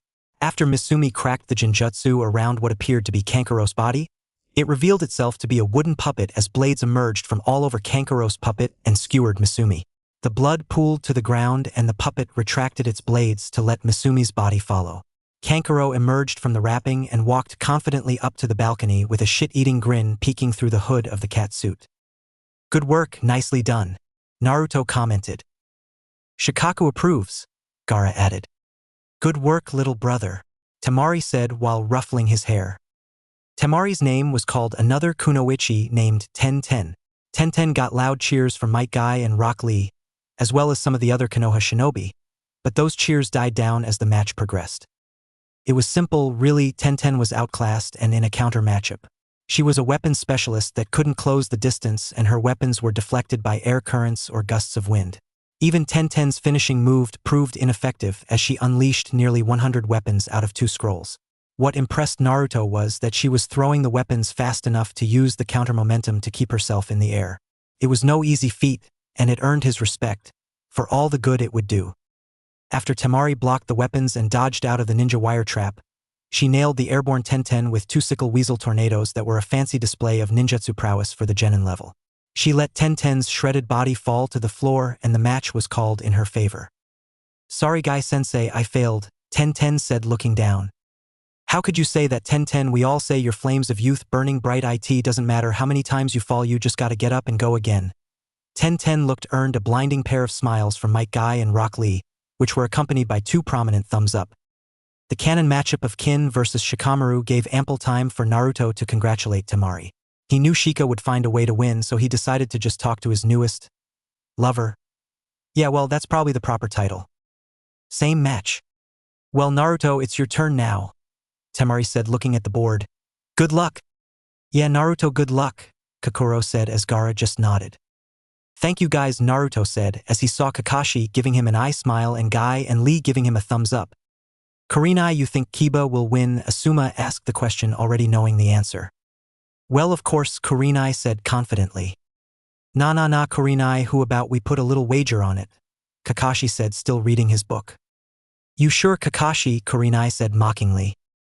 Yes, and I'm willing to bet 20,000 on it, Kakashi said, surprising everyone. Well, you have a deal then, Kurenai said as Kakashi smirked under his mask. Go, Naruto, and get your sensei some money, Kakashi whispered into Naruto's ear. Make it a 50-50, and you have a deal, Naruto said as Kakashi shamed Naruto's hand, agreeing to his demands. Both Naruto and Kiba went out and both looked at each other. Ready to lose, loser, Kiba said, getting ready. Do your best, Naruto said, crossing his arms and emitting his chakra. The floor cracked just off the pressure of the chakra. Everyone was surprised by the amount of chakra Naruto was emitting apart from Hiruzen, Kakashi, and Guy. Scaring me like that won't work, Fong over Fong, Kiba said. Naruto just used more of his chakra force and Ikeba, who landed back, but before he could do anything he saw Naruto's kick making contact with the side of his head, and Naruto wasn't done. He kicked Keba in the air. Well, this will be fun, Naruto thought, water style. Water bullet, Naruto said, as he released a few water bullets hitting Kiba, who handed on his head unconscious. Winner of this match, Naruto Uzumaki. As soon as the announcement ended, people saw Kakashi jumping for joy. You made Papa proud, Kakashi said, as he collected the money from Kurenai, who was crying after her student lost, and she lost her money. Naruto walked up and everyone congratulated him apart from Kurenai, Sakura and Sasuke, and he put his hand in front of Kakashi. My share, Naruto said as Kakashi handed Naruto his 50% to him, and both the gray-haired student and sensei were humming in joy. Neji versus Hinata, the same. Well, Neji, I hope you can walk the walk if I see you in the finals, Naruto said. Neji said, going back to his team. Bit of summarization. Without the gates on his side, Lee didn't last long and Gaara trapped him in a headless sand coffin. After Hayate confirmed that Lee couldn't escape, he called the match. Lee suffered minimal damage, except to his flames of youth. That was most likely why Guy was screaming extra loudly to cheer him up. That had the unfortunate side effect of 2 men hugging in spandex jumpsuits before the most terrifying genjutsu in the world was conjured out of nowhere. Out of fucking nowhere. 2 men were hugging each other and screaming each other's names in front of a beach complete with ocean waves rolling in. Out of fucking nowhere. What evil is this? Everyone was so traumatized by the display that they completely missed Dosu and Chuji's match. Luck for them, it was the same as Kanon and Dosu won. Chuji was laying on the ground with swirls in his eyes. The sound waves from Dosu's gauntlet ruined his equilibrium and left him dizzy as hell. Pretty anticlimactic, but nobody cared because they were still traumatized by the genjutsu from Guy and Lee. They just couldn't get over how it came out of fucking nowhere. That was fucking terrifying. Temari whispered out 10 minutes after the sunset illusion faded. Kankuro was hugging his puppet and nodded. I want to go home. Mother doesn't want their blood. Anything capable of doing that would poison Mother, Gaara added. Naruto, with his eyes completely closed, asked, Is it safe to open my eyes yet? Temari looked over to him with wide eyes. How were you able to close your eyes? I couldn't look away. Experience, Naruto answered. I felt something terrifying incoming, and I instinctually closed my eyes. Lucky bastard, Kankuro mutters. I felt it too, so I took off my glasses, Karen muttered. But it wasn't enough. Naruto hugged his cousin with his eyes closed still. Shoo, it's all going to be okay, he said while gently petting her hair. Karen collapsed into the tender care of Naruto's arms and started to feel slightly better. Will all victors please report to the arena? Hayate announced. The genin reported and the victors stood in formation in front of Hayate and the Hokage. Neji was glaring at Naruto the whole time and Naruto was pointedly ignoring him. The genin were asked to draw numbers to determine their places in the matches and fate smiled down on Naruto. The matches were determined to be as follows after the drawing. Match 1, Uzumaki Naruto vs Hyuga Neji. Match 2, Sabaku no Gaara vs Uchiha Sasuke. Match 3, Sabaku no Kankuro vs Aburame Shino. Match 4, Nara Shikamaru vs Sabaku no Temari. Match 5, Yamanaka Ino vs Kinyuta Dosu. There was to be a 1-month intermission in order to allow the nobles and other influential people time to come to Konoha. Chapter 13, Training for the Finals. After the second phase ended, Naruto saw everyone leave apart from his sensei who was looking at him. You want to talk about something, sensei? Naruto asked. Yeah, Naruto, I will be teaching Sasuke for a month, but don't worry, I got a few things for you, Kakashi said as he pulled out a few lightning jutsus. I saw you practicing your lightning nature, and I thought why not gift my favorite student some scrolls, Kakashi said with an eye smile. Well, thank you, sensei, Naruto said as he received the scrolls. In those scroll is my own jutsu, use it carefully, Kakashi said, and he disappeared in a poof. Next day. In the morning, Naruto awoke and got into his training routine that he would follow for the next month. Wake up, run around Konoha multiple times with his seals cranked up, eat breakfast, meditate, go to the Forest of Death to train with his clones until dark, rest and repeat. Of course, this was just a rough schedule, but since Kakashi was training Sasuke, he had a lot of jutsus in his memory thanks to Tobirama, and Naruto wanted to practice them, but the jutsu he couldn't get the hang of it was the flying. His morning routine. He went to the Forest of Death and created his clones. Rather than stay with them, Naruto went to the Hokage's tower to get the hard part out of the way. Hokage-sama, you cannot seriously entertain this grudge. He is doing it on behalf of a member of the Hyuga clan, Hayashi said in a raised voice, which was the equivalent of the Haruno Banshee scream. The Hokage sighed, Hayashi, whether you like it or not, the boy is actually from a clan of Konoha. He has every right to declare a grudge. Just be grateful I bought you a month's reprieve. A Hyuga elder scoffed. We are the Hyuga. He is but one boy. There is no grudge. Hiruzen chuckled evilly. Have you ever been on his bad side? The Hyuga number 232 and 190 of those are branch members. On any given day, that boy could summon shadow clones to double your numbers. I would caution you not to take this grudge lightly. A different elder, a woman this time, spoke. Then we will destroy the boy. Nobody can survive the Hyuga. Hiruzen chuckled. So, you have decided to side with Neji? Are you sure that is how you wish to play this? Hayashi spoke up.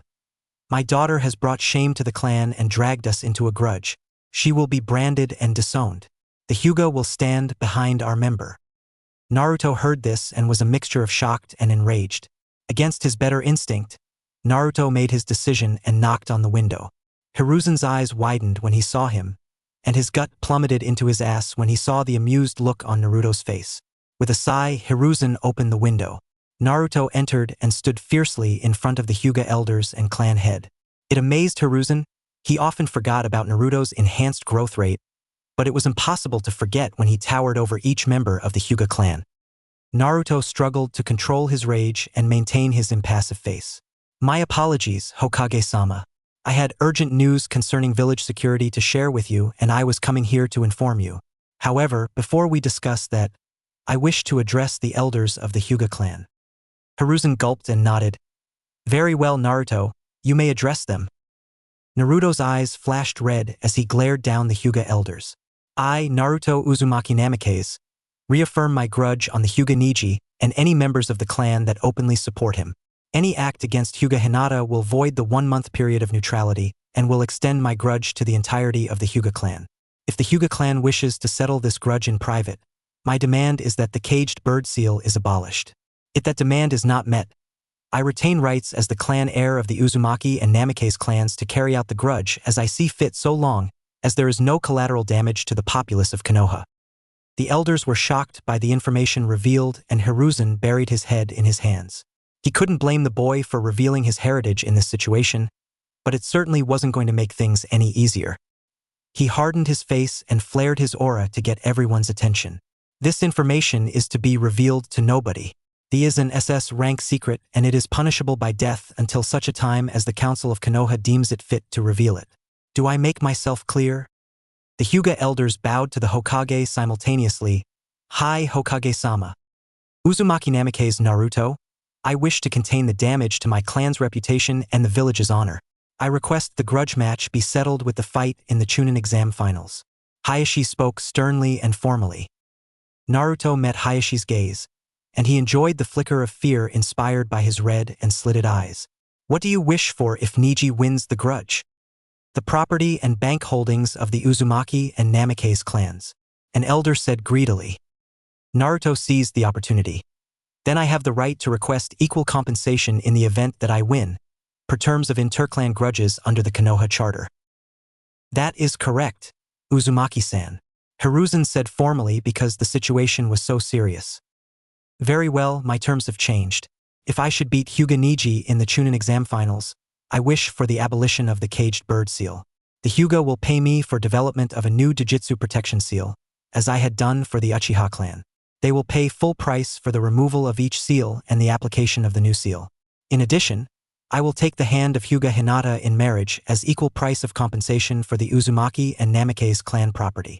Naruto's voice was ice-cold throughout his whole address. An elder scoffed. So, this was about the failure then. If you lose, you may take her after she is branded. We have no need for such failures in our clan.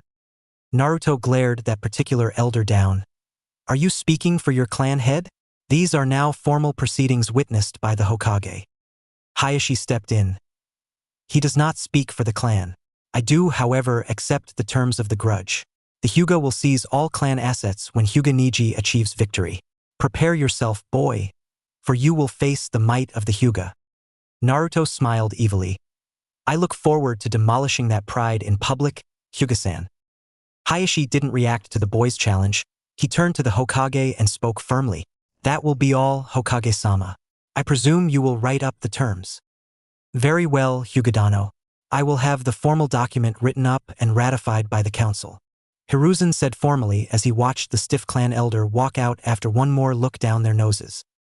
Well, Gigi, you can tell Jiraiya to come into the office already. As soon as Naruto said that Jiraiya appeared in the office doing this dance, both Hiruzen and Naruto sighed at the man's behavior. Well, hello Gaki, I see you know about Minato, but the least I can do is let you sign the Toad contract, Jiraiya said as he pulled out the contract. Write your name under the name of your father. Well, that's done now. I will need to summon someone to tell that I'm a new summoner, Naruto said, but his eyes got serious, catching both the people's attention.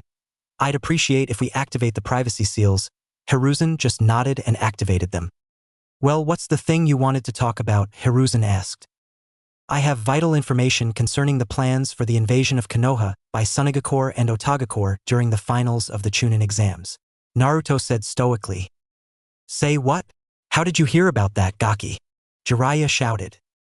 Before I divulge such information, I wish for guaranteed diplomatic immunity for my sources, Naruto said while locking eyes with the Hokage. Very well, by the power of the Hokage, I will grant diplomatic immunity for any informant that contributes valuable information concerning the impending invasion, Hiruzen said. Naruto nodded. Good. Why don't you tell me what you were able to discover, Jiraiya-san? Jiraiya shuffled uneasily. I don't have much. Otagakure is full of missing ninjas and they're being led by Orochimaru. Sensei told me about your team's run-in with him and… Anko! A flicker of pain tore through the icy mirrors of Naruto's eyes, but Jiraiya pushed on. I also found out that they were working with Suna and Suna is mobilizing. Naruto nodded. Very well. Gaara is Suna's Jinchuriki and the plan for the invasion was to have him transform in the stadium at Orochimaru's signal. According to the Sand siblings, my sources, Suna is contributing 1,000 shinobi, half of their force, to the invasion. They have been told that Orochimaru has 2,000 shinobi. Orochimaru's primary target for the invasion is you, Hokage-sama. Also, it should be mentioned that Yakushi Kabuto is most definitely a spy for Orochimaru. That is all I have at this time, but the Sabaka children have told me that they will try to talk their side out of joining the invasion, but seeing as the orders are coming from their father, it is not likely to succeed. Jiraiya whistled loudly. Damn, Gaki, do you know how valuable that information is? How did you get it? I would like to know that as well, Naruto-kun. Contributing this information will go a long way in garnering clan support for your grudge and claim to your inheritance, Hiruzen added. Naruto took a deep breath and looked the Hokage in the eye. I bonded with Gaara, Temari, and Kankuro the night before the Chunin exams started. Kurama, the Kyuubi, talked with Shikaku, the Ichibi, through a shared mindscape over that time. She only informed me about it after the fact. After my confrontation with Orochimaru, they showed up and provided support so that I could rest. In the tower, I stabilized Gaara's seal and enhanced it to an Uzumaki-style 4-trigram seal. After that, they shared details of the invasion with me. Hiruzen cleared his throat and disrupted Jiraiya's revelry. Naruto, are you aware that what you did could be considered treason? Naruto shrugged. Sumi, I helped out a fellow Jinchuriki and turned him from an unstable time bomb into a powerful ally. Hiruzen sighed and rubbed his eyes. You are becoming more troublesome than paperwork. Jiraiya laughed and slapped Naruto on the shoulder once more. Relax, sensei. All things considered, he got more than enough information to validate such a risk. Plus, if the Jinchuriki is on our side, we will be in much better shape. Very well, Hiruzen sighed out. Anything else to add? If the Hyuga do anything, and I mean literally anything, to Hinata, I will end them. No matter how much it hurts Konoha by proxy. Naruto said. Why do you care so much about her? Hiruzen asked wearily. Naruto sighed and said, well, 2 reasons I don't like the Hyugas at all, and knocking them down will be fun. Second, Hinata was the only person from my age group who was nice to me, even though we never talked to each other a lot, but she never had a hateful expression on her face when she saw me. Jiraiya whistled once more. That is a quality both your mother and father had. Now that they know your parentage, they should be scared. They are too proud to be scared, and they have had nearly 15 years to forget the terror those two inspired. Hiruzen said before eyeing Naruto. Can you guarantee your victory over Neji? Not to brag, Hokage-sama, but I can beat most of your ninjas, Naruto said as Hiruzen just nodded. Alright, Gaki, time to get training, Jiraiya said boisterously. It sounds like you have quite a bit riding on this fight. Both Naruto and Jiraiya disappeared out the office. Training with Jiraiya. Jiraiya's jaw had dropped and nearly dislocated when he checked in on Naruto's training. Last time he had been with him, the boy had summoned 50 to 100 clones back then, and they were still working on introductory jutsu exercises. To see roughly 500 Narutos going through choreographed and well-thought-out exercises was a lot to take in. To find out that the weapons the clones were using were transformed shadow clones was another mystery. They were able to change their weight, shape, durability, and match up to the copied item to nearly identical levels. This training routine would undoubtedly kill anyone else. The Kyuubi alone wouldn't even be enough to justify this. It was a combination of his strong will, healing blood, and the fox's chakra that made this possible. Now, instead of basic jutsus, there were clones in groups doing taijutsu spars while other clones watched and critiqued. There were others doing the same with katanas and the Kubo Kiribocho, another startling discovery Jiraiya made. Yet others were working on water jutsus, and most of that side of the field was covered in a dense mist that Jiraiya recognized as the Kiri-style hidden mist jutsu. He saw clones practicing the basic principles of silent killing and practicing the sword strokes incorporated in it. Next to the water were clones practicing lightning. These clones were standing together and then slow walking backwards from each other. They kept the lightning channeling between them until they could no longer extend it. Jiraiya walked through the horde of clones and came to a stop next to 20 clones that were reviewing scrolls. Oi, you lot, what are you doing? One of the clones turned with a cocked eyebrow. Shut it, Ero Sennin. We are developing seals to deal with the Hyuga that is a dead man walking. Jiraiya wanted to be offended, but he winced at the thought of Naruto killing the boy. Any non-lethal options? Boss told us no restrictions. Another clone answered. Well, I am asking you to consider non-lethal options. Grudges are serious things, and if you kill the kid, then it will create more problems than it solves. Jiraiya cautioned. Take it up with the boss. I am having too much fun creating ways to disintegrate his ass. Yet another clone chimed in while chuckling evilly. Jiraiya walked up to the one doing insane physical exercises. Naruto was doing lunges while holding a bar over his back. The bar didn't look too heavy, but Jiraiya knew looks could be deceiving. Based on how much Naruto was struggling, he guessed it was damned heavy. Jiraiya watched as red chakra gathered visibly around his legs and repaired the damage to the muscles as soon as it happened. Oi, Gaki, get over here. We have something to talk about, Jiraiya called out. Let me finish this set. I will be there in 5. Naruto hollered back.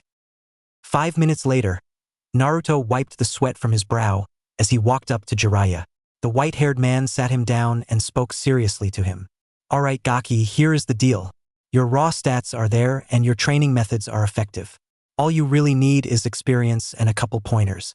As for jutsu, I am going to teach you the Rasengan and the summoning jutsu. Both of them could be considered your birthrights, but you will need to use them with discretion. Once you use them, you announce yourself to the world as Minato's son. Naruto nodded. Can you show me the Rasengan? I wish to see it first and then you can instruct me on it. After that, we can talk to the toads. Gaki, do you have that much left in the tank?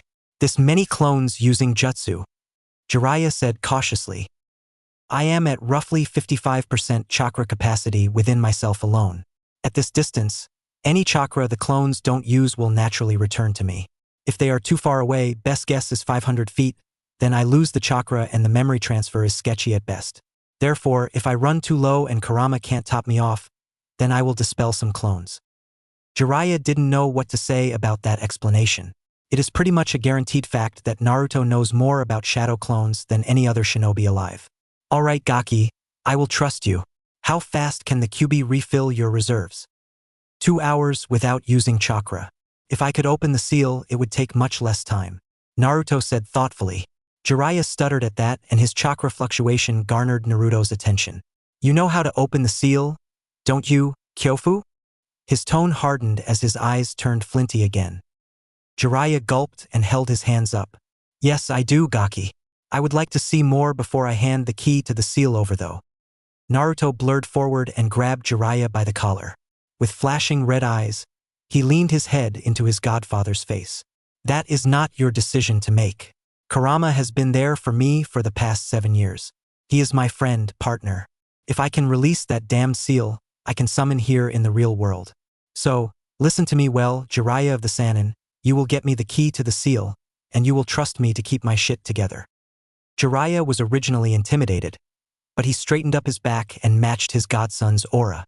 Gaki, that is too much to risk right now. Prove to me over this month that you can handle it and I will give you the key. Deal?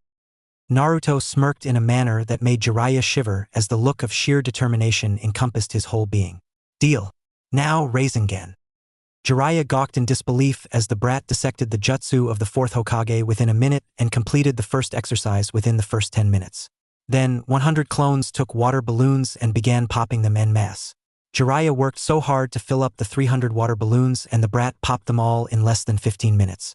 He was then forced to dish out the second exercise, but he forced the kid to wait on that.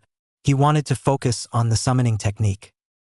Naruto rolled out the summoning scroll of the Toad clan of Mount Muboku reverently, and he traced his hand reverently over the names and signatures of his godfather and father. He closed his eyes and offered a prayer of gratitude to his father before he nicked his thumb and put his bloody handprint on the scroll and signed the scroll. He rolled it up respectfully and handed it back to his godfather. Now what? Naruto asked. Jiraiya went into his thinking pose. Got enough in the tank to summon a boss summon?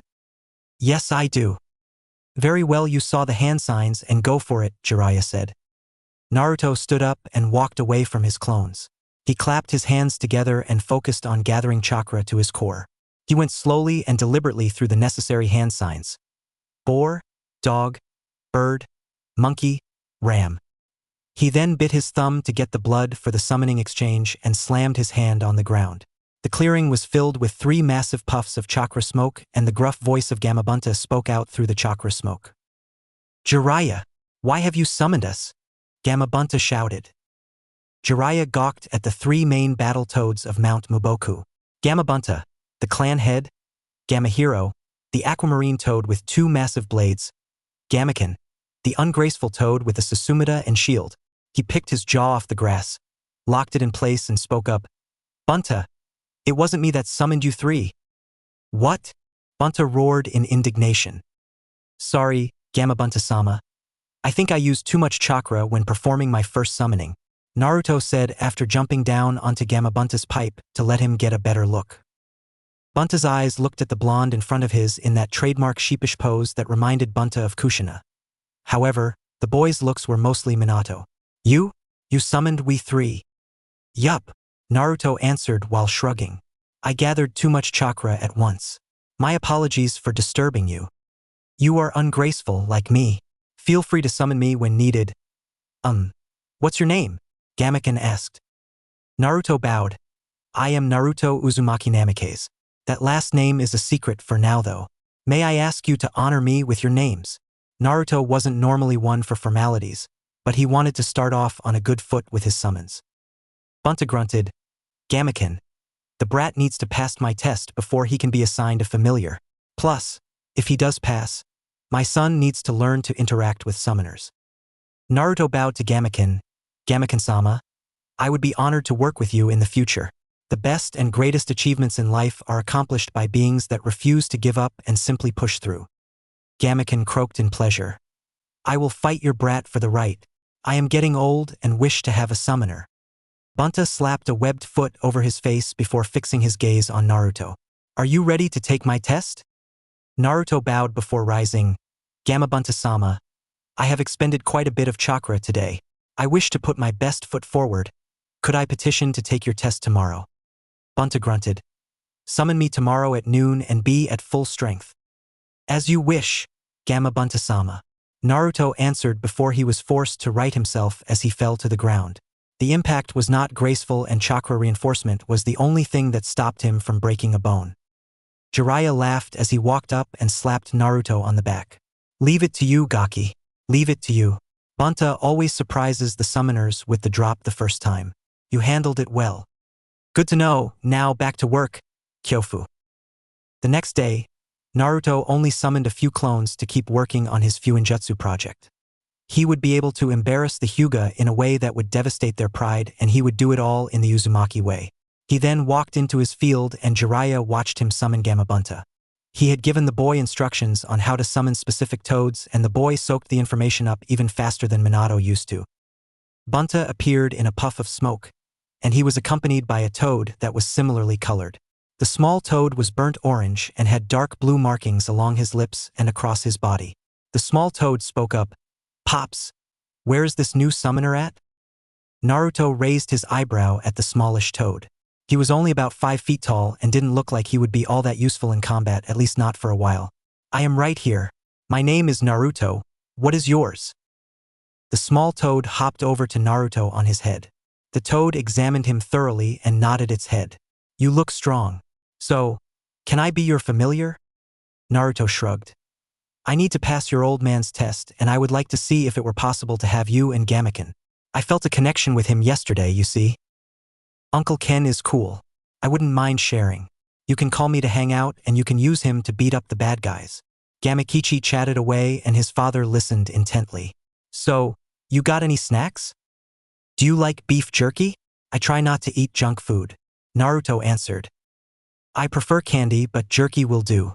Could you get some candy in the future? Gamakichi asked. Naruto patted the toad's head. I think I can arrange that. Any particular brand? Sour Patch Kids, of course, although Rolos come in as a close second. Then Cherry Sours. Gamakichi said while taking the question entirely too seriously. Okay, will do. Can you let me take your old man's test now? Naruto asked and Kichi nodded. Gamabunta snatched Kichi up in his hand and set him down next to Jiraiya.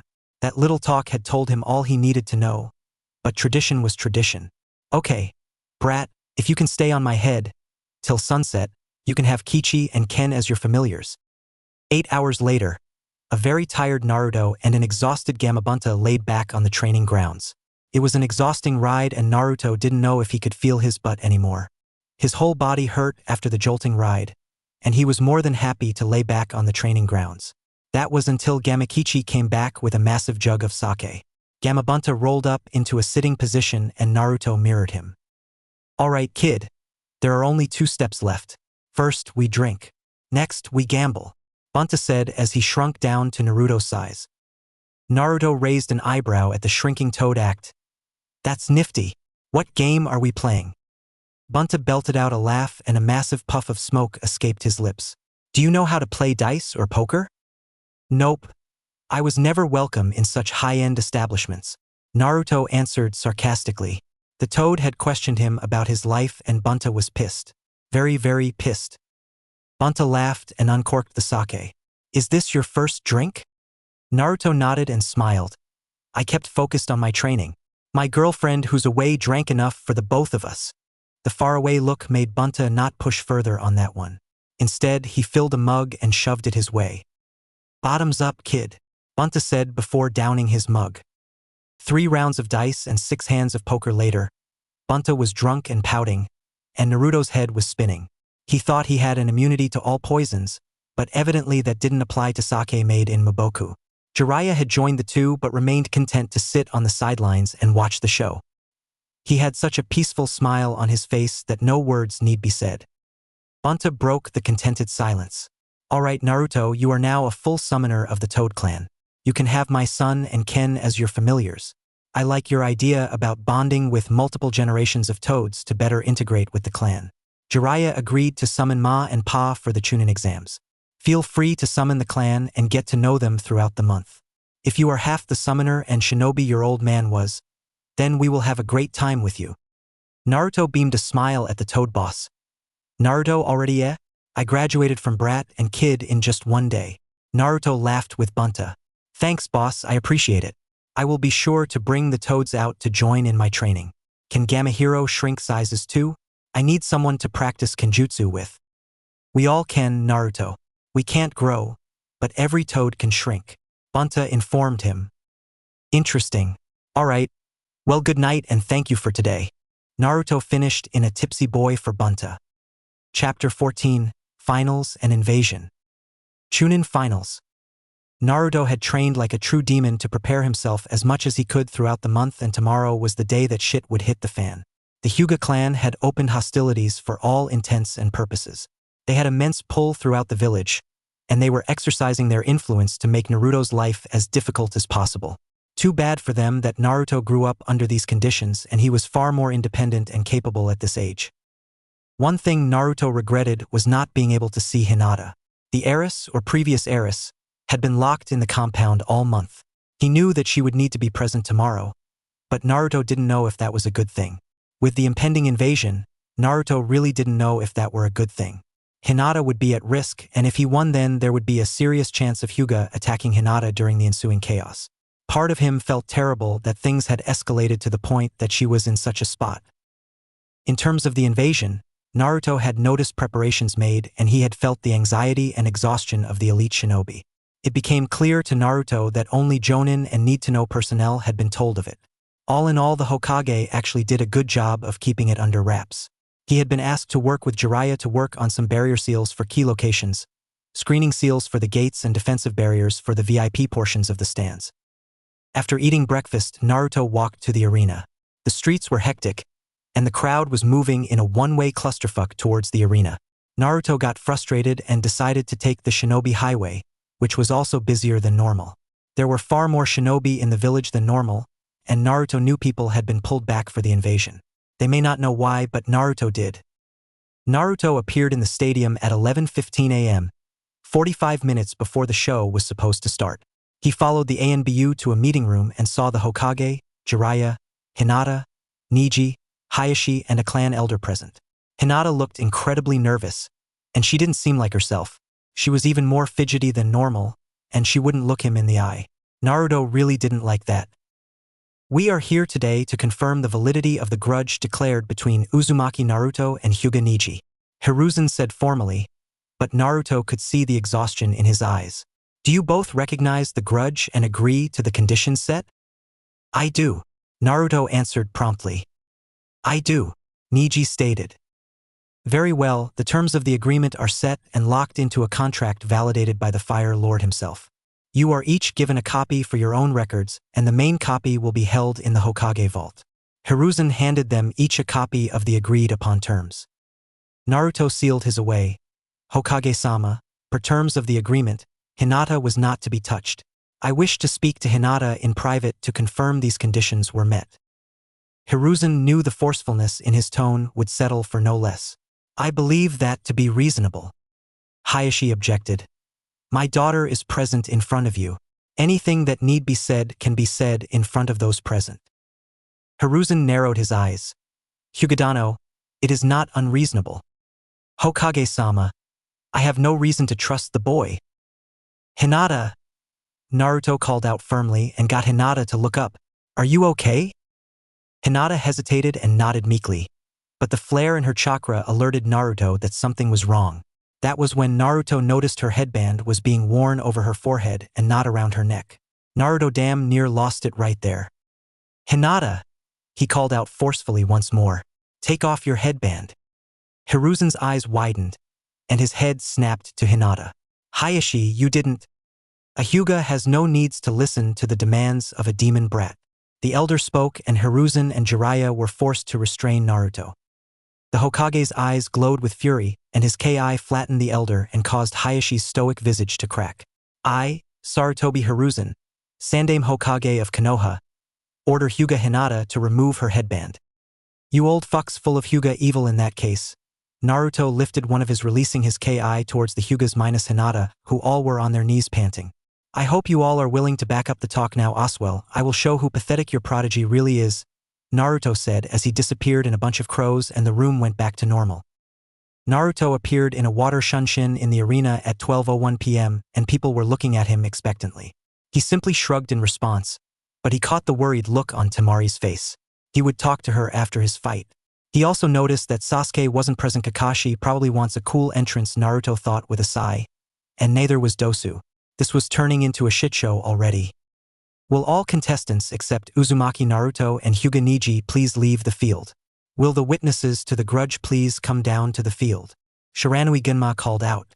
Why was Genma the proctor now? Jiraiya and Hayashi appeared on the field and the Hokage stood to address the crowd. The people instantly quieted down and the Hokage spoke. People of Fire Country and honorable guests, I welcome you to Konoha for the Chunin exam finals. During the preliminary battles, a grudge was issued by Uzumaki Naruto, clan heir of the Uzumaki clan, to Hyuga Neji, member of the Hyuga clan. The grudge was ratified by our village council and by the Fire Lord himself.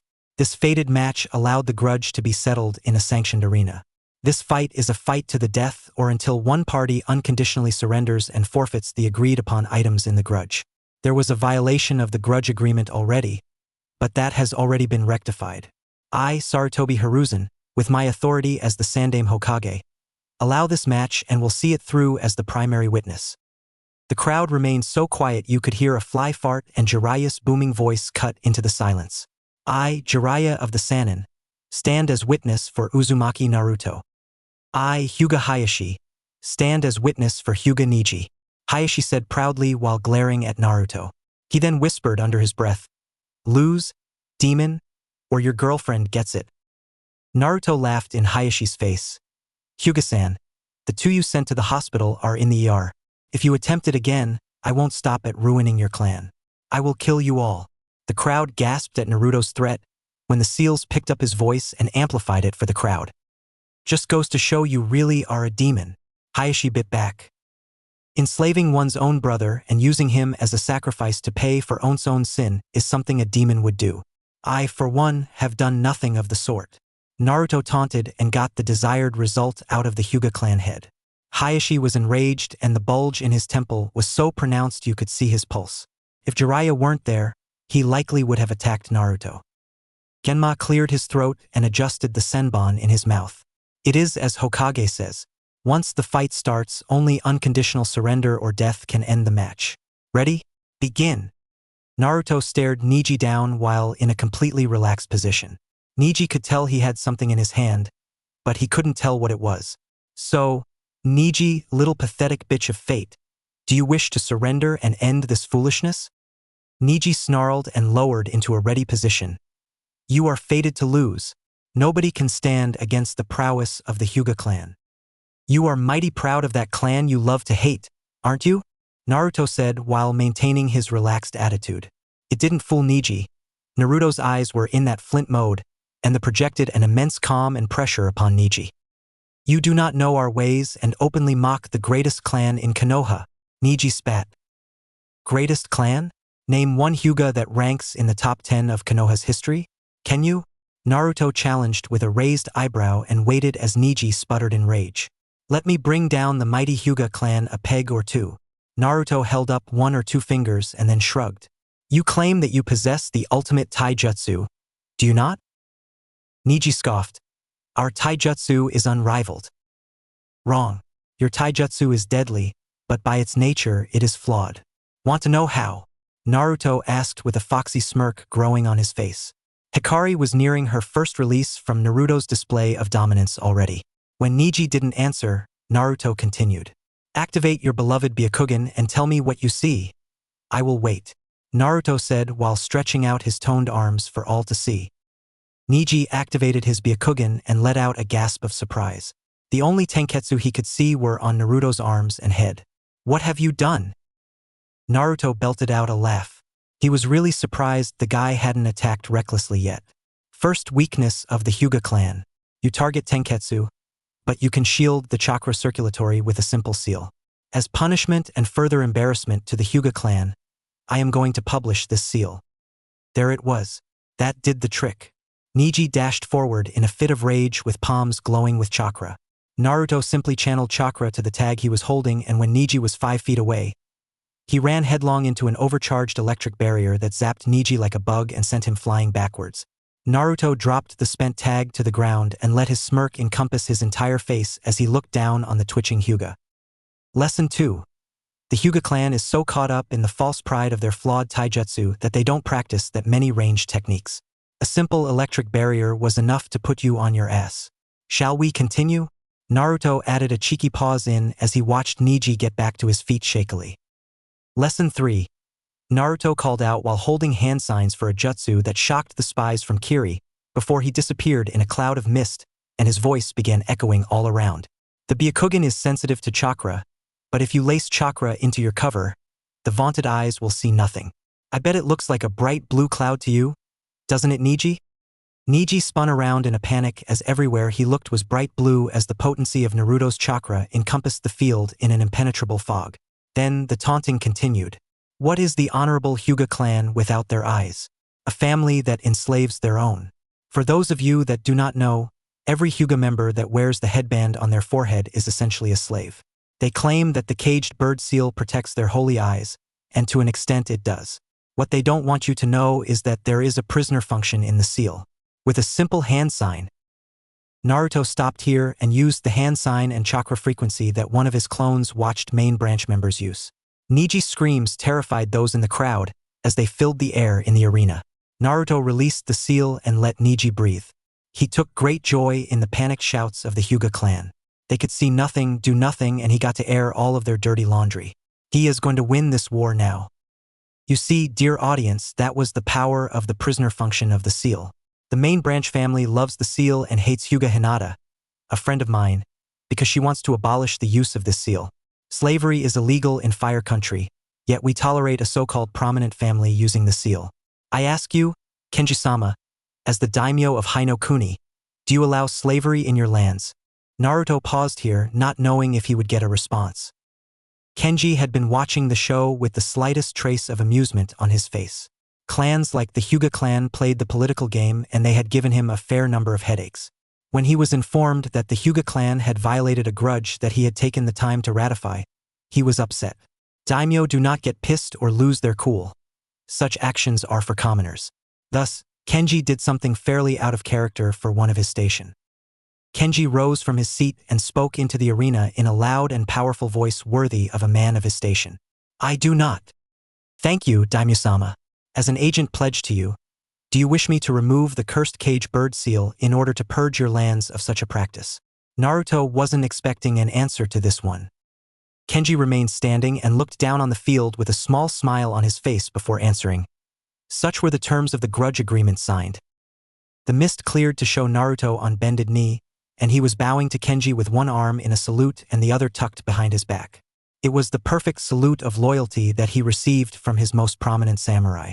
Then I, Uzumaki Namikaze Naruto, will uphold your law and fulfill your will. Kenji didn't reply. He simply sat back down with a smile on his face at the stunned reaction of the audience. Niji was incensed and he saw the enemy bowing with his back to him. He ran forward and closed the distance in less than 2 seconds before sinking into his stance. You are within range of my divination. 8 trigrams, 64 palms. Niji lashed out at blinding speed and delivered 64 strikes into Naruto. Naruto was able to dodge and maneuver his head, but he was unable to defend his arms from the strikes. The dual palm thrust into his chest sent him stumbling back, but Naruto just raised his eyes with a devilish smirk on his face. "That tickled, Neji," Naruto said. "You see, my arms may be a bit tingly, but they will be fine.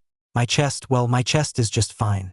Not a single one of your little finger pokes did any real damage." Naruto tapped a seal on his belt and pulled out 2 tags that he held up and showed Neji. They each bore the kanji for water in the center of the seal. Before Neji could react, Naruto threw the 2 seals towards Neji after channeling chakra into them. Neji was sent rolling by a tidal wave of water that exploded rapidly out of the tags.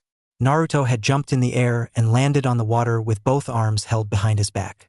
He used this time to sense the Hyuga clan, and they were all on their feet with their Byakugan blaring. Naruto smiled as he took out a bundle of tags that had the kanji for light explosion in the center of an array that most could instantly identify as an explosive seal. Naruto attached them all to a single kunai and waited for Neji to regain his footing. The water that covered the arena was now 5 feet deep, and Neji was struggling to pull himself up. When he looked up at Naruto, Naruto was more than happy to see traces of fear on his face. In the rookie section, people were watching the match play out in stunned disbelief. Their Jonin sensei were all quiet and gawking. Chuji had long since stopped eating, and he remained frozen with 1 potato chip poised to go in the grinder that was just hanging open. Sakura didn't even know what to say to her teammates' display. She just couldn't believe how strong Naruto was. Guy was hanging his head as he watched the public dismantling of Neji. He would publicly support his student, but in his youthful heart of hearts, he knew that this needed to be done. Asuma was watching with an analytical eye. He had been surprised when Kenji actually spoke and taken Naruto's side. This whole thing had gotten incredibly out of hand, and he couldn't calculate how it would end. Shikaku Nara was watching with his full attention given to the display. By using the terms of a grudge match, Naruto set the stage to air all of the dirty laundry and turn the tides of public support for the Hyuga clan. Up in the Kage's box, Orochimaru was taking notes. He didn't like Minato's son, but this was the best demonstration of breaking someone's will that he had ever seen. He hadn't said a word to his sensei the whole time as he enjoyed the tasty humiliation of the pompous clan. He had never and will never liked the Hyuga clan. They were only the most prominent because the Uzumaki, Senju, and Uchiha clans were killed off and whittled down by the 3 successive wars. He was just going to lean back in his seat and watch the Kyuubi brat humiliate Konoha in a way that he never could on live television. Hiruzen was watching the display with pursed lips. This was doing untold amounts of damage to Konoha, but it would be good for the village in the long run. He knew Orochimaru was beside him, and he knew the intentions of his student on this day. Hiruzen was tired of the job, and he wanted to go out in a bang and not a whimper. He wanted to right one of the greatest wrongs that he had ever committed, and he wanted to go to the afterlife with his old student. That being said, the professor in him was thoroughly enjoying the thorough humiliation and dismantling of a practice that was totally barbaric and devoid of humanity. Neji had risen to his feet, but he was defeated. His will to fight was erased as his shame was laid bare for the whole world to see. Everything he hated about the clan that he was forced to keep secret was now said aloud in front of the world. In a strange way, Naruto just did exactly what he wanted to do his whole life. He shamed the shameful main family of the Hyuga. He simply looked up with dead eyes at Naruto. He was surprised to see a grim smile of understanding. Naruto turned and looked right at the Hyuga portion of the audience that were being stopped from interfering by multiple squads of ANBU. "Hyuga Hayashi, as clan head of the Hyuga clan, do you wish to concede the grudge and end this nonsense?" Hayashi didn't respond because his elders did for him. "Never. You will die for this, you demon brat." Naruto shrugged and didn't wait for another word. "Neji, do you want to know the saddest thing?" This caused the audience to pause, and Naruto spoke as Neji stood limply atop the water. "Your cousin Hinata, the one you tried to kill to shame the evil main branch, the one your family branded with the caged bird seal in violation of our agreement, your cousin asked me to spare your life before I came here. I do not wish to kill you, Hyuga Neji, for there is nothing left to kill." Neji remained frozen with his eyes down on the water. All of the training his clan forced him through would not help him in the slightest against Naruto, and he didn't even want to win anymore. His life goal was accomplished, and he was ready to die. He looked up slowly and into Naruto's eyes. "Then kill me. If you do not, this grudge will continue and destroy the ones you love." "No, you will live," Naruto replied firmly. "I do not wish to live. You do not know what it is like. You do not know what it is like to be branded with a seal that enslave you. A seal that robs you of your humanity by putting you are the whims of evil men. Neji was cut off by Naruto laughing. Hiruzen groaned and face-bombed himself as he watched Naruto remove his armor. He knew what was coming and it was going to cause headaches. Oh well, he planned on dying today anyways. Orochimaru was leaning forward in his seat. This child went from his shitless to a golden boy in less than 20 minutes. This was an absolutely amazing performance, and he was here for it. Well, that's a funny offer, Neji, but most of them aren't here anymore, Naruto said, appearing before Neji and kicking him in the head and knocking him out cold, and started going through hand signs and putting his hand on Neji's forehead, and the seal disappeared. You're not a caged bird, Neji Hyuga. The oldest elder, Hayashi's father in Naruto remembered correctly, shouted, per terms of the grudge, we claim the right to fight. The Hyuga will never surrender to you. Naruto glanced to Kenji and saw him wave off his guards before giving Naruto the smallest of nods. Very well, then you die today. Naruto replied back in a steady voice. Naruto grabbed the flash kunai he had primed and waited for the right moment. As soon as all 8 elders were in range of his jutsu, he tossed the kunai at the elders like he was simply tossing it for them to catch and toss back. As it was traveling through the air, Naruto blurred through hand seals as 8 Hyugas charged into his domain. The flash went off and they were greeted by the water swirling into a vortex that disrupted their footing, which in combination with the pain and surprise of the flash, caught 4 of them off guard and they were trapped in the swirling tides. The remaining 4 jumped in the air towards Naruto and let loose air palms, which sent blasts of compressed air at Naruto. Naruto dodged the blasts and continued the chain of hand signs. The water swirled up into a vortex that prepared to drill and crash into the Hyuga's landing zone. 3 domes of chakra, signature move of the main family, repelled most of the water. However, the water settled over them and there was nothing they could do about it. Naruto's hands glowed with lightning chakra as he clapped them together before placing them on the water and insulating himself. Billions of volts of electricity coursed through the water and electrified the elders trapped in its depths. Not even the Kaiten could stop the overflowing electricity in the water as the poor bastards were electrocuted in front of thousands of people. Naruto kept his hands on the water until he saw the final Hyuga stop twitching and he stood up slowly. That electromagnetic murder was so overloaded it was probably nearing a S-rank jutsu and the results spoke for themselves. Naruto remained standing atop the water as the bodies floated around aimlessly on the surface. It was an eerie sight that served to hush the members of the crowd that weren't still blinded from the bundle of flash tags. Naruto saw that a good portion of the remaining Hyuga were stumbling around blindly and had no idea what was going on. Chakra sensitivity was a thing they really needed to prepare against in the future. He looked slowly towards Hayashi and saw that the man had jumped down onto the surface of the water. He had each hand tucked into the sleeve of the other and he was walking slowly with his eyes closed. He looked to be visibly restraining his rage in an attempt to regain his stoic composure that the Hyuga were known for. Naruto really didn't want to kill Hinata's father, but if the man attacked him, he wouldn't hold back. When Hayashi was 10 feet from him, he opened his eyes and spoke. The Hyuga clan requests negotiations to end the grudge. He spoke softly but firmly so only Naruto could hear. Do you give me your word that you will not attack me should I lower my guard? Naruto asked softly, but loudly enough to be picked up by the seals in the arena. Yes, Hayashi replied, and Naruto could sense no fluctuations in his chakra. Naruto unsealed one of the privacy barriers that he kept in his sealing pouch. They were incredibly useful and he always had a couple on him. He palmed the tag and channeled enough chakra to it so that it created a 30-foot diameter privacy bubble.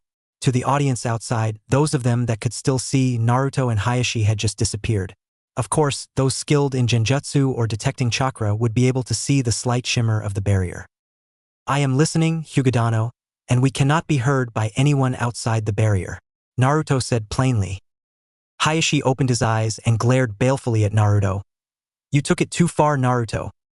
You let them brand her, Naruto countered passionately. When you approached me, you promised me that she would be safe.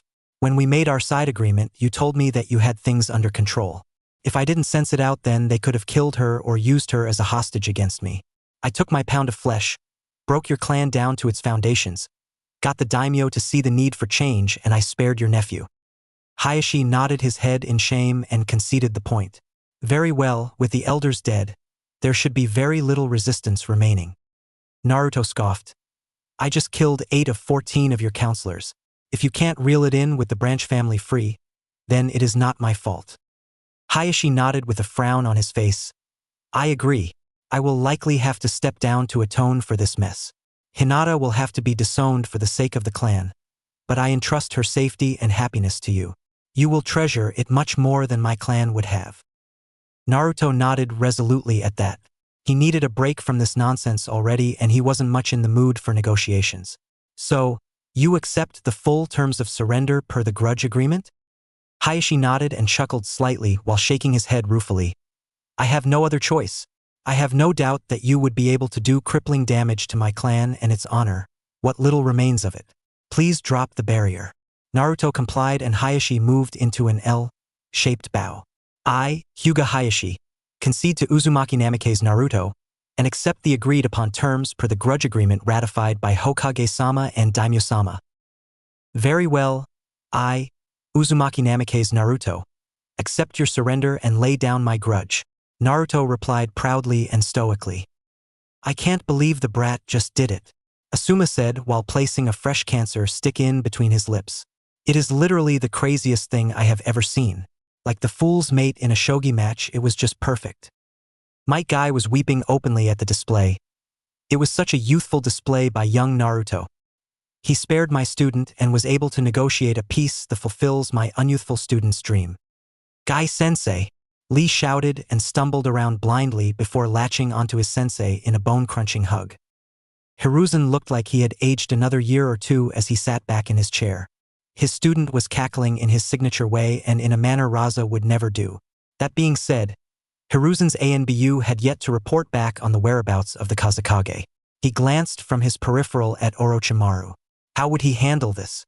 Why was he letting his student have the initiative? Oh yeah, he really wanted to go out in a bang. Stupid and senile fantasies of an old monkey long past his prime. Back in the arena, Naruto had created 2 tags and sealed up 90% of the water. The sandy ground of the arena was drenched, and it would provide for some muddy matches to come. He pocketed the 2 seals and was joined in his walk back to the contestants' box by his godfather. The crowd seeing the 2 of them together began murmuring, and it seems like a few more of them were making the link between the last names he used in a formal contract. The murmuring intensified to a dull roar before they were able to get back to the box. So, how much did you put on me? Naruto asked. Jiraiya cackled and got a perverted look on his face. Let's just say my dream of buying up every bathhouse in Konoha is attainable now. Barring that, I will not have to take any money out of my account for my extracurricular studies for at least a year. Naruto shook his head. You are incorrigible.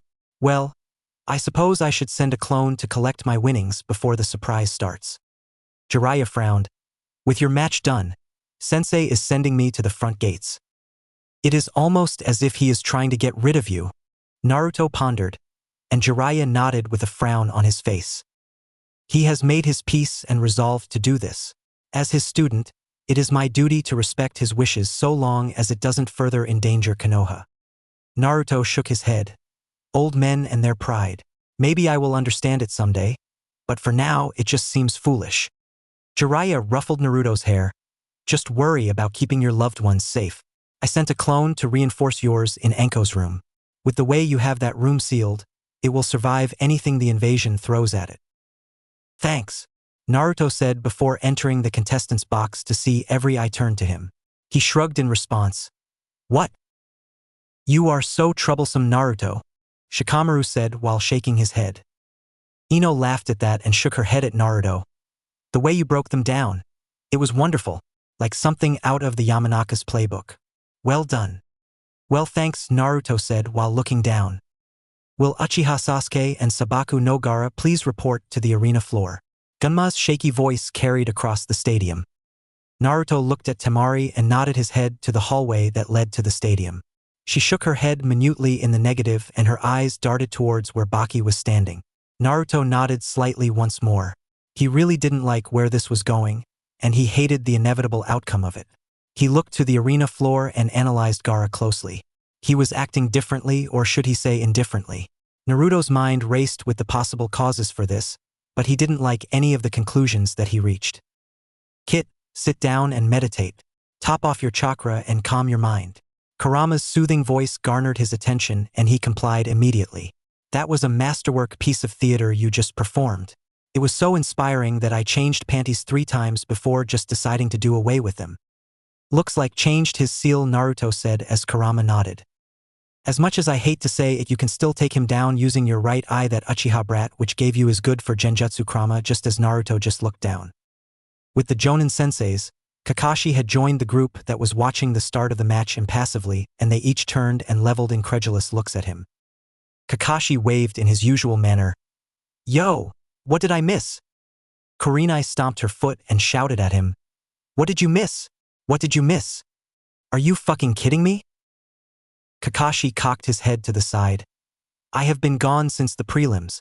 So no, I am not kidding you. Asuma chuckled and shook his head. You are unbelievable.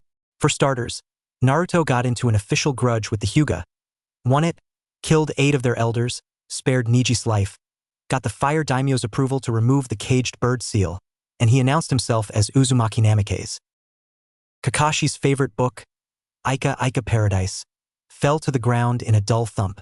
He remained frozen in place until Guy clapped him on the shoulder.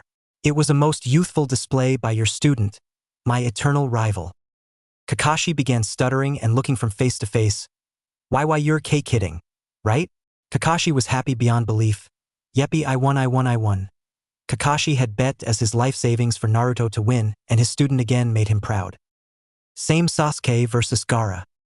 All hell broke loose at that moment and many things happened simultaneously. First, the Kage's box was engulfed in a purple smoke, and within moments a barrier had been erected on the roof of the stadium, and a purple barrier sprung into existence. Second, feathers began falling from the sky and putting people to sleep. However, they all disappeared in a magnificent burst of red chakra that originated from the contestant's box. Third, Temari watched Naruto get impaled through the chest by her sensei's wind-covered tanto. Fourth, Gaara emerged from the sand cocoon in a partially transformed state and began attacking Sasuke. Fifth, the entire arena became a battlefield as hundreds of invaders made themselves known and began killing indiscriminately as the Konoha shinobi scrambled to react. In the contestant's box, Naruto disappeared in a puff of smoke and Baki's eyes widened. The clone Naruto had prepared to Kawarimi with him had paid off. The next thing Baki knew, he felt a pressure on the back of his neck, and he was unable to move his body. He froze in place and was forced to accept his own helplessness. Naruto glared Kankuro down and Temari looked to be on the verge of tears despite the serious situation. He looked right at them and spoke. I can feel it now. That man with the Hokage isn't your dad. That is Orochimaru, which likely means that your dad is dead, and you were fooled.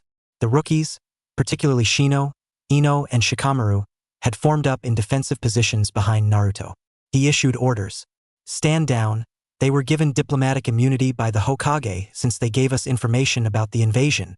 His commanding tone affected all present in the booth. Are you sure? Temari asked. Naruto shrugged. You can go to the barrier and confirm yourself. Now that he is not shielding his chakra signature, I am 100% certain that the man imitating the Kazekage is Orochimaru. Then you need to let me go, Baki implored. I need to stop our forces. Naruto turned to the rookies behind him. Go and report to your sensei. Get your orders and assist in the invasion. They each have their assignments. Go! The last order snapped them out of it and the 3 disappeared to go join their fellow rookies. What about Gaara? Kankuro shouted. Leave him to me. Naruto replied while glancing down to the arena and smiling. A hole had been punched through the arena wall and Gaara was running out of it. It appears like he is fighting the influence of the seal. I am coming with you, Temari insisted. Fine, you will be safer at my side. Naruto formed a rat hand seal and freed Baki from his paralysis. You saw what I did to the Hyuga, Baki. Do not make me turn my wrath on the whole of Sangakor. Naruto's voice was a growl and Naruto could tell that his threat had the desired effect. Why, you have my word, Baki said. Kankuro with me. At that moment, 4 Sand Jonin and 4 Sound Jonin appeared in the contestant's box and surrounded Naruto. Before they could attack, Baki, Kankuro, and Temari each killed one of the Sound Jonin, which caught the newcomers off guard. We have been betrayed by the Sound. Orochimaru has killed and imitated the Kazekage. As soon as he finished speaking, The last sound Jonin fell to the ground, missing his head as Naruto sheathed his katana and clipped the sheath to his utility belt. Naruto looked impassively at the 4 new Jonin. If you wish to live, listen to Baki and get as many of your shinobi out of my village as possible. Temari with me. Naruto then jumped down into the arena to follow the path of destruction Gaara left in his wake as he fled the village. Temari was hot on his heels. Well, what are you idiots waiting for? Baki yelled and took command of the group. Naruto and Temari were tracking Gaara out of the front gate and they had each killed 2 sound shinobi apiece. They took a quick halt for Temari to convince Fursuna shinobi to fall back and retreat. They were startled, but she wasn't the Kazekage's daughter for now reason. She was well respected and trusted among the Suna shinobi. After that, they continued moving towards the front gates where 5 massive snakes were wreaking havoc on the walls. Naruto smiled as he saw Gamagoro and Gamaiden fall in Jiraiya's favorite summoning jutsu, the Food Card Destroyer no Jutsu. The 2 gargantuan toads fell from the sky and landed on 2 of the 5 snake summons. Temari watched Naruto jump into the air and weave through hand signs. Her jaw dropped when she saw Naruto match Jiraiya's summoning and Gamahiro and Gamaken entered the fray in a similar manner their fellow clan members did. There was a massive battle cry as 4 of the snake summons were killed or dispelled in less than a minute after they had initially destroyed portions of the western wall. This had a crippling effect on the battlefield as nearly 1,000 Suna shinobi froze in place. There were 2,000 sound shinobi fighting alongside them and that were engaged with Konoha shinobi assigned to defend the wall. As Naruto and Temari were leaving to pursue Gaara, they saw the battlefield erupt into chaos as most of the Suna shinobi beat feet back towards Suna. Temari knew they would head to the rendezvous point, so she pressed forward with Naruto to save her brother. Naruto left Gamahiro and Gamaken with Jiraiya to help clean up the sound shinobi. It took another 10 minutes for Naruto and Temari to track Gaara down. The feeling of Shikaku's chakra was now overwhelming and the 2 appeared just as Sasuke was thrown back and Sakura was being crushed against a tree. Naruto seriously contemplated letting her get crushed, but his better nature won out and he moved to intervene. Temari went down to try and talk Gaara down, but it was pretty clear that the seal was having a disastrous effect on his psyche. Naruto used his top speed to reach Sakura and he slashed away enough of the sand with a water chakra-coated katana that he was able to free her. She was unconscious and likely wouldn't know what happened, but she was alive. He immediately created a clone and turned around in time to see Temari get hit hard and sent flying by Gaara's arm that was covered in sand. She crashed back into a tree and Naruto saw Gaara pointing his hand at her before 5 sand shuriken flew towards her.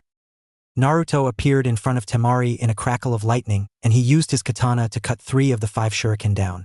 The took 2 to the chest and was sent toppling over Temari. He clicked his teeth and pulled on some of Kurama's chakra to form the one-tailed shroud around him. This was more than enough to heal the injuries from the shuriken, and it empowered him enough to block the next volley by countering it with a water-style water trumpet. The water pulled from the air, combined with Kurama's chakra, was more than enough to decimate the shuriken and the stream of water collided against a wall of sand from Gaara's automatic defense. Naruto used the distraction to grab Temari and get her out of harm's way. After disengaging, he cut his finger and dribbled a couple drops of his blood into her mouth and then he handed her off to a clone. The clone went to join the others and they watched on from a distance as Naruto engaged against the Ichibi Jinchuriki. Naruto appeared in front of Gaara and attempted to talk to him while Kurama tried to force contact with Shikaku. Alas, it was of no use and Naruto knew he would need to deal with the seal on Gaara's neck. That is how Naruto fought a losing battle for the next 5 minutes. It was really hard for one to fight against a rampaging Jinchuriki while one hamstrung themselves by limiting one's arsenal to non-lethal tactics. Finally, Naruto's tactic was starting to pay off though, and the drenched sands could no longer move fast enough to protect Gaara. After 5 minutes of eating damage and healing it off, Naruto turned the tides and landed his fist decisive blow. He appeared behind the partially transformed Jinchuriki in a crackle of lightning, and he landed a lightning-style shock palm on the center of Gaara's back.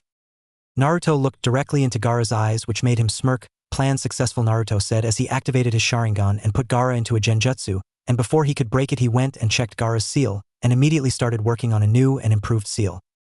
Gaara's eyes opened and he saw Naruto, who gave him a little smile. "What is happening?" Gaara said. "No time to explain, just know I fixed your seal and follow Temari and my clone, and they'll take you somewhere safe, and you excuse me while I go and settle some score," Naruto said as he disappeared in a flash. Meanwhile, the fight between Orochimaru and Sarutobi was one-sided, but then Orochimaru summoned the first and second Hokage, and they started to fight against Hiruzen. He was about to get slashed by Tobirama, but he saw a flash appear above him.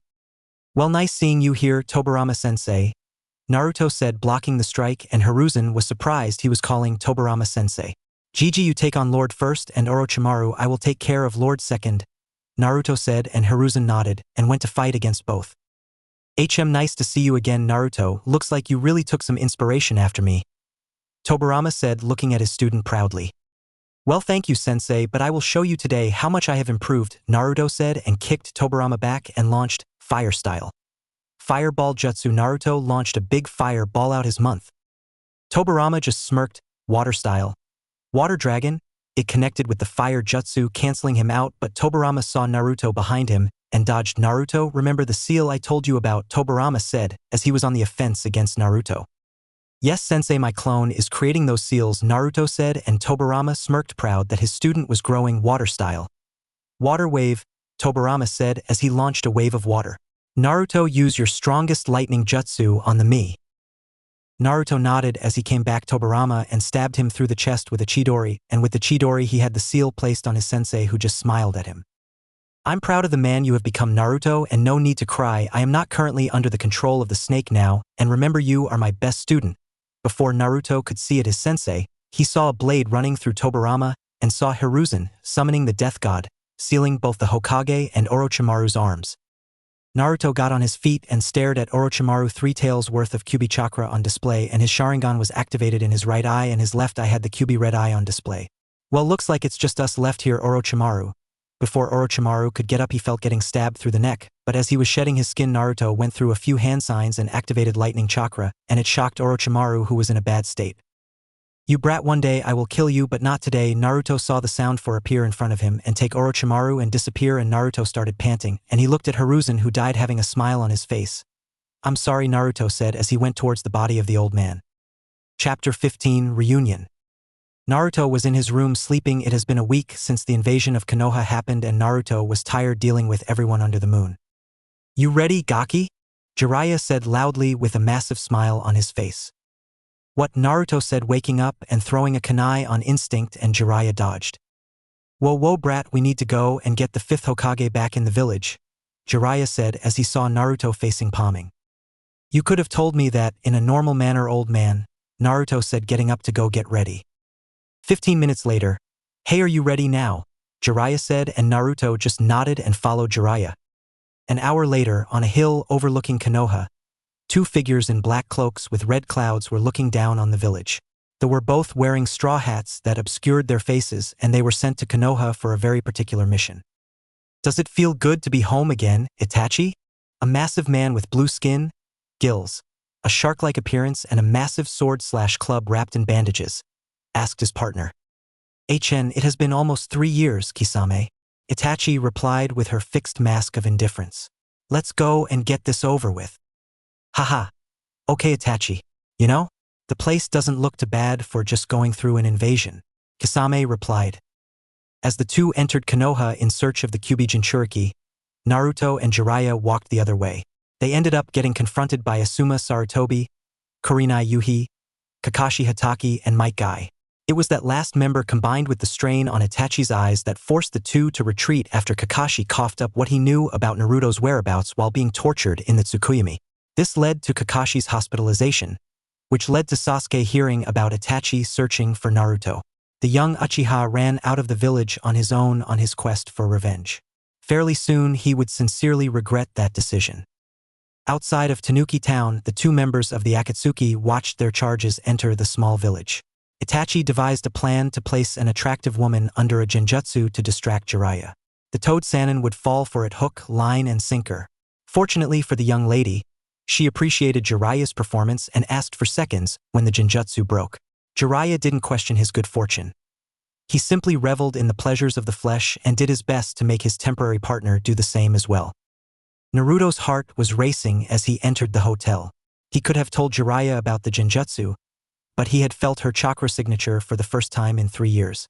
His heart called out to him and halted him from doing what he should have done. He laid on his bed in his hotel room and tracked the 2 chakra signatures that he had felt. He knew that Itachi was in the Akatsuki and that he was probably putting himself at risk, but he would see her again no matter the cost. It took less than 5 minutes for the two to arrive outside his door, and Naruto's heart was beating out of his chest. He heard them talking to each other briefly before he heard a heavy object set up against the wall. Then, a soft knock on the door garnered his attention. His heart beat out of his chest and his ears pounded due to the adrenaline as he straightened out his clothes. He was about to see her again for the first time in years.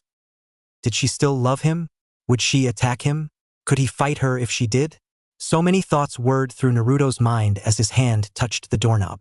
With a firm nudge of conviction, Naruto spun the doorknob and opened the door to see one of the most beautiful faces he had ever seen. She had aged beautifully, and her slender, heart-shaped face was traced by smooth, raven black bangs.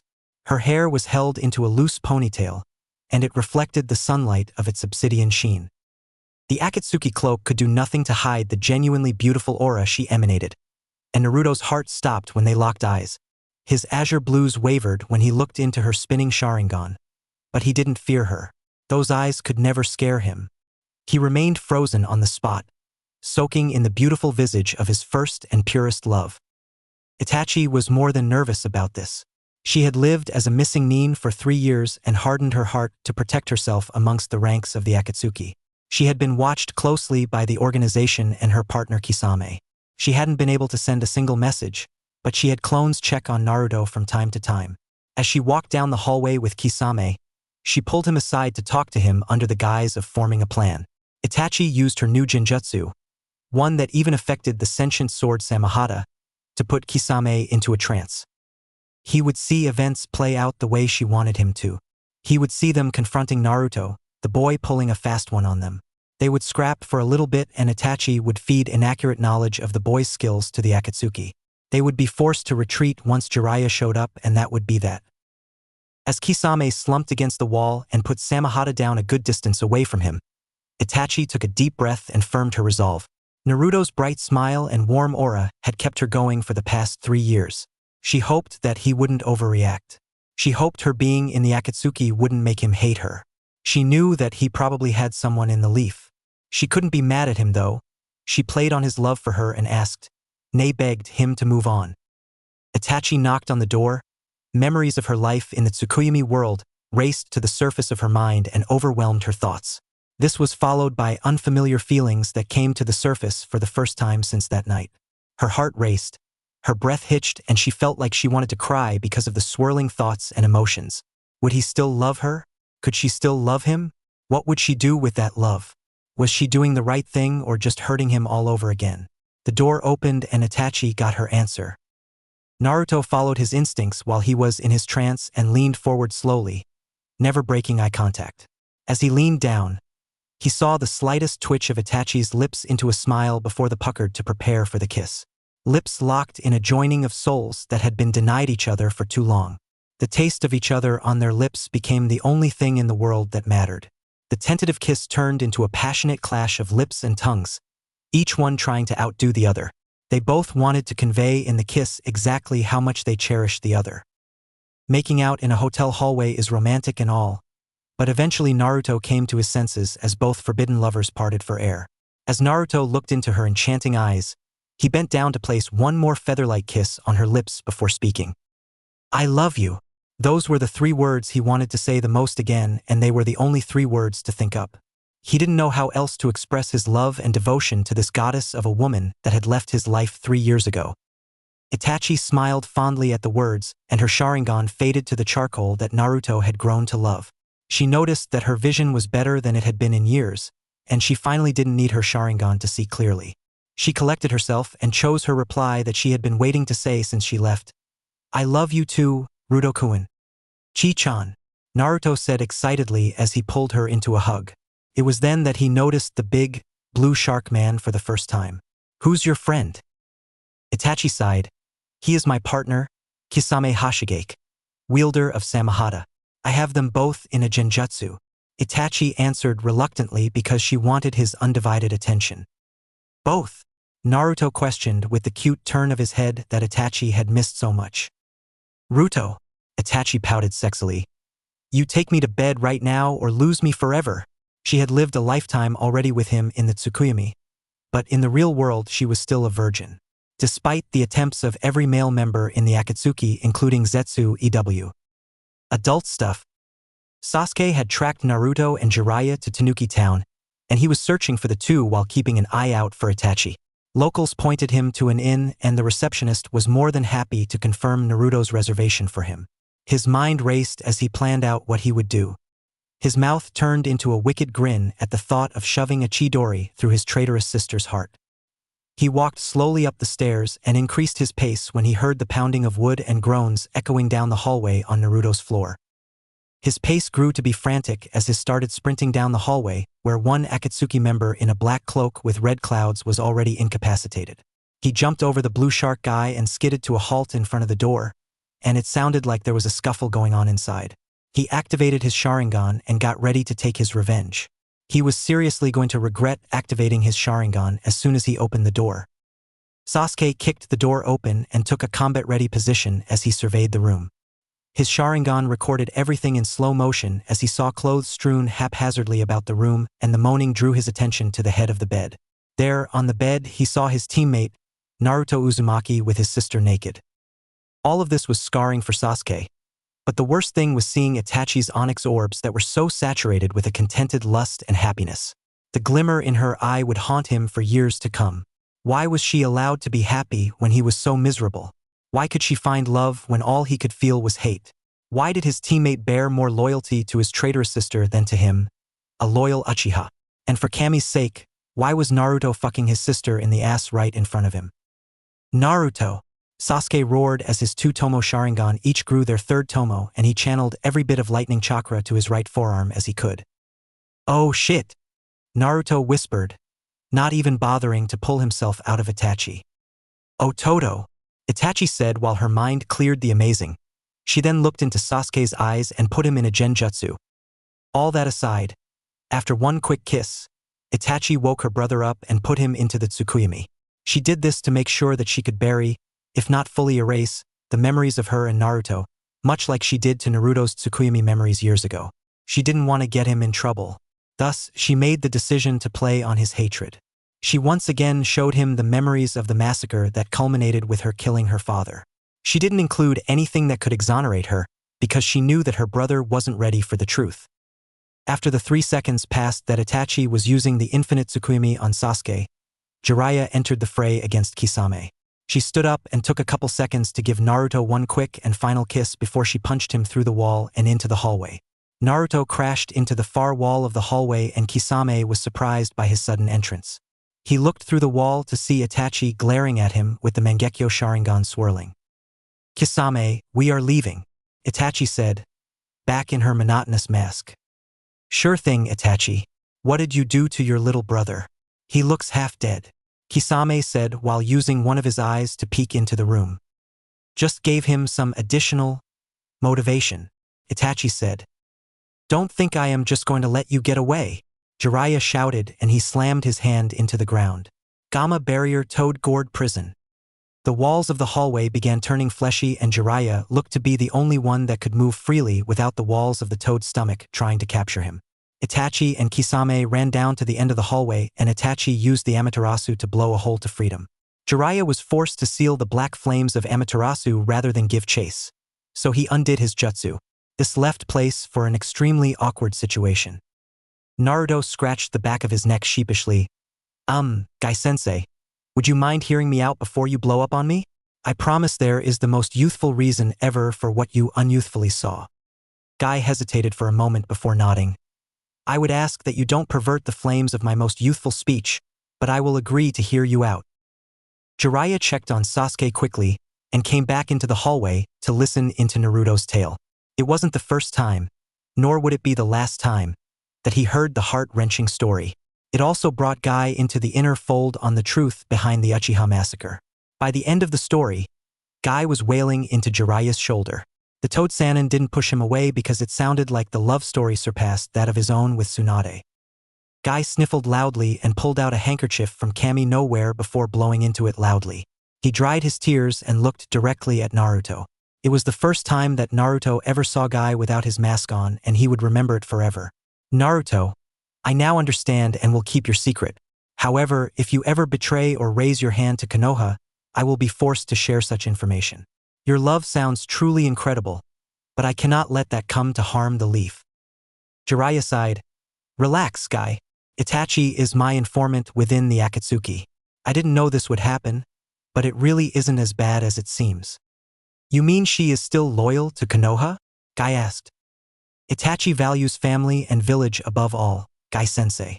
When she was forced to commit the massacre by Danzo, she chose to go missing rather than leave the village in a compromised state that could break out into a full civil war.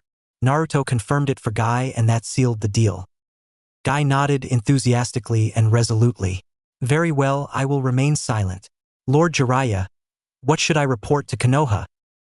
Say that the Akatsuki ambushed us in the hotel. Naruto deceived Itachi and Kisame long enough for me to intervene. Then you came and helped me force them back. By the time you got here, Sasuke was already defeated by Itachi, and she used her MS on him. We are going to bring back Tsunade anyway, so she can heal the brat. Guy nodded and scooped Sasuke onto his shoulder. I will do as you say, Jiraiya-sama. Naruto, thank you for trusting me with your story. I am sorry that such things happen to one as youthful as you. Naruto gave Guy one of his genuine smiles. Thanks, Guy. I appreciate you. When I return, I will show you and Lee some of my training. I think you would both like it. With a flash of teeth and a big thumbs up, my Guy disappeared in a green blur. Jiraiya made Naruto clean up quick.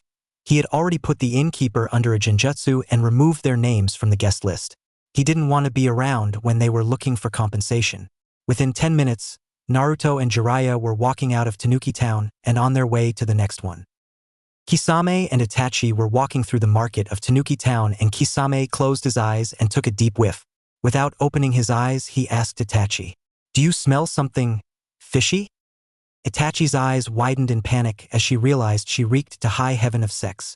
She schooled her voice into her monotone before replying, "No." Kisame kept his eyes closed to focus on his sense of smell. Ever since he had signed the shark contract, his sense of smell had dulled slightly, at least outside of water. He lifted his arms and took a deep whiff and recoiled. Deciding to make a joke, Kisame said, "Phew, I was walking past this fish market, right, in Kiri back in the day, right, with Juzo Biwa, right, the last time I smelled something like this." He took a deep breath in and chuckled before he said, "Phew, good morning, ladies. That is what this smell reminds me of." Itachi blushed under the collar of her Akatsuki jacket. "Maybe you are getting dehydrated. You always start smelling a little fishy when you are dehydrated. Let's find a stream and clean off." Chapter 16, the 5th.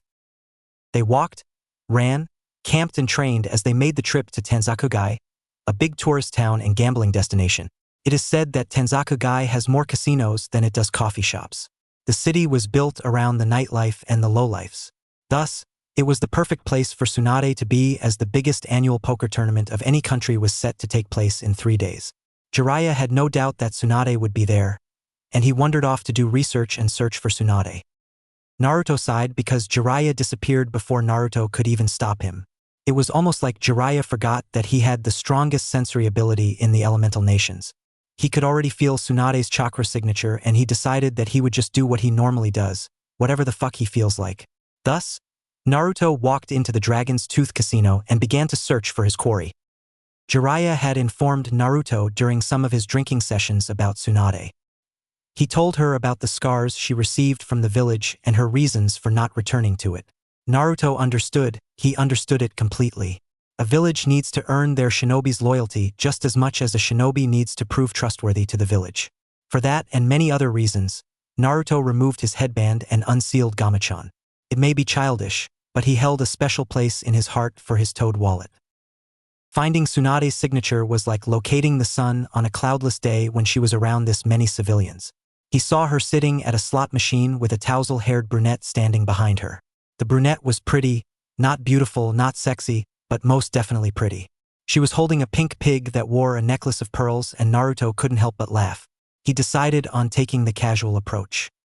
Tsunade had been having another unlucky day of gambling, and she really needed a win to afford the sake for the night. She didn't want to cash out the loans in the town before she even got a chance to partake in the annual poker tournament. She pushed another 20 Ryu coin into the slot and pulled. Cherry, lemon, lemon.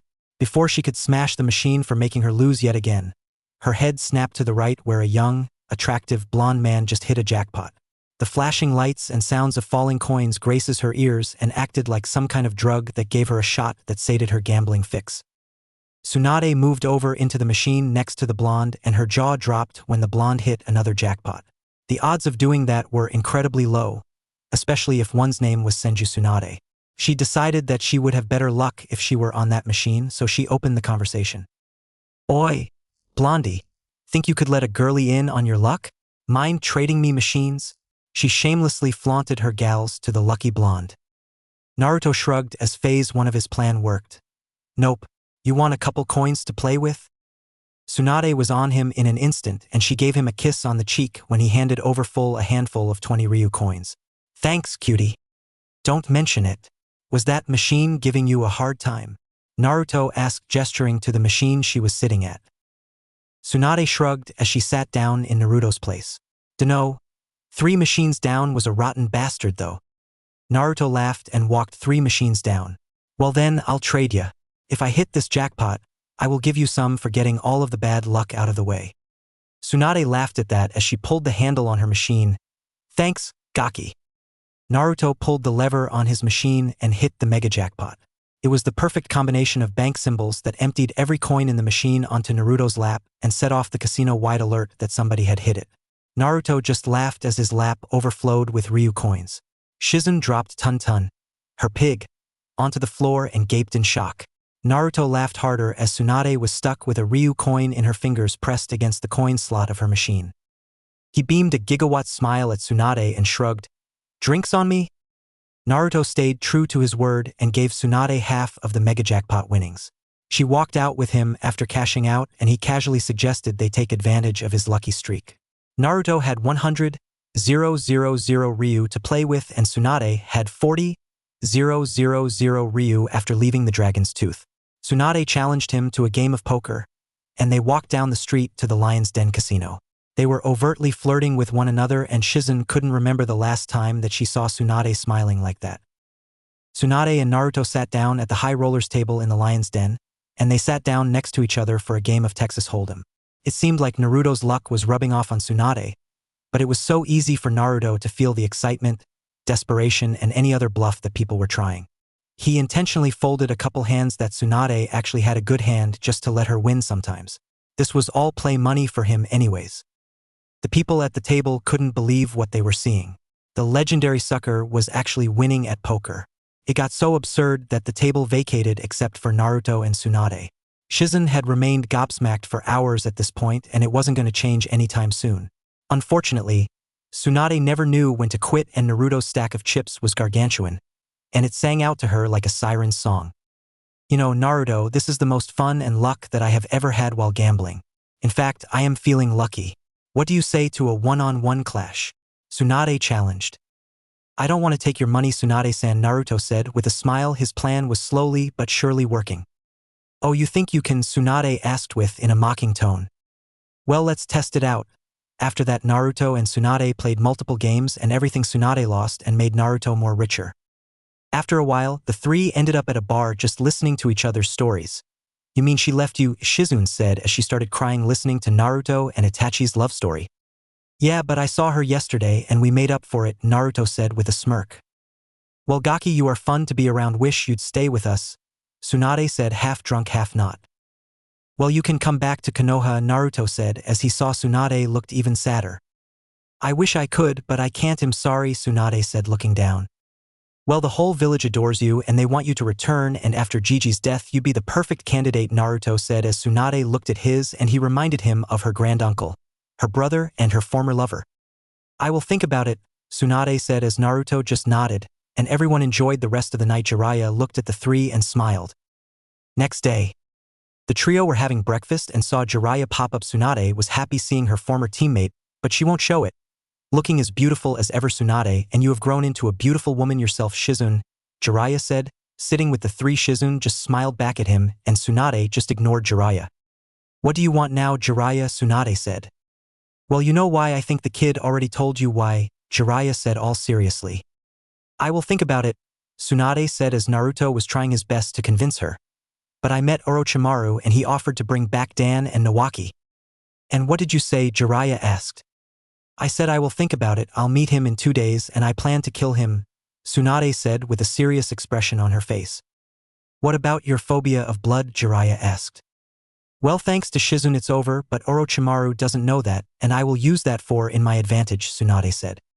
Well, let's plan this thing out, Jiraiya said, and everyone nodded and started discussing. 2 days later. Everything goes the same till Naruto and Jiraiya arrive. Well, Tsunade-sama, I expected that much, that's why I came prepared, Kabuto said as he stabbed his hand and his blood started leaking, and he saw Tsunade fell on her knees horrified. It is really quite pathetic that you, the best medical ninja in the world and afraid of blood, Kabuto said, and Tsunade threw a kunai at Kabuto's head, who just dodged easily. You thought that would work on me.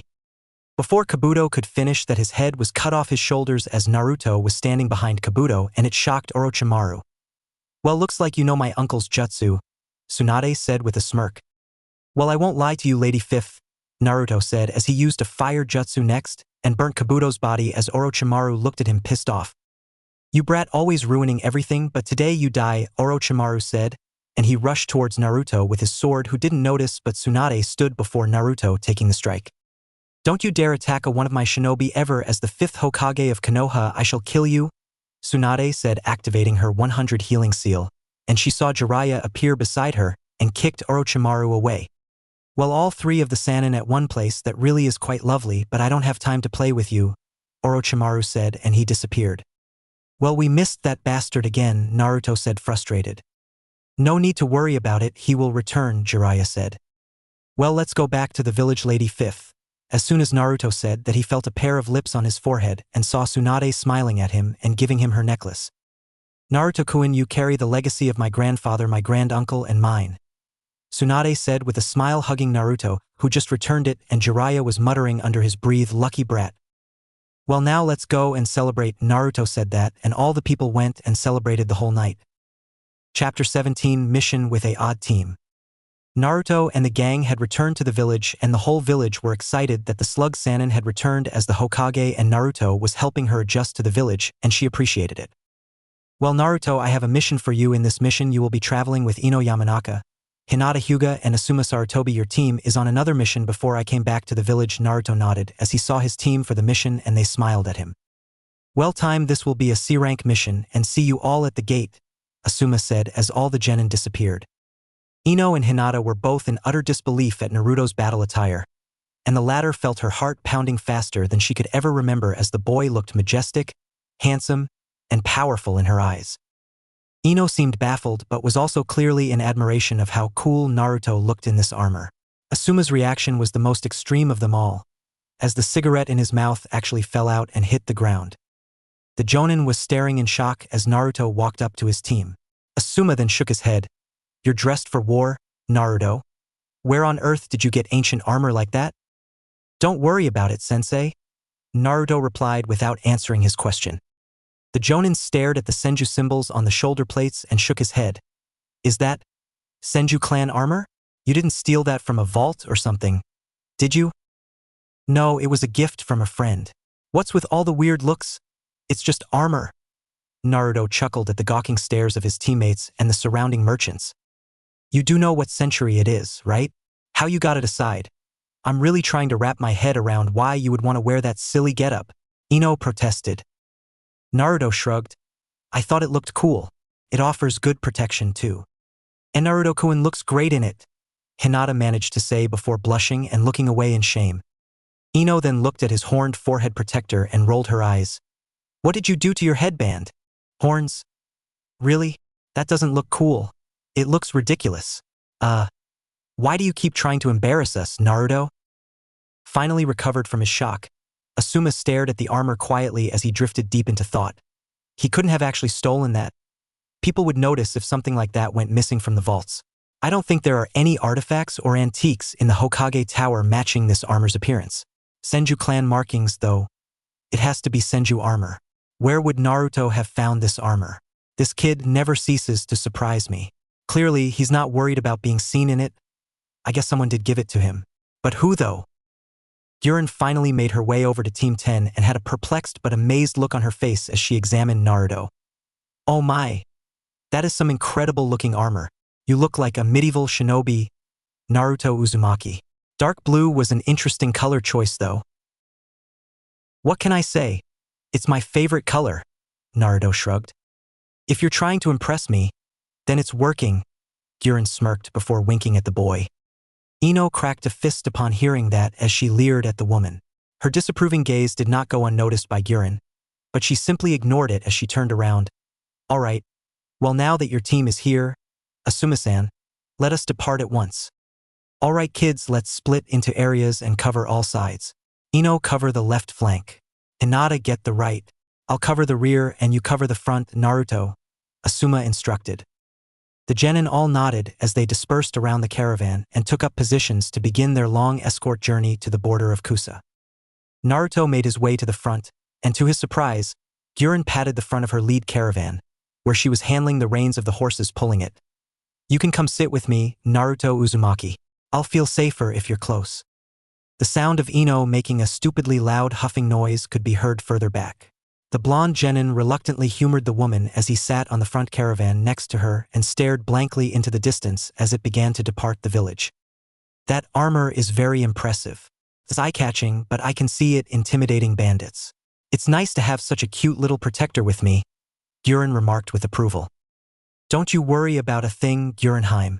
Naruto Uzumaki will be your eyes and your shield, the blonde exclaimed with a grin as he looked at the woman next to him. She giggled approvingly before responding.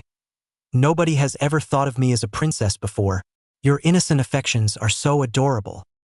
People must be blind if they don't see what I see. Naruto grinned at her. Normally, I don't like flattery, but there's something endearing about you, boy. Keep talking like that and I may actually be receptive to marrying you when you get older. That is assuming you'd still be interested in an older woman, Guren chuckled. It was difficult for Naruto to tell whether Guren genuinely liked this kind of attention or if she was trying to put on act for him as well. Whatever the case was, he was already beginning to regret his impulsive decision to go down this route. Sadly, he was committed now and had to play this game as best he could. It's going to be mentally exhausting having to keep this act up for her the entire trip, he thought annoyed. Over the next few hours and days, they mostly engaged in small talk and random flirting with one another. For whatever strange reason, Guren really seemed to like Naruto the more time they spent together. As the days passed, she almost became suffocating as she insisted on them never being apart whether they were on the road, camping, or eating. Ino and even Hinata had been growing increasingly unhappy about the bizarre situation, but they remembered Naruto's plan and it was the only thing that kept them from blowing a gasket at watching their teammate practically have a romance with this older woman. Asuma found it a bit funny, but even he was beginning to see Guren a bit strangely as he found her almost motherly obsession with Naruto kind of weird. All 4 members of team remained vigilant and alert the entire trip, and all of them watched Guren for any signs of trouble. Other than her strange doting on Naruto, none of them found anything particularly noteworthy of suspicion. Hinata wanted to use her Byakugan to examine the woman on multiple occasions, but she never got the chance to do it since Guren's fellow merchants in the caravan were oddly always watching the Konoha shinobi. The girl regretted not doing it back when they were in Konoha, but she did not expect the other merchants to be shady and paranoid about her. After about a week of traveling, Guren decided to ask Naruto a question as the caravan moved west into the sunset. Do you mind if I ask you a personal question, Naruto-kun? Sure, what is it, Guren? He asked, tilting his head back at her. It didn't take long for Guren to insist on him dropping honorifics and just calling her by name. She would still call him Naruto-kun though. Why did you decide to become a ninja? Guren wondered as she looked up at the sky. For the same reason as anyone else would, I suppose. People with power should use it for the sake of others, he replied with a shrug. Guren frowned. You didn't find it scary or daunting to choose a life of war and death at such a young age. You seem very smart. You could have probably done anything you wanted. Why choose this? Was it not by choice? It can be scary, I guess, but I kind of look at it this way. If it's scary for someone like me, then how scary must the world be for people that can't fight?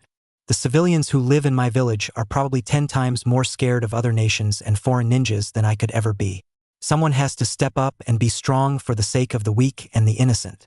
Someone has to make the sacrifice, and I believe that those with great power are obligated to do so. Even if that sacrifice goes unappreciated, I owe it to those who came before me. The ones who gave up their lives for the safety of others and for peace. If not me or people like me, then who else would do it? I wasn't forced to become a ninja. I wanted to do it. I wanted to have the power to make a difference. He replied much more deeply than Gyurin was expecting. She went silent as she stared at him for a long silence. There was no telling what kinds of thoughts were spinning in her head, but clearly the woman was moved by his words as she finally looked down and sighed. That's such a noble way to justify it. I'm certain your parents are quite proud of you, Naruto-kun. You're very mature and sincere for someone your age, or just in general. My parents are dead, the boy stated distantly as he looked away. But I hope they would be. It's the life they chose as well. To his disbelief, Gyurin then embraced him in a hug. If I was your mother, I would be proud. I don't think I've ever met anyone as pure-hearted as you are before. After breaking the embrace, Naruto stared at her confused. What makes you think I'm pure-hearted? I probably should mind my own business.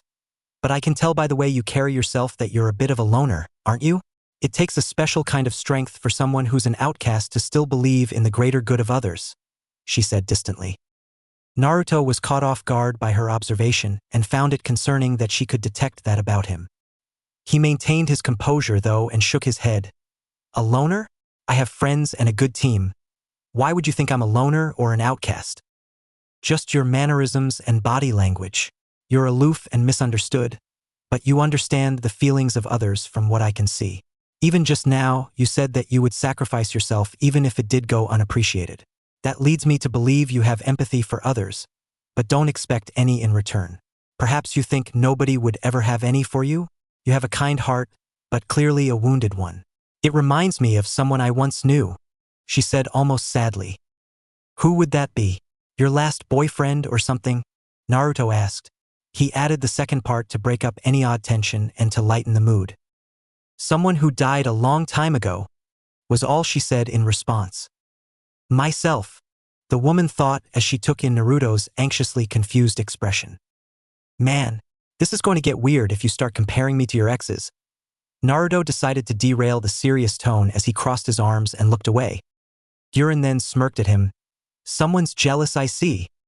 Pfft, yeah, right, Naruto feigned with a childish face. To his bewilderment, Gyurin then placed a hand over his shoulder and scooted closer to him. Yes, you are. It's so cute. Don't be jealous, Naruto-kun. I've grown rather fond of you these past few days. This is humiliating. Remind me never to hit on an older woman again. This lady is crazy. I did not expect her to eat this crap up and start getting her rocks off over my fake infatuation act, Naruto thought in frustration. Trust me, this is as painful for me to watch as it is for you to experience. This woman is obviously crazy. Be prepared to kill her. At this rate, she might try kidnapping you if you're not careful. Kurama groaned in agreement. You mind if I ask you another question, Naruto-kun? Gyurin followed up after some brief and playful antics between the two. He sighed. Yeah, sure. Go ahead. Would you kill one innocent person to save another? She asked as the mood shifted back to a more serious one again. Naruto glanced at her confused. Huh. That's a weird question. I guess it depends on the definition of innocent we're talking about. Say, for example, would you kill a civilian in a foreign nation to save a merchant or vice versa? She gave an example. The blonde eyed her a bit perplexed. Are you asking if I'd kill someone innocent to save you? The woman shook her head. It doesn't have to be me. Just any old merchant. What if you could only save one of them by killing the other? How would you handle that situation? I'd save them both, Naruto replied simply. Gyurin gave him an intense look. I just said you could only save one. Who says I could only save one? I don't like these doom and gloom what-if scenarios. I don't believe in putting limitations on myself. I don't see the world in black and white. If some sicko was trying to make me choose between saving people, I'd kill him instead and save both. If those two innocent people had conflicting ideals and were willing to fight to the death over them, I'd intervene and stop them. I know what the purpose of your question is for. You want to know what I consider right and wrong and if I would do the wrong thing for the right reason or the greater good. To answer your question, yes, I would, Naruto countered decisively. Gyurin nodded at him with intrigue as she seemed to approve of his words. The dark-haired woman then asked another question. One more question then. Do you believe in redemption? Do you think evil people can be saved or change their ways? I get the feeling she's talking about herself. Naruto thought seriously as he looked at her and stared for a long moment in silence. For most people, yeah. But not everyone. I guess it ultimately depends on what they're fighting for. There's a lot of people who were considered villains of their time that had noble intentions. It's hard to think of everyone as good guys and bad guys. History is written by the victors after all. Everyone's the hero of their own story, and one day I might be seen as a villain to others. People like that aren't really evil. The types of people I'd consider evil are lunatics like that Orochimaru guy. I don't know if you've ever heard of him, but he was a Sannin who became a missing nin. The guy experimented on kids and only cared about himself and his own power. If an evil person's main goal is a selfish desire to get more power and for their own personal betterment, then I would be less forgiving. You can't fix sociopaths who would sacrifice others for themselves. If an evil person committed evil for others, and they have a corrupted but noble ideal that drives them, then that's different. Intent is the most important thing to be aware of. There's a lot of evil people who had noble intentions and just went about them the wrong way. Naruto answered. You're surprisingly wise for a kid, though that kind of outlook seems almost impossible and too idealistic to really believe. Sorry for the heavy questions. I didn't mean to make you uncomfortable. I've always been curious about how shinobis think. Your perspective is refreshing. But I don't know if I really believe that evil people could find redemption, Guren said as she looked away. Her mood seemed a bit crestfallen now as she went silent and stared off into the distance. Naruto decided to let heave the woman to her thoughts as he looked the other way and silently thought about how his words aligned with what he was about to go do in Takigakure. Attacking members of another village and abducting a girl from her home was wrong. But if IWA or this Akatsuki group was going to do it anyways, then it seemed like he had to do it for this Fu girl's sake. Naruto wasn't blind to the ironies of what he was about to do and how it went against his own morals. Several days later, after progressing to the northwest border of Fire Country and Grass Country, the caravan finally reached the great tree-crossing town.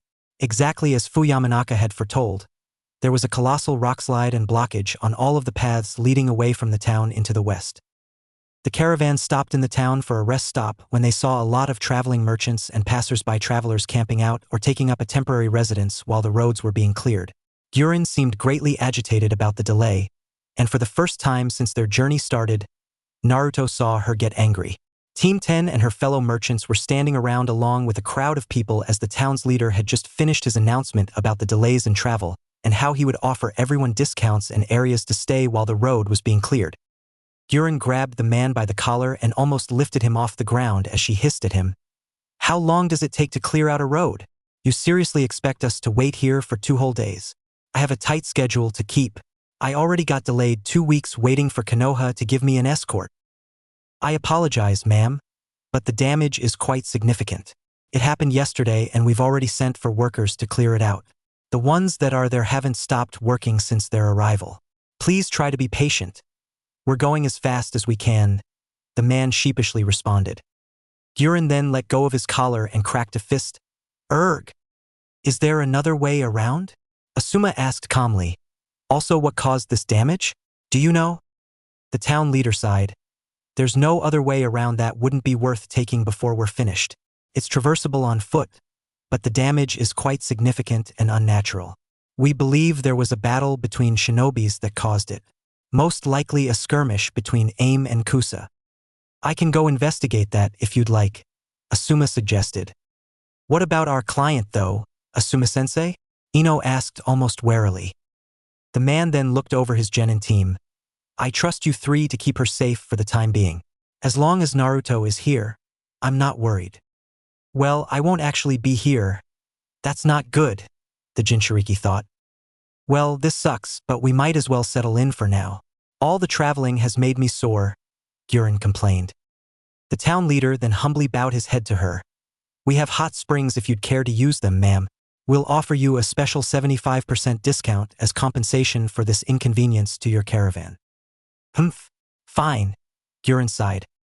How long are you going to be gone, sensei? Naruto asked Asuma casually. Probably just a few hours, maybe a day at the most. If there is some kind of shinobi threat out there, I'd like to scout it first. You kids take a rest and don't worry about that. I won't be gone long, and I won't go too far. Asuma said assuredly. Hinata looked extremely anxious, especially given the fact that she was aware of Naruto suspecting that Guren was a shinobi. Ino had a similar expression but seemed more confident as she looked at Naruto. We should go get a room. I am not camping again if they have inns we can stay at. Come on, Naruto, Hinata. Let's go find a room. Ino grabbed her teammate's arm as she began to start dragging him away. Guren's eyes then followed them before she looked over at the people in her caravan. Gozu, Rinji, you two go find a place to park our hall and make sure it's guarded. I'll be back later. Gozu then walked up to Guren as he looked at the three genin departing and Asuma bolting off into the distance. What's the deal with you and that kid, boss? Uzumaki. He's got the same name as that girl we're gonna pick up for Orochimaru-sama, Guren stated quietly. I mean, you seem to like that kid, boss. It's not like you to be fond of kids, Gozu pointed out. I do like him. He's smart and clearly strong for a genin. From the way he talks, you'd think he's been in 3 wars. I'd love to recruit him to Odo. He seemed a bit disillusioned about Konoha's government and sympathetic to other nations. Plus, he seems to like me a lot, Guren replied. Gozu was a burly and unattractive man with slicked back brown hair and no eyebrows. He came across as intimidating to most people, but otherwise fairly normal. You were right about those chakra seals. Not even the Konoha security noticed. We could slip in and attack them whenever we wanted. The man noted. Guren sighed. Yes, but Orochimaru-sama wants us to wait. We need to get Suna's help still. Not to mention, we still don't know what his plans are. Konoha is no joke, and it'll take a lot of preparation to pull off an attack against a greater village. Personally, I'm really considering we take that boy. But it would be problematic if Konoha found out who we were. If the opportunity presents itself, though, he's mine. What's so special about him, boss? Gozu wondered. The woman crossed her arms. I couldn't say just yet, but I'm very curious. We can't do anything drastic or expose ourselves, though. His Jonin instructor is the Sandaime Hokage's son. It would be beneficial if Kusa was linked to his death instead of us. So, do you think all these jewels will be enough to convince Kusa to give us the Uzumaki girl? Gozu asked. Ahaha. You think that's what they're for? We're taking the girl for free. The jewels are for the Kazekage, Guren chuckled. Those Konoha nin agreed to go all the way to Kusa with us, right? You're hoping they'll take the fall for our kidnapping of the Uzumaki girl and cover our escape? Gozu asked seriously. Guren nodded. Of course I am. If we're lucky, we'll get both Uzumaki kids. When we get the girl, I want you and the others to continue our shipment to Suna. I'll take them both back to Odo myself. Sounds good. I'll let the others know, Gozu nodded before walking off. I don't like this delay. Something seems a bit off with the mission. Can't let my guard down, Guren thought before walking in the direction of the inn. Great Tree Crossing Inn. Okay, seriously. How am I supposed to relax with Sensei leaving us here with those unsavory people? Ino complained. The 3 genin were sitting around in a shared room going over their assessments. They all took turns pointing out peculiar observations about the merchants. According to Hinata, they had all been watching her like a hawk, which prevented the girl from using her Byakugan. They obviously considered Hinata the biggest threat to exposing them due to her being a Hyuga. She seemed very uncomfortable and on edge as a result. Naruto did not like the idea of having to leave his teammates here unattended while he ran another mission with Umbu. Even so, he had to do it and somehow keep his team here safe at the same time. A double mission sounded cool at the time, but this crap is stressful, Naruto sighed mentally. You have to be patient and endure a while longer, Ino. As sketchy as they seem, they haven't done anything wrong yet. I don't expect them to until we reach Kusa at the very least. There's no point in getting worked up over it right now, Naruto sighed. We need a damn plan, Naruto. I don't like the idea of walking into a trap. We should tell Sensei when he gets back. I mean, with the roads being taken out too. This mission seems way too sketchy for my liking now. Ino shook her head. I'll tell him myself whenever we get closer to Kusagakure. If we put those fake merchants on edge prematurely, we could lose out on learning valuable information about who they are and what they're after. Sensei isn't an idiot. He'll be able to tell if we're walking into an ambush, and so will I. Just be cool and keep up with watching them. For now, it's best if we all get some sleep. Naruto responded rationally. Is it okay if we all share the same room? Hinata couldn't help but wonder. Naruto shrugged. We got 2 of them. One for you girls and one for me and Sensei whenever he gets back. I'll be right across the hall. Make sure you 2 stay together as much as possible too. If they do anything weird, I'm telling Sensei immediately. Got it? Ino insisted. Naruto nodded. That's fine. I'll trust your judgment on that then. I'm gonna get some sleep. You girls should too. If you feel weird about it, then sleep in shifts. All right then. See you tomorrow morning. Ino conceded as Naruto left her and Hinata alone in their room. Hinata then looked at Ino and spoke grimly. That woman, Gyurin-sen, gives me the creeps. The way she looks at Naruto-kun is scary. That bozo is probably loving every second of his old-ass girlfriend, flirting with him all day. She said she was like 20. That's so gross. That had creeps me out too, Ino huffed.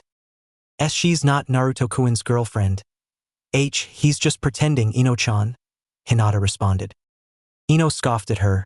Pretending or not. It still pisses me off. I mean, did you see them yesterday at dinner when she tried to feed him? EWW? Like EWW. And she has this weird smirk she does every time he looks at her. I can't stand it. I'll be glad when this dumb mission is over. Naruto-kun? Are you in here? Gyurin's voice came from outside the room. It sounded like she was walking down the hallway. Hinata visibly recoiled and watched fearfully as Ino moved closer to the door and held her ear up to it to listen in. Naruto's door then opened up from across the hall as his voice sounded, Did you need something, Gyurin? Ah, there you are. I was wondering if you would like to browse the town with me.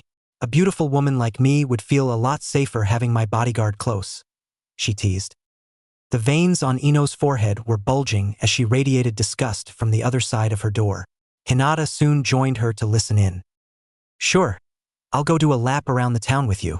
I'm kind of tired though, so I don't want to stay out too late, he replied. You're probably hungry, I imagine. Come on, let's go have dinner together. My treat. Gyurin's voice began to grow fainter as Ino and Hinata could hear her dragging Naruto away. A few seconds passed as Ino and Hinata traded looks with one another and waited for Gyurin to be out of range. Finally, Ino cracked a fist. That lady is seriously annoying. I'm worried about Naruto-kun. Hinata frowned. Did you hear her, Hinata? A beautiful woman like me would feel a lot safer having my bodyguard close. Ino mocked Gyurin's voice as petulantly and spitefully as she could. I also don't like that woman, Ino. Her eyes seem predatory, and she has a very uncanny obsession with Naruto-kun, Hinata sighed. Ino continued to mock Gyurin. Come on, let's go have dinner together. My treat. Ugh, I'm gonna kill that damn hag. No, scratch that. I'm gonna beat Naruto half to death for forcing us to watch and listen to this stupid nonsense for 8 days. That Gyurin bitch is even worse than Forehead. I don't think I've ever hated someone so much in my life. Do you think we should watch them and make sure she doesn't try doing anything to Naruto-kun? Hinata asked. The blonde girl looked at her seriously before a horrified expression crossed her face. She wouldn't dare. Not if I have anything to say about it. Come on, Hinata. Let's go make sure that creepy hag doesn't try anything. Okay, Ino-chan. The Hyuga nodded as she followed Ino out of the room. North of Great Tree Crossing. Naruto made it about 1 kilometer or 2 north of the Great Tree Crossing town before finally stopping to pull out his scroll that Fuyamanaka gave him. He made sure to leave a wood clone instead of a shadow clone so that it could be much more durable and capable of withstanding some damage. Wood clones also had an advantage in the fact that they could mentally communicate with the original body and host. Well, at least his could. According to Tobirama, his brothers' wood clones worked that way. Naruto didn't use them very often for obvious reasons, but he figured it was worth doing since the clone would be able to update him on any major issues. He gave it a lot of chakra, but not enough to inhibit him on the mission he was about to go do. He also made sure to tag Gyurin with his flying Raijin so that he could show back up quickly if needed. The boy wasn't entirely certain about the max range of flying Raijin, but he knew he could at least cover the distance from Taki back to the border where Team 10 was staying. Teleporting over longer distances took a lot more chakra. Theoretically, it had no limited distance between 2 seals and was only limited by the user's chakra, but Naruto was not willing to test it out like that lightly. At least not yet. Supposedly, the Yondaime could teleport to Konoha from the battlefield, but Minato never used the ability to infiltrate other villages or to sneak attack someone he marked in their home territory. This implied there was some kind of limitation or drawback to it. He highly doubted Minato wouldn't have done this to take out Iwa or Kumo if he safely and easily could. Considering Tobirama didn't use flying Raijin the same way Minato did, Naruto lacked his father's insight into the skill and would have to learn what worked best for himself. He hoped to eventually gain a similar competency to Minato, but he was certainly skilled in it already. Naruto did know how to mark people and living things with the seals, but he didn't see himself warping into other villages to assassinate people anytime soon. It could potentially endanger him if he wasn't smart about it. For the immediate future, it would probably be in his best interest to only travel vast distances when he absolutely had to. More than likely, he'd be using it to return home quickly, but would still have to travel to his mission destinations. Even so, this gave him a lot of advantages that he was eager to experiment with in the future. After shaking aside his thoughts, Naruto quickly unsealed the scroll as he saw Umbu attire fitted for his size inside of it. The blonde removed his orange armor and several other parts of his outer clothes to put into the seal before strapping up in his Umbu uniform. It wasn't anything special, but it also came with a full head covering and inner mask to cover up his hair and face. The outer mask that was in there for him almost seemed a bit too on the nose for him. It was a creepy white fox mask. The design had a similar vertical stripe on the forehead to signify his status as a sensory ninja, and it also had 3 red stripes over each cheek. Naruto assumed it was probably meant as an insult in some way, but he actually liked it and put it on over his other apparel, which completely concealed his identity now. With his other armor and clothes resealed into the scroll, Naruto was now geared up. He kept his sword out though and was looking forward to using it in action for the first time. About a minute after getting geared up and moving further north, he was soon intercepted by a group of 15 other Umbu members. "Glad to see you actually made it, Itama." Kuma's voice sounded as Naruto fell into formation and followed along at high speed. "What's our ETA, Kuma?" Naruto replied to Fu Yamanaka. The bare-masked Umbu sighed as the platoon kept running. "At this pace, we'll get there in a day. It'll take another one for you to get back. Hope you rested up. We're not stopping." Sai then flanked Naruto's other side as he addressed him in a monotone voice. "Many of us are looking forward to seeing you in action, Itama. Some of the platoon here that you knocked unconscious didn't get the chance to see these legendary abilities you apparently possess." "What's the latest on Iwa's movements?" Naruto asked. He completely ignored Sai's comment. "You two realize that I don't care about Danzo."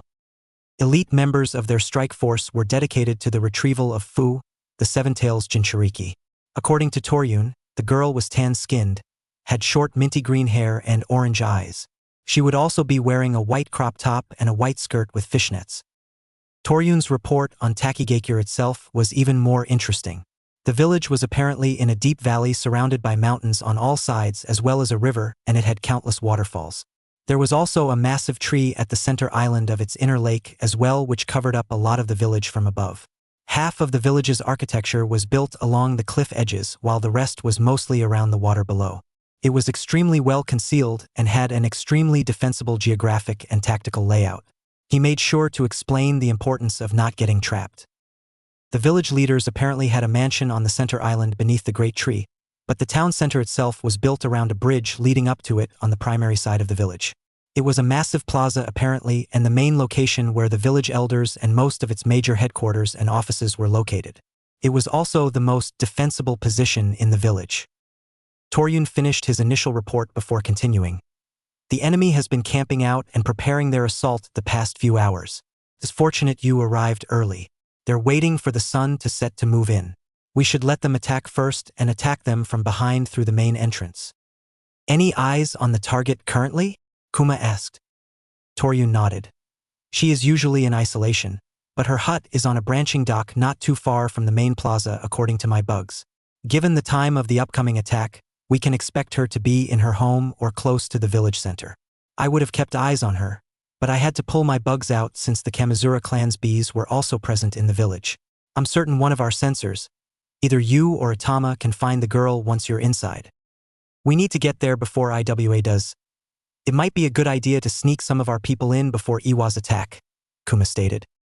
"You're a fool if you think another Jinchuriki would befriend you so easily. You humans are obsessed with your nations and tribalistic differences. They would likely see you as a threat, especially the Kyuubi's host." Chomei practically scoffed at her. Before Fu could respond, she heard a massive explosion go off from outside. She quickly leapt out of bed and ran outside as she looked around in confusion and concern. The girl almost cursed herself for her earlier thoughts as she saw fire and could hear screaming in the distance. What the hell is going on? She thought anxiously as she quickly ran over to grab her stuff before running down the docks. As she got closer, she saw countless Taki nin running over to the source of the fire and the explosion. It was chaotic and confusing, but in the midst of the mayhem she heard someone announce, "We're under attack." No way. Nobody has ever invaded Taki before. The girl thought horrified as she stood there blankly and stared. One of the nearby jonin quickly saw her standing there and ran over. "Get to the village center. Bug girl, they're most likely here for you." The way the man told her that caused Fu to go weak at the knees. It was almost condemning the way the man was projecting the blame of this attack on her. She then cracked a fist as she thought about running in to help her village fight off the attack. Maybe this was a chance where she could prove herself to the village and save people? Fu never got the opportunity to make that decision. When she spotted Hizen, the village leader running up to her as fast as he could. His son Shibuki was with him. "Fu, fall back now. Shibuki, take her to the village center. I want a full company of jonin guarding Fu and the elders. Everyone else with me," Hizen shouted. I can help, Heist dash. Fu tried to volunteer herself but was quickly shut down. "I said fall back, girl. That's an order. Shibuki, get her out of here now," Hizen shouted. "Yes, father." The meek-looking Chunin nodded as he pulled Fu against her will along with a group of jonin towards the village center. Hizen then turned his attention to the incoming Iwagakure nin who were pouring into the village now. How did they find out? Do we have a traitor in the village? Realize who they were. The Kamizura clan. Oh ho ho, these backwater hicks actually recognize us? I guess even the lesser villages know a proper shinobi clan when they see one. The brown-haired woman in the kimono laughed as she covered her mouth with a sleeve. It can't be helped, Suzumabachi. The Kamizura clan is still relevant regardless of what the politics like to pretend. The blonde-haired man chuckled. "Aniki, what do you reckon their odds are of defeating us?" The brown-haired woman, now identified as Suzumabachi, asked the blonde man. He adjusted his glasses and smirked smugly. "Not good, it would seem. These Takigakure shinobi are a joke compared to Iwa's elite 1st Battalion." "You got that right, Jibachi. These people are pathetic. I'd much rather fight Suna or Konoha than weaklings like them." The other man with the matching outfit and square hair remarked condescendingly. Just then a jonin ran up behind them and spoke to the leaders in a hurried voice. "Kitsuchi-sama, there's a secondary force attacking from behind." "A secondary force? Who?" The man with the bandana and the obvious leader of the attack asked. "Umbu, sir. We don't know how many, but they're decimating the back line. I saw chakra bugs attacking Company 3. They're Konoha forces," the jonin announced seriously. The bandana man, Kitsuchi, then looked at the other bearded man among his group. "I guess you get your wish after all, Kurobachi." "Chakra bugs? The Aburame clan?" Kurobachi hissed angrily. "How in the world would Konoha know about this attack, Dad?" the younger Iwa girl asked as a serious expression crossed her face. "We'll worry about that later. Let's deal with these people first. That's the Jinchuriki girl over there, Kuratsuchi. She's the highest priority. Secure her while we deal with the rest of them," Kitsuchi ordered the black-haired girl. Kuratsuchi was apparently his daughter, and she smirked proudly as her dark and haughty eyes met a fearful fuzz. "I'll get her, Dad. Let's wrap things up quickly here so we can go slaughter those Konoha fools," Suzumabachi exclaimed with bloodlust. "Water style. Drilling water spears," Hizen, the Takigakure leader, shouted.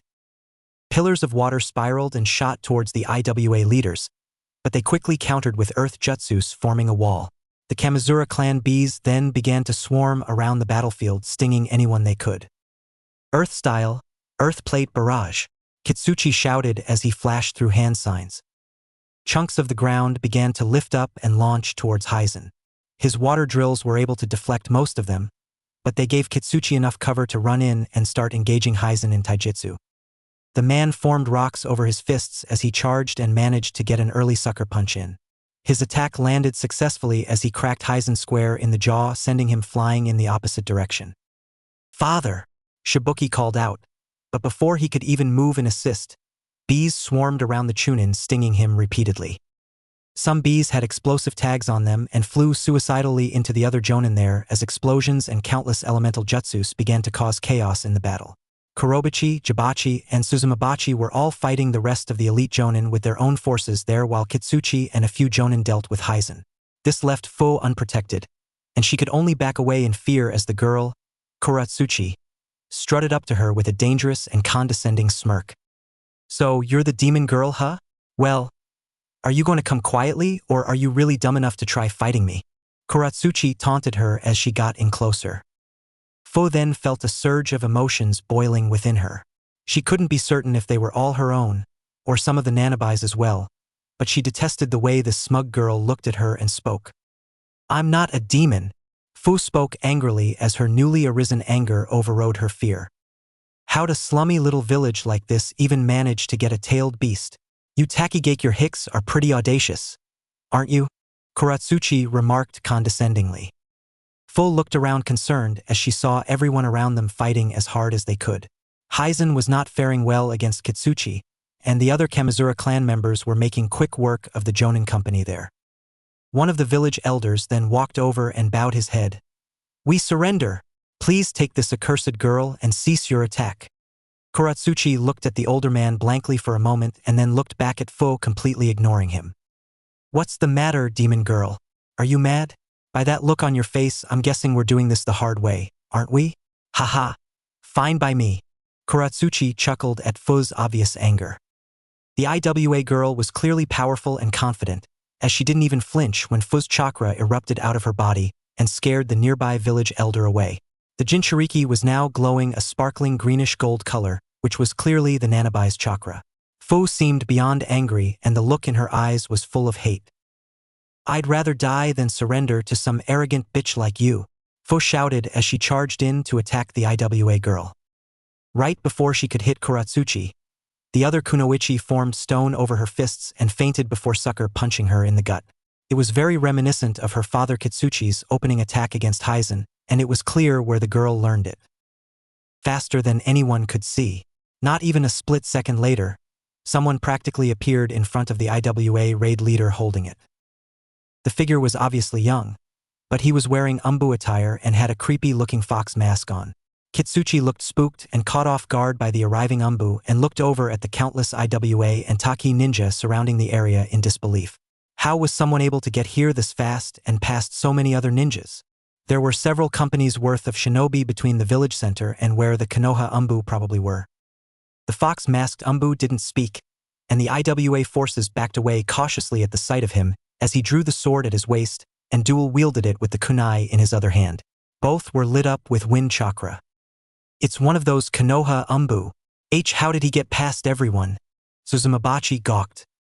Fu looked at the fox-masked individual with fear and confusion. "A Konoha shinobi?" The fox-masked umbu then spoke up darkly through his mask.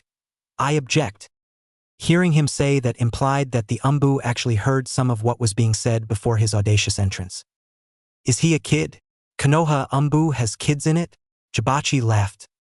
Kitsuchi didn't seem to think it was as amusing as some of the other IWA nin did, and stepped back warily as the fox-masked umbu looked over the IWA nin. "Where's the rest of them?" Kurobachi shouted. Leaders splitting them up. They were all shocked beyond belief at the sight of the legendary wood style. Lava style.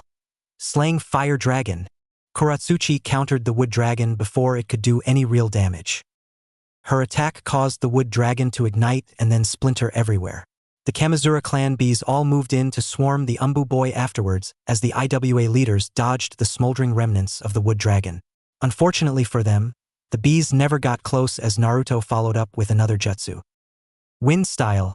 Vacuum wave. Naruto shot a massive gust of wind out in all directions, which began to start shredding the bees all around him and blasting the flaming splinters of his destroyed wood dragon into countless IWA nin. Earth style. Rock wall. Many of them shouted as they created cover from the flaming splinters, beginning to impale any IWA nin who were unfortunately still too close. "He can use would release too." Kurobachi gawked almost fearfully. Naruto then went through another series of hand signs before speaking ominously. "Would style. Deep forest emergence. Colossal trees began to sprout out of the ground all around the battlefield now as they demolished buildings. Many began to coil into sharp points as they moved and obliterate the surrounding IWA shinobi. If they weren't scared of him before, they definitely were now. Wood's style was terrifying to Iwagakure and the shinobi world in general, and many of the surrounding people were beginning to understand why almost immediately. Kitsuchi and the other leaders seemed smart enough to realize that the fox-masked Umbu wasn't actually targeting them with this terrifying attack, as he specifically attacked their onlooking forces instead. This attack was meant to massacre the army and to split the Kamizura clan up from them. Naruto then drew his sword and a kunai again, once dispatching, scaring away, or immobilizing all of the enemy onlookers. The cover of trees made it hard for them to track the Umbu's movements as Naruto pinballed between trees and was seemingly coming at them from multiple angles. Earth style, erupt, all of the IWA leaders said in unison as they combined their jutsus into a massive one. This leveled a portion of the new miniature forest at the village center and caused earthen chunks to uproot many of the trees as they tried to hit Naruto. Just then, Kitsuchi saw Naruto pop out in front of him and managed to punch him with a rock fist as hard as he could. To his horror, it cracked into splinters, revealing a wood clone. He then looked over and saw Jibachi had been stabbed multiple times as the man cried out in pain. The blonde man fell from the attack but was caught by Kurobachi before he could hit the ground.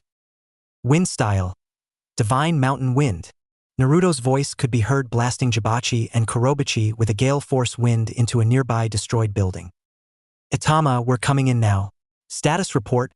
Kuroke's voice sounded in Naruto's head. I'm beating down their leaders. I made the trees to separate them from their army's line of sight and sow confusion for your advance. Naruto answered. Good, strike teams 1 and 2 are coming in to back you up.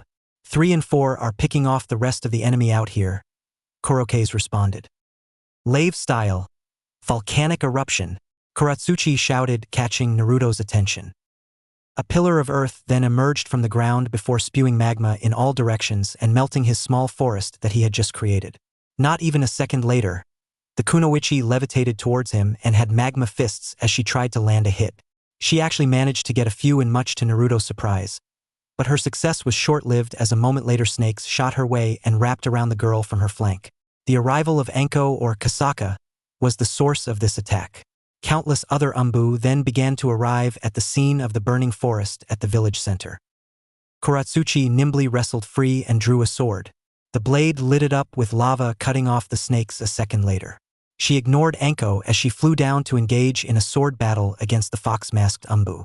Many additional IWA nin ran into the flaming forest to battle the arriving Umbu now, and before long a massive clash erupted inside by all of the battle's combatants. The IWA girl was deadly with a sword, and Naruto was forced to use his own against her as they clashed back and forth in a battle of blades now. His wind-infused sword versus her lava blade. By this point, all of the trees had either been cut down or burned to the ground as the battlefield became more open. The Konoha force was clearly winning, and their arrival rallied the remaining Taki forces to join them as they whittled down over half of the IWA forces remaining. Kuratsuchi seemed very distressed at her inability to defeat the fox-masked Umbu. Naruto couldn't help but admire how powerful she was for someone her age, but it made sense considering that she was the Tsuchikige's granddaughter.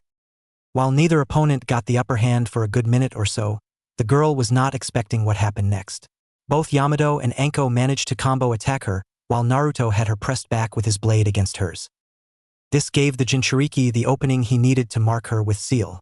Not even a second later, Naruto was behind the girl and had his blade pressed against her throat. His voice then sounded across the battlefield. Commander Kitsuchi, surrender now or I'll kill your daughter.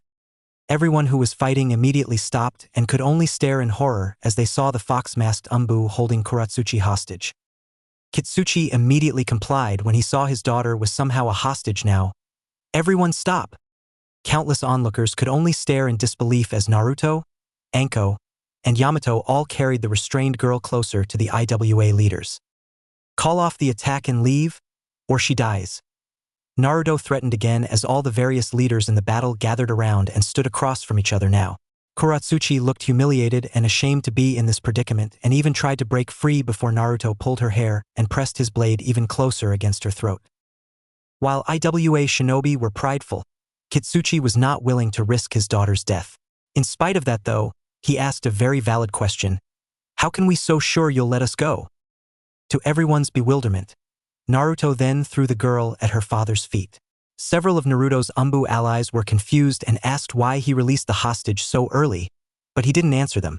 The IWA Nin seemed equally surprised by the fox-masked boy doing it, but to them it was likely meant to show that the fox-masked Umbu boy didn't think his victory depended on holding the hostage. He thought they were weak from their perspective of this action. Naruto then looked around at all the remaining IWA ninjas before speaking out loud. We're not here to start a war. We're here to protect Takigakure and retrieve Fu and the Seven Tails. You can leave, and we won't kill you. Keep fighting, and we'll assume you wish to go to war with Konoha. Real scenario. Did her wish really come true? Someone like her. Someone who could understand her. A boy her own age. Could they be friends? The minty-haired girl half expected to wake up from this dream any second now. All of her despair and sadness earlier that day and all of the emotions she suffered in the battle were beginning to bubble to the surface again. Can we be friends? She asked with her voice cracking. There were so many times in her life where she had asked people that question and so many times where she had been stung with rejection. For whatever reason, it took every bit of courage and faith inside of her to even dare ask this question to Naruto. If he rejected her, then she couldn't imagine going on living anymore. She began to freeze up as her body was paralyzed with feelings she couldn't even describe. A moment later, Naruto hugged her, which Fu was not expecting. He then spoke calmly. It's going to be all right, Fu. I'll be your friend if you'll be mine. Tears uncontrollably fell down her face as the floodgates of her heart opened fully.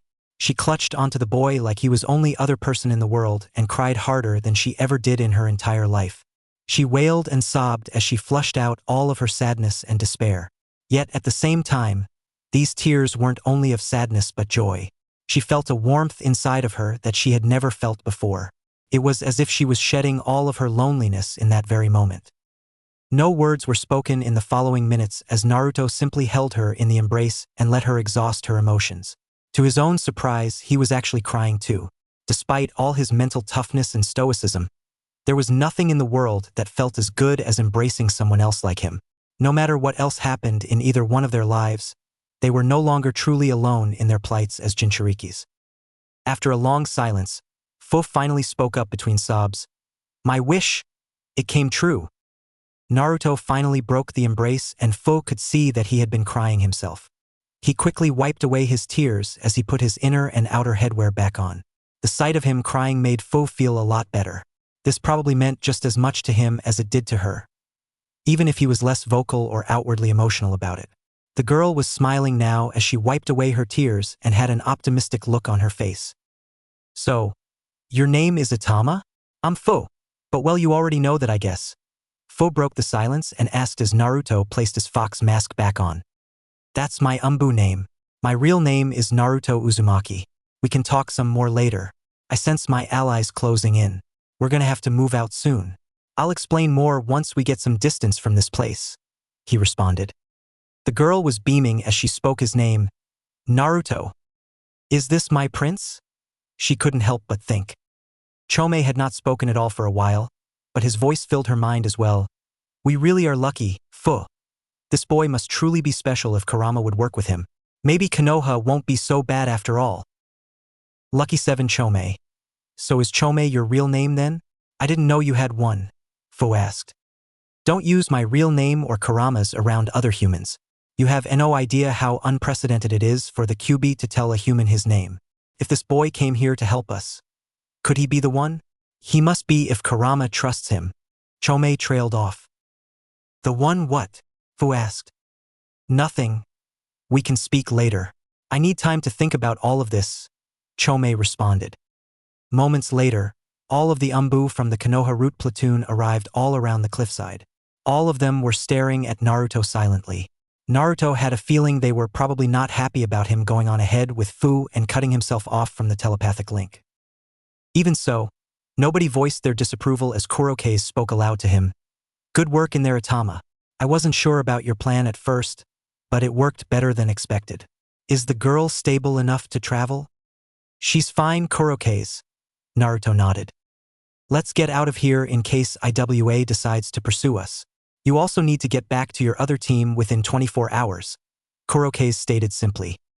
Naruto then looked at Fu and knelt down as he looked back at her. You're probably still too weak to travel, Fu. I'll carry you.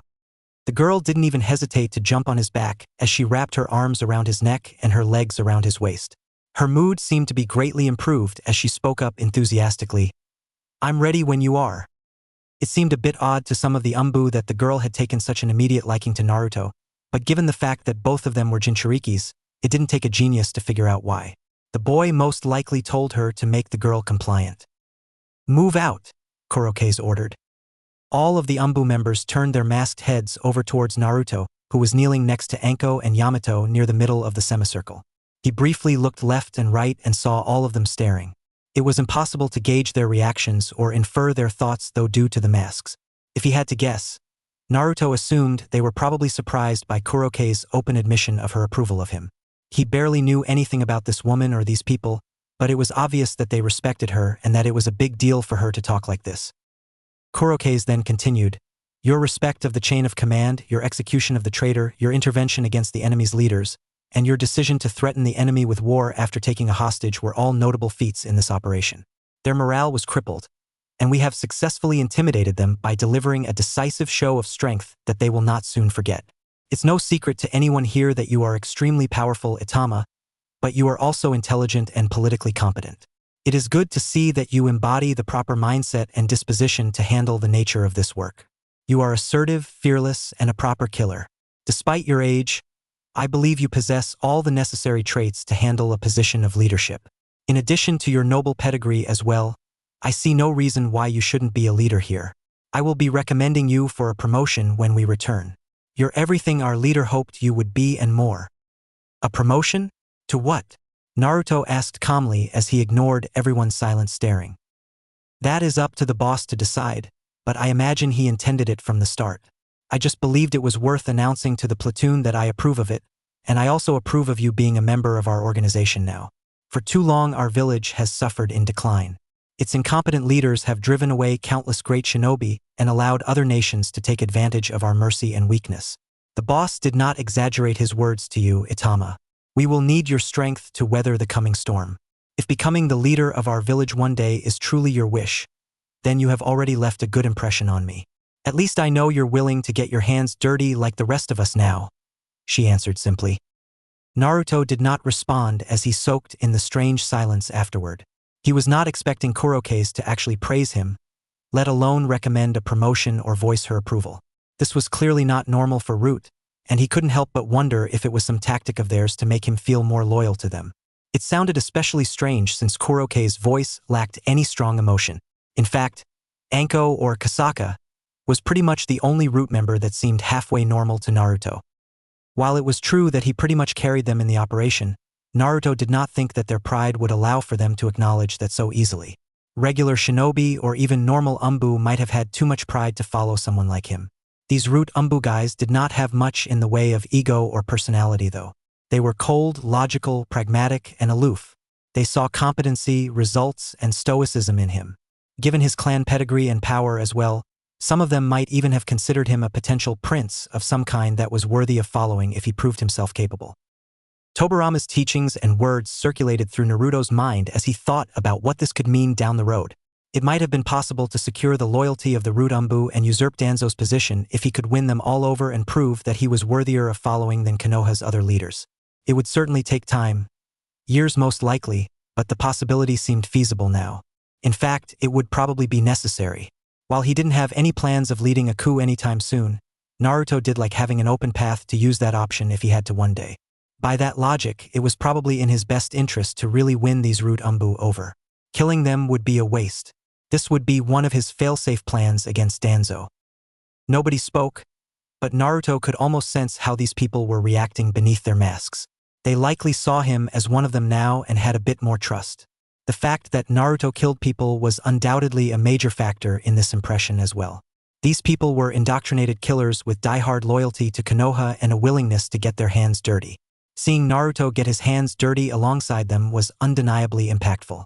It would take a lot longer to get any real trust from these Root Umbu, but at the very least Naruto was glad to see progress. Now that we've addressed the success of Part 1 in the mission, I will give a short briefing about Part 2.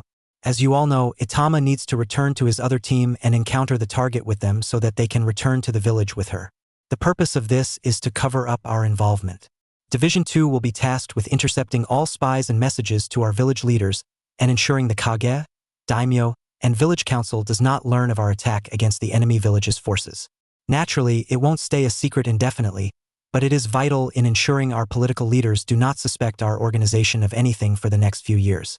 Given their lack of spine, they would undo our work and make concessions that would be of no benefit to our nation. Our boss has made it expressly clear that we are responsible for projecting strength since our political leaders are too weak or incompetent to do it themselves. Kurokase explained. Everyone stared quietly as Kurokase paused briefly and looked over the platoon again. She then continued, Part 1 was more difficult, but do not take Part 2 any less seriously. A recent complication has made the mission more challenging. Before leaving our village, Itama identified that the suspicious client his other team was hired to escort is a possible shinobi. After doing an investigation, Kasaka was able to confirm the identity of this jewel merchant named Guren. I will now have her step in to brief you on this threat. Anko then stood up and walked in front of the semicircle. She looked around at everyone, but her gaze eventually just rested on Naruto's fox mask as she spoke up. The woman that hired Konoha for an escort was indeed a shinobi, and a very powerful one too. Her ability to infiltrate the village and bypass security checkpoints is a matter of major concern. Fortunately, Division 2 is already working on a countermeasure to improve security.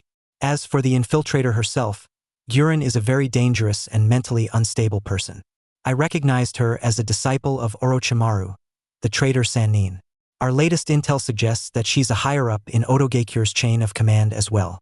In addition to that, she possesses a very unique Kekkei Genkai that allows her to manifest crystal ninjutsu. Her threat level is S rank. I believe that she came to our village for 2 reasons. The first was to test out some kind of chakra suppression ability that allowed her to slip through security. The second was to hire a team from our village to go with her to Kusagakure. Given how strong she is, the only logical reason for doing that would be so that her escort could take the fall for something she plans on accomplishing there. The leader ordered me to keep this information confidential until after we cleared Part 1 of the mission. To guarantee the success of Part 2, the entire platoon will need to be on standby and shadow Itama's other team. Guren is not to be taken lightly. A crystal Kekkei Genkai. She's S-rank threat level 2. Damn, that will be a problem, Naruto thought seriously. Also tell Danzo this is my last mission for Root. Our little partnership ends from this day on, Naruto said as everyone nodded. They didn't want to argue with him. After that, Naruto teleported back to portal area with his team, and minutes later Asuma saw him and spoke without looking up. Having trouble sleeping. Naruto? It's kind of late for a patrol, don't you think? Or maybe early, some would say. I just needed some air, Asuma-sensei, he replied with a sigh. The Jonin nodded as he turned to look at the genin walking up to him. I get the feeling you're on edge right now. I think I know you well enough by now to tell when you're stressed out. Which isn't often. Hinata mentioned that she was worried about you and that she was relieved when I sent you and Ino out the other day away from Guren-san. Is that all she said, sensei? Naruto asked. The bearded man nodded. Yeah, that's all she said out loud, but she didn't need to say anything else for me to figure out what was going on. I can tell that you kids are already aware of what I picked up on too, that our client is suspicious. I'm not going to ask why you didn't voice your concerns to me. It's clear you don't trust me. Come on, let's go talk for a bit, Naruto. The genin sighed as he followed his sensei to a more remote location further away. He made sure to check if they were alone, and Naruto didn't sense anyone nearby as they went further into the forest and out of sight from the town. Asuma then leaned against another tree and took a heavy puff of his cigarette again before looking at Naruto grimly. I've been meaning to have a serious talk with you about everything lately. Maybe now's not the best time, but I can tell you don't trust me. Given the dangers we're in with this mission, I can't have us walking into an ambush with that kind of thing looming over our team. I meant what I said before. I am glad to be your sensei. You're a proper prodigy and you did a really good job earning the trust of your teammates and training them. Their stronger loyalty to you over me speaks volumes about how competent you already are as a leader. I am not here to chastise you for keeping me in the dark. I just want to know what your thoughts are on our client. I know you're putting on a crazy act for Guren-san. I was actually going to tell you about it soon. I held off because I didn't want our mission to get cancelled. Going along with this was a great way to gather information, sensei, and I knew it would give our team valuable hands-on experience. That woman, not a civilian. She snuck into the village past our security and was able to conceal her chakra. I felt like we'd lose an opportunity to find out who she is and why she did it if I called her out. That fake love act was meant to lower her guard and make her see me as a love-struck kid, and not a potential threat. If I had to guess, she has some kind of motive in Kusa and she hired us to take the fall for it. Ino and I informed Akusa Chunin about her yesterday on our patrol. They'll be on standby to apprehend her as well if she tries anything, Naruto explained. Asuma nodded. That all makes sense to me, and I approve of your logic and initiative. Instead of us walking into an ambush, Guren-san will instead. Even so, it's dangerous to share information with other villages lightly. You never know who's an imposter these days. Still, you think and act like an Umbu does. It's crazy considering you're still a genin. Ino's father, Inoichi, is a friend of mine and he thinks you'll be a jonin in 2 years. He also mentioned to me that you're a prodigal sensory type, which explains why you were able to notice something off with our client's chakra. I had no idea you were a sensory ninja prior to him telling me. You're definitely someone I can rely on. I just want you to know that you can rely on me as well. I am your sensei after all. We're in this together. If you were suspicious of our client too, why didn't you intervene or pass this information to the Hokage to call things off? Naruto asked. Doing that would have only created a larger rift between you and me. I want you to know that the only reason I've been so passive on this mission is because I didn't want to step on your toes and interfere with whatever it is that you were planning. It's kind of strange to say, but I see you as more of a younger peer than an actual underling. You're clearly way beyond genin level and I feel like I can trust you to do things most senseis can't. I assume you're probably wary of me because of the complicated relationship you have with my father. It would have served no purpose for me to hold you back like he does. For what it's worth, I don't agree with the way he's handled you, Naruto. Asuma explained. Naruto stared at him blankly and did not respond for a moment. Asuma was looking at him curiously and saw that Naruto was covered in dried sweat. The boy's stoic reaction to his words also implied that Naruto was far too composed for a kid his age. It was almost uncanny and some of it was still a residual coldness that Naruto hadn't shaken off since splitting off from the Umbu platoon. Against his better judgment, Naruto decided that he was going to voice his displeasure of the Hokage. Asuma's reaction would permanently determine whether Naruto could ever truly trust his sensei or not. You're right about that, sensei. I don't like the way the Sandaime Hokage has neglected me, but I had other people looking after me, Naruto said with a small smile. Next day. I had a feeling you were putting on an act for me too, Naruto remarked with a deadly serious glare. Maybe. I guess we'll never know, huh? So, about that talk we had on the road. What do you think now? How are your naive ideals going to help you here? What do you plan to do? How are you going to save everyone? The woman asked smugly. You're definitely going to find out soon enough, Naruto replied. Is that a threat? By all means prove me right and your childish ideals wrong. The only way you're getting out of this alive is if you beg me to take you with us or if you kill your way out of here. I'd be willing to forgive your duplicity if you ditched these losers and came with me. What do you say? I mean, you do like me, don't you? Guren sneered. To everyone's surprise, Hinata then got pissed off as she activated her Byakugan and spoke up. You're a vile fraud. Guren-san, Naruto-kun is not going with you and we're not going down without a fight. Spare me the theatrics, little Hyuga princess. I'm amazed you got all those words out without SSS stuttering. Oh, I'm going to def defeat you. Guren taunted and mocked Hinata as she imitated the girl's meek demeanor. This caused the surrounding imposter Kusa Nin to start snickering and laughing. The gentle Hyuga girl looked angrier than Naruto had ever seen her before as she clenched her fists tighter and sent a piercing hateful gaze into Guren's eyes. Ino looked equally pissed off as her blue eyes radiated hatred for Guren. Screw you, bitch. I can't wait to kill you. Ino hissed as she pulled out a kunai and got into a combat stance as well. Guren then looked around and smirked. I don't think you understand the situation you're in right now. You can't attack me or my men unless you want the whole of Kusagakure coming down on you. They are Konoha's allies, aren't they? Most are probably innocent too. To Guren's surprise, Naruto then spoke up. I'm certain they'll change their minds about us when they find out you're Otogekure Nin who infiltrated their village. In fact, they'll probably even suspect you guys of that roadblock after I tell them. All of Guren's surrounding men and the woman herself looked shocked by Naruto mentioning their actual affiliation. Asuma? Ino and Hinata were even more surprised by Naruto's knowledge of that. Their Otoge-cure nin? How do you know that, Naruto? Asuma asked. The blonde boy shook his head. I'll tell you later. But she's an S-rank threat, sensei. Otoge-cure nin. What's your objective here in Kusa anyways? Ino demanded. It sounds like they came here to abduct some kid and have us take the fall for it. That, or at least buy them time to escape, Naruto answered. Guren stared at Naruto surprised as she shook her head. You really are smart, and you keep surprising me. How long have you known Naruto-kun? It seems odd that someone with your intelligence would willingly walk into this trap. Especially if you knew I'm powerful. I can't help but wonder if you actually want to come with me. I have Guren marked with a seal, so if I let her escape, I can go fight her away from my team and find out who this kid they were talking about is. We can't actually fight and kill these guys in the middle of Kusa. They already have their target, so we stand to gain nothing by staying here and getting framed. We need to get out of here. I can double back to take Guren out myself. Naruto went over the situation in his head. He ignored Guren's question and quickly looked at Asuma. Sensei, we need to retreat. We can't win this fight, and even if we can, I'm not about to let these assholes frame us. I was about to suggest the same thing. This isn't a winnable situation. Asuma nodded as he looked around at the disguised Oto Nin. Let's move.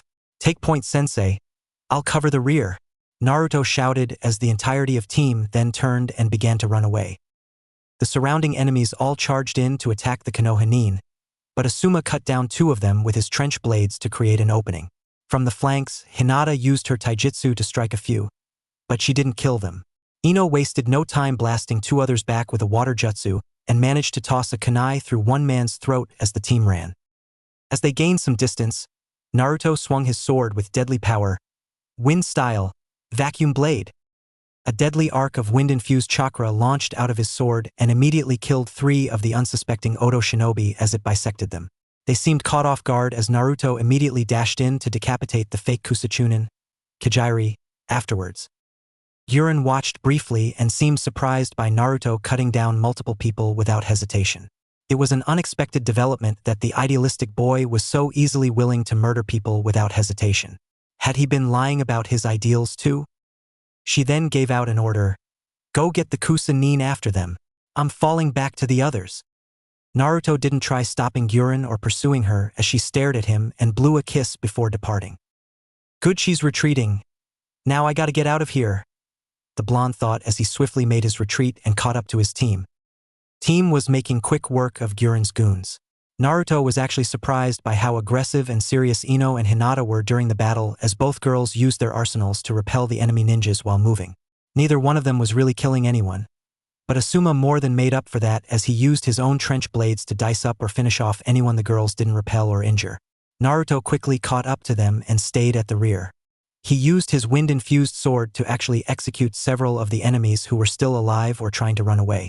He made sure none of them could get away to warn the real Kusagakure shinobi, but by the time Naruto cut down the last man, he could see a massive influx of shinobi coming in to investigate. Wind style. Divine Mountain Wind. Naruto flashed through a few hand signs before unleashing a massive gust of wind, blowing many of the Kusa shinobi out of the air or out of their path. Try not to injure or kill these ones. They're actual Kusa Nin. Asuma ordered his team as he went through hand signs himself. Wind style. Gale force travel. Asuma's jutsu lit up himself, Ino, and Hinata with a light cloak of wind chakra that drastically improved their speed afterwards. Naruto was still further back, but he did the same thing for himself as he kept using non-lethal wind jutsus to repel the pursuers all the way out of the village. It wasn't long before Team 10 bolted out of Kusagakure as fast as they could past its walls and security checkpoint. Countless Kusa Nin were now pursuing them after word of an attack likely reached their ears. Team 10 did not stop running, however, and were able to outpace the pursuers thanks to Asuma's wind chakra, doubling their speed and Naruto covering the rear. Upon reaching the bridge, Naruto considered destroying it after they crossed but changed his mind at the last second. He did not want Konoha paying reparations for it. Once they reached the cover of a forest, he discreetly made a wood clone to go catch up with his teammates and gave it one of his marked kunai. Afterwards, he chose to teleport to Guren's location wherever she was at. That woman was not getting away with this. North of Kusagakure. Once Guren was safely outside of Kusagakure, She quickly met up with two Oto nin who were carrying an unconscious red-haired girl with glasses. One of the Oto ninjas was a man with long white hair and green eyes. He had a calm and passive expression and red eyeliner. Two red dots were also on his forehead. He wore the standard Otogekyure attire with a rope belt and everything. The other person was a kunoichi with long black hair. She was dressed in Kusugakure attire but was obviously from Oto as well. Two massive and folded-up Fuma shurikens were on her back. Kimimaro, Kotoheim, status report. Guren spoke without even greeting them. Hanzaki-sama said you were coming. He went on ahead of us with the rest of our return party. We told him we'd wait for you. Everything went as planned, Guren-sama. Kotoheim stated proudly as she showed the young red-haired girl to her. Kotoheim and Kimimaro both looked quite young, easily around 14 and 15 years old each. We retrieved Karen Uzumaki from Konoha. It took time, but we managed to do it. Well, the Konoha team I hired to take the fall for us were a lot tougher and smarter than I thought. I couldn't fight them in the village and risk exposure. My team pursued them, but most of are probably dead. One of their genin was really dangerous. Ironically enough, he has the same name as that girl there, Uzumaki. The Kusanin showed up to chase them down as I was escaping, but they'll probably get away. At any rate, at least it covers our extraction of the girl and breaks the trust between Kusa and Konoha. When we get back to Oto, I need to have a talk with Orochimaru-sama about this Naruto Uzumaki boy. I wanted to capture him too, but I guess we'll have to wait, Guren sighed. So Konoha has an exceptional genin other than the last Uchiha boy? Kotoheim asked surprised. Guren nodded. Yes. And he's smart as hell too. He found out we were Oto nin somehow. Things could get dicey if that gets reported to Konoha, but considering that they already canceled the Chunin exams, I imagine Orochimaru-sama will want to delay the invasion anyways. In the meantime, we really need to keep gathering people with stronger bloodlines and train up the army. Did you two have any luck in Ishigekure? We did. There's plenty of samples for Orochimaru-sama to synthesize. If he's right, he can give the whole Fuma clan steel release with them, the girl explained. Good to hear. How's your health holding up, Kimimaro? Guren asked. Better. But I only need to stay alive long enough for Orochimaru-sama to take my body. His current one won't expire for another 2 years. Given the bizarre cancellation of the Chunin exams in Konoha, he'll probably transition to me before the next one. Kabuto-san is working on remedies to enhance my health and prolong my survival until then, Kimimaro answered. Guren sighed. A shame he didn't choose me, but your Kekkei Genkai is even more amazing than mine. I'm glad to hear Four Eyes is at least working on keeping you alive longer. Didn't Orochimaru-sama want the last Uchiha boy for his next body? Kotoheim asked. He did, but Orochimaru-sama might just be able to take his Sharingan eyes instead and have my body as his base. From what I understand, that's his latest plan so that the last Uchiha boy has time to develop the Sharingan first, Kimimaro explained. Well, let's get out of here before Kusa figures out what happened. We can talk more when we're clear of this place. Guren nodded as she turned around to leave. Not even a split second later, and gray and blue flash appeared out of nowhere and stabbed her through the back. Guren looked down in disbelief when she saw a wind-infused blade sticking out of her upper back and through her upper chest. It had hit her vital organs. Lightning style. Lightning blade, Naruto said, now infusing lightning chakra and destroying all the vital organs in her body. Kimimaro and Kotoheim were beyond shocked when they saw a blonde boy wearing orange armor and a horned Konoha headband there. Naruto ripped the blade out a second later before throwing 2 marked kunai in Kimimaro and Kotoheim's direction. Both of them dodged, but they were not expecting the Konoha nin to teleport between the kunai in a split-second flash as he left massive slashes across both of their bodies and sent them to the ground. This caused the red-haired girl in Kotoheim's arms to go plummeting to the ground as well. Guren immediately tried to crystallize her wound, but she failed and fell down on her knees in disbelief when she saw Naruto was there. Her face was racked with pure shock as the genin recalled his kunai with wind chakra and put them away. Naruto made sure to conceal the seals on the handles though so that they wouldn't identify what he just did. How did you get here? Guren gasped. You don't need to worry about that, Naruto said and stabbed her through her head with a wind-infused kunai, killing her. Naruto took advantage of their confusion and immediately looked over at the red-haired girl with glasses who was lying on the ground now. The girl had apparently been unconscious, but she was slowly opening her eyes as her reddish brown met Naruto's blue. Karen, what are you doing here? Naruto asked, knowing the answer. They kidnapped me, Naruto-kun, while you weren't in the village, Karen said, glad to see her clan fellow Kimimaro and Kodoheim, who had both abducted her from Konoha. Naruto didn't say a word as he immediately leapt over to the red-haired girl and stood between her and the three Oto-nin. The boy kept his composure, but he felt a bit concerned when he saw the white-haired teen starting to grow bone protrusions out of his body. The black-haired girl would also draw both of her Fuma shuriken and open them both up. I'll play with you too some other time, Naruto said as he picked up Karen and disappeared. Naruto's root team. Take both of them to the village while I stay with my team, the root squad agreed and disappeared. Naruto appeared in front of his team and everyone was worried. Sorry, I ran over after her, Naruto said, and everyone facepalmed. Well, that wasn't a safe bet, Naruto. He heard Asuma said. Buff Naruto pulled out the head of the woman and everyone in the team was surprised and they went back to the village and Naruto cashed in her bounty.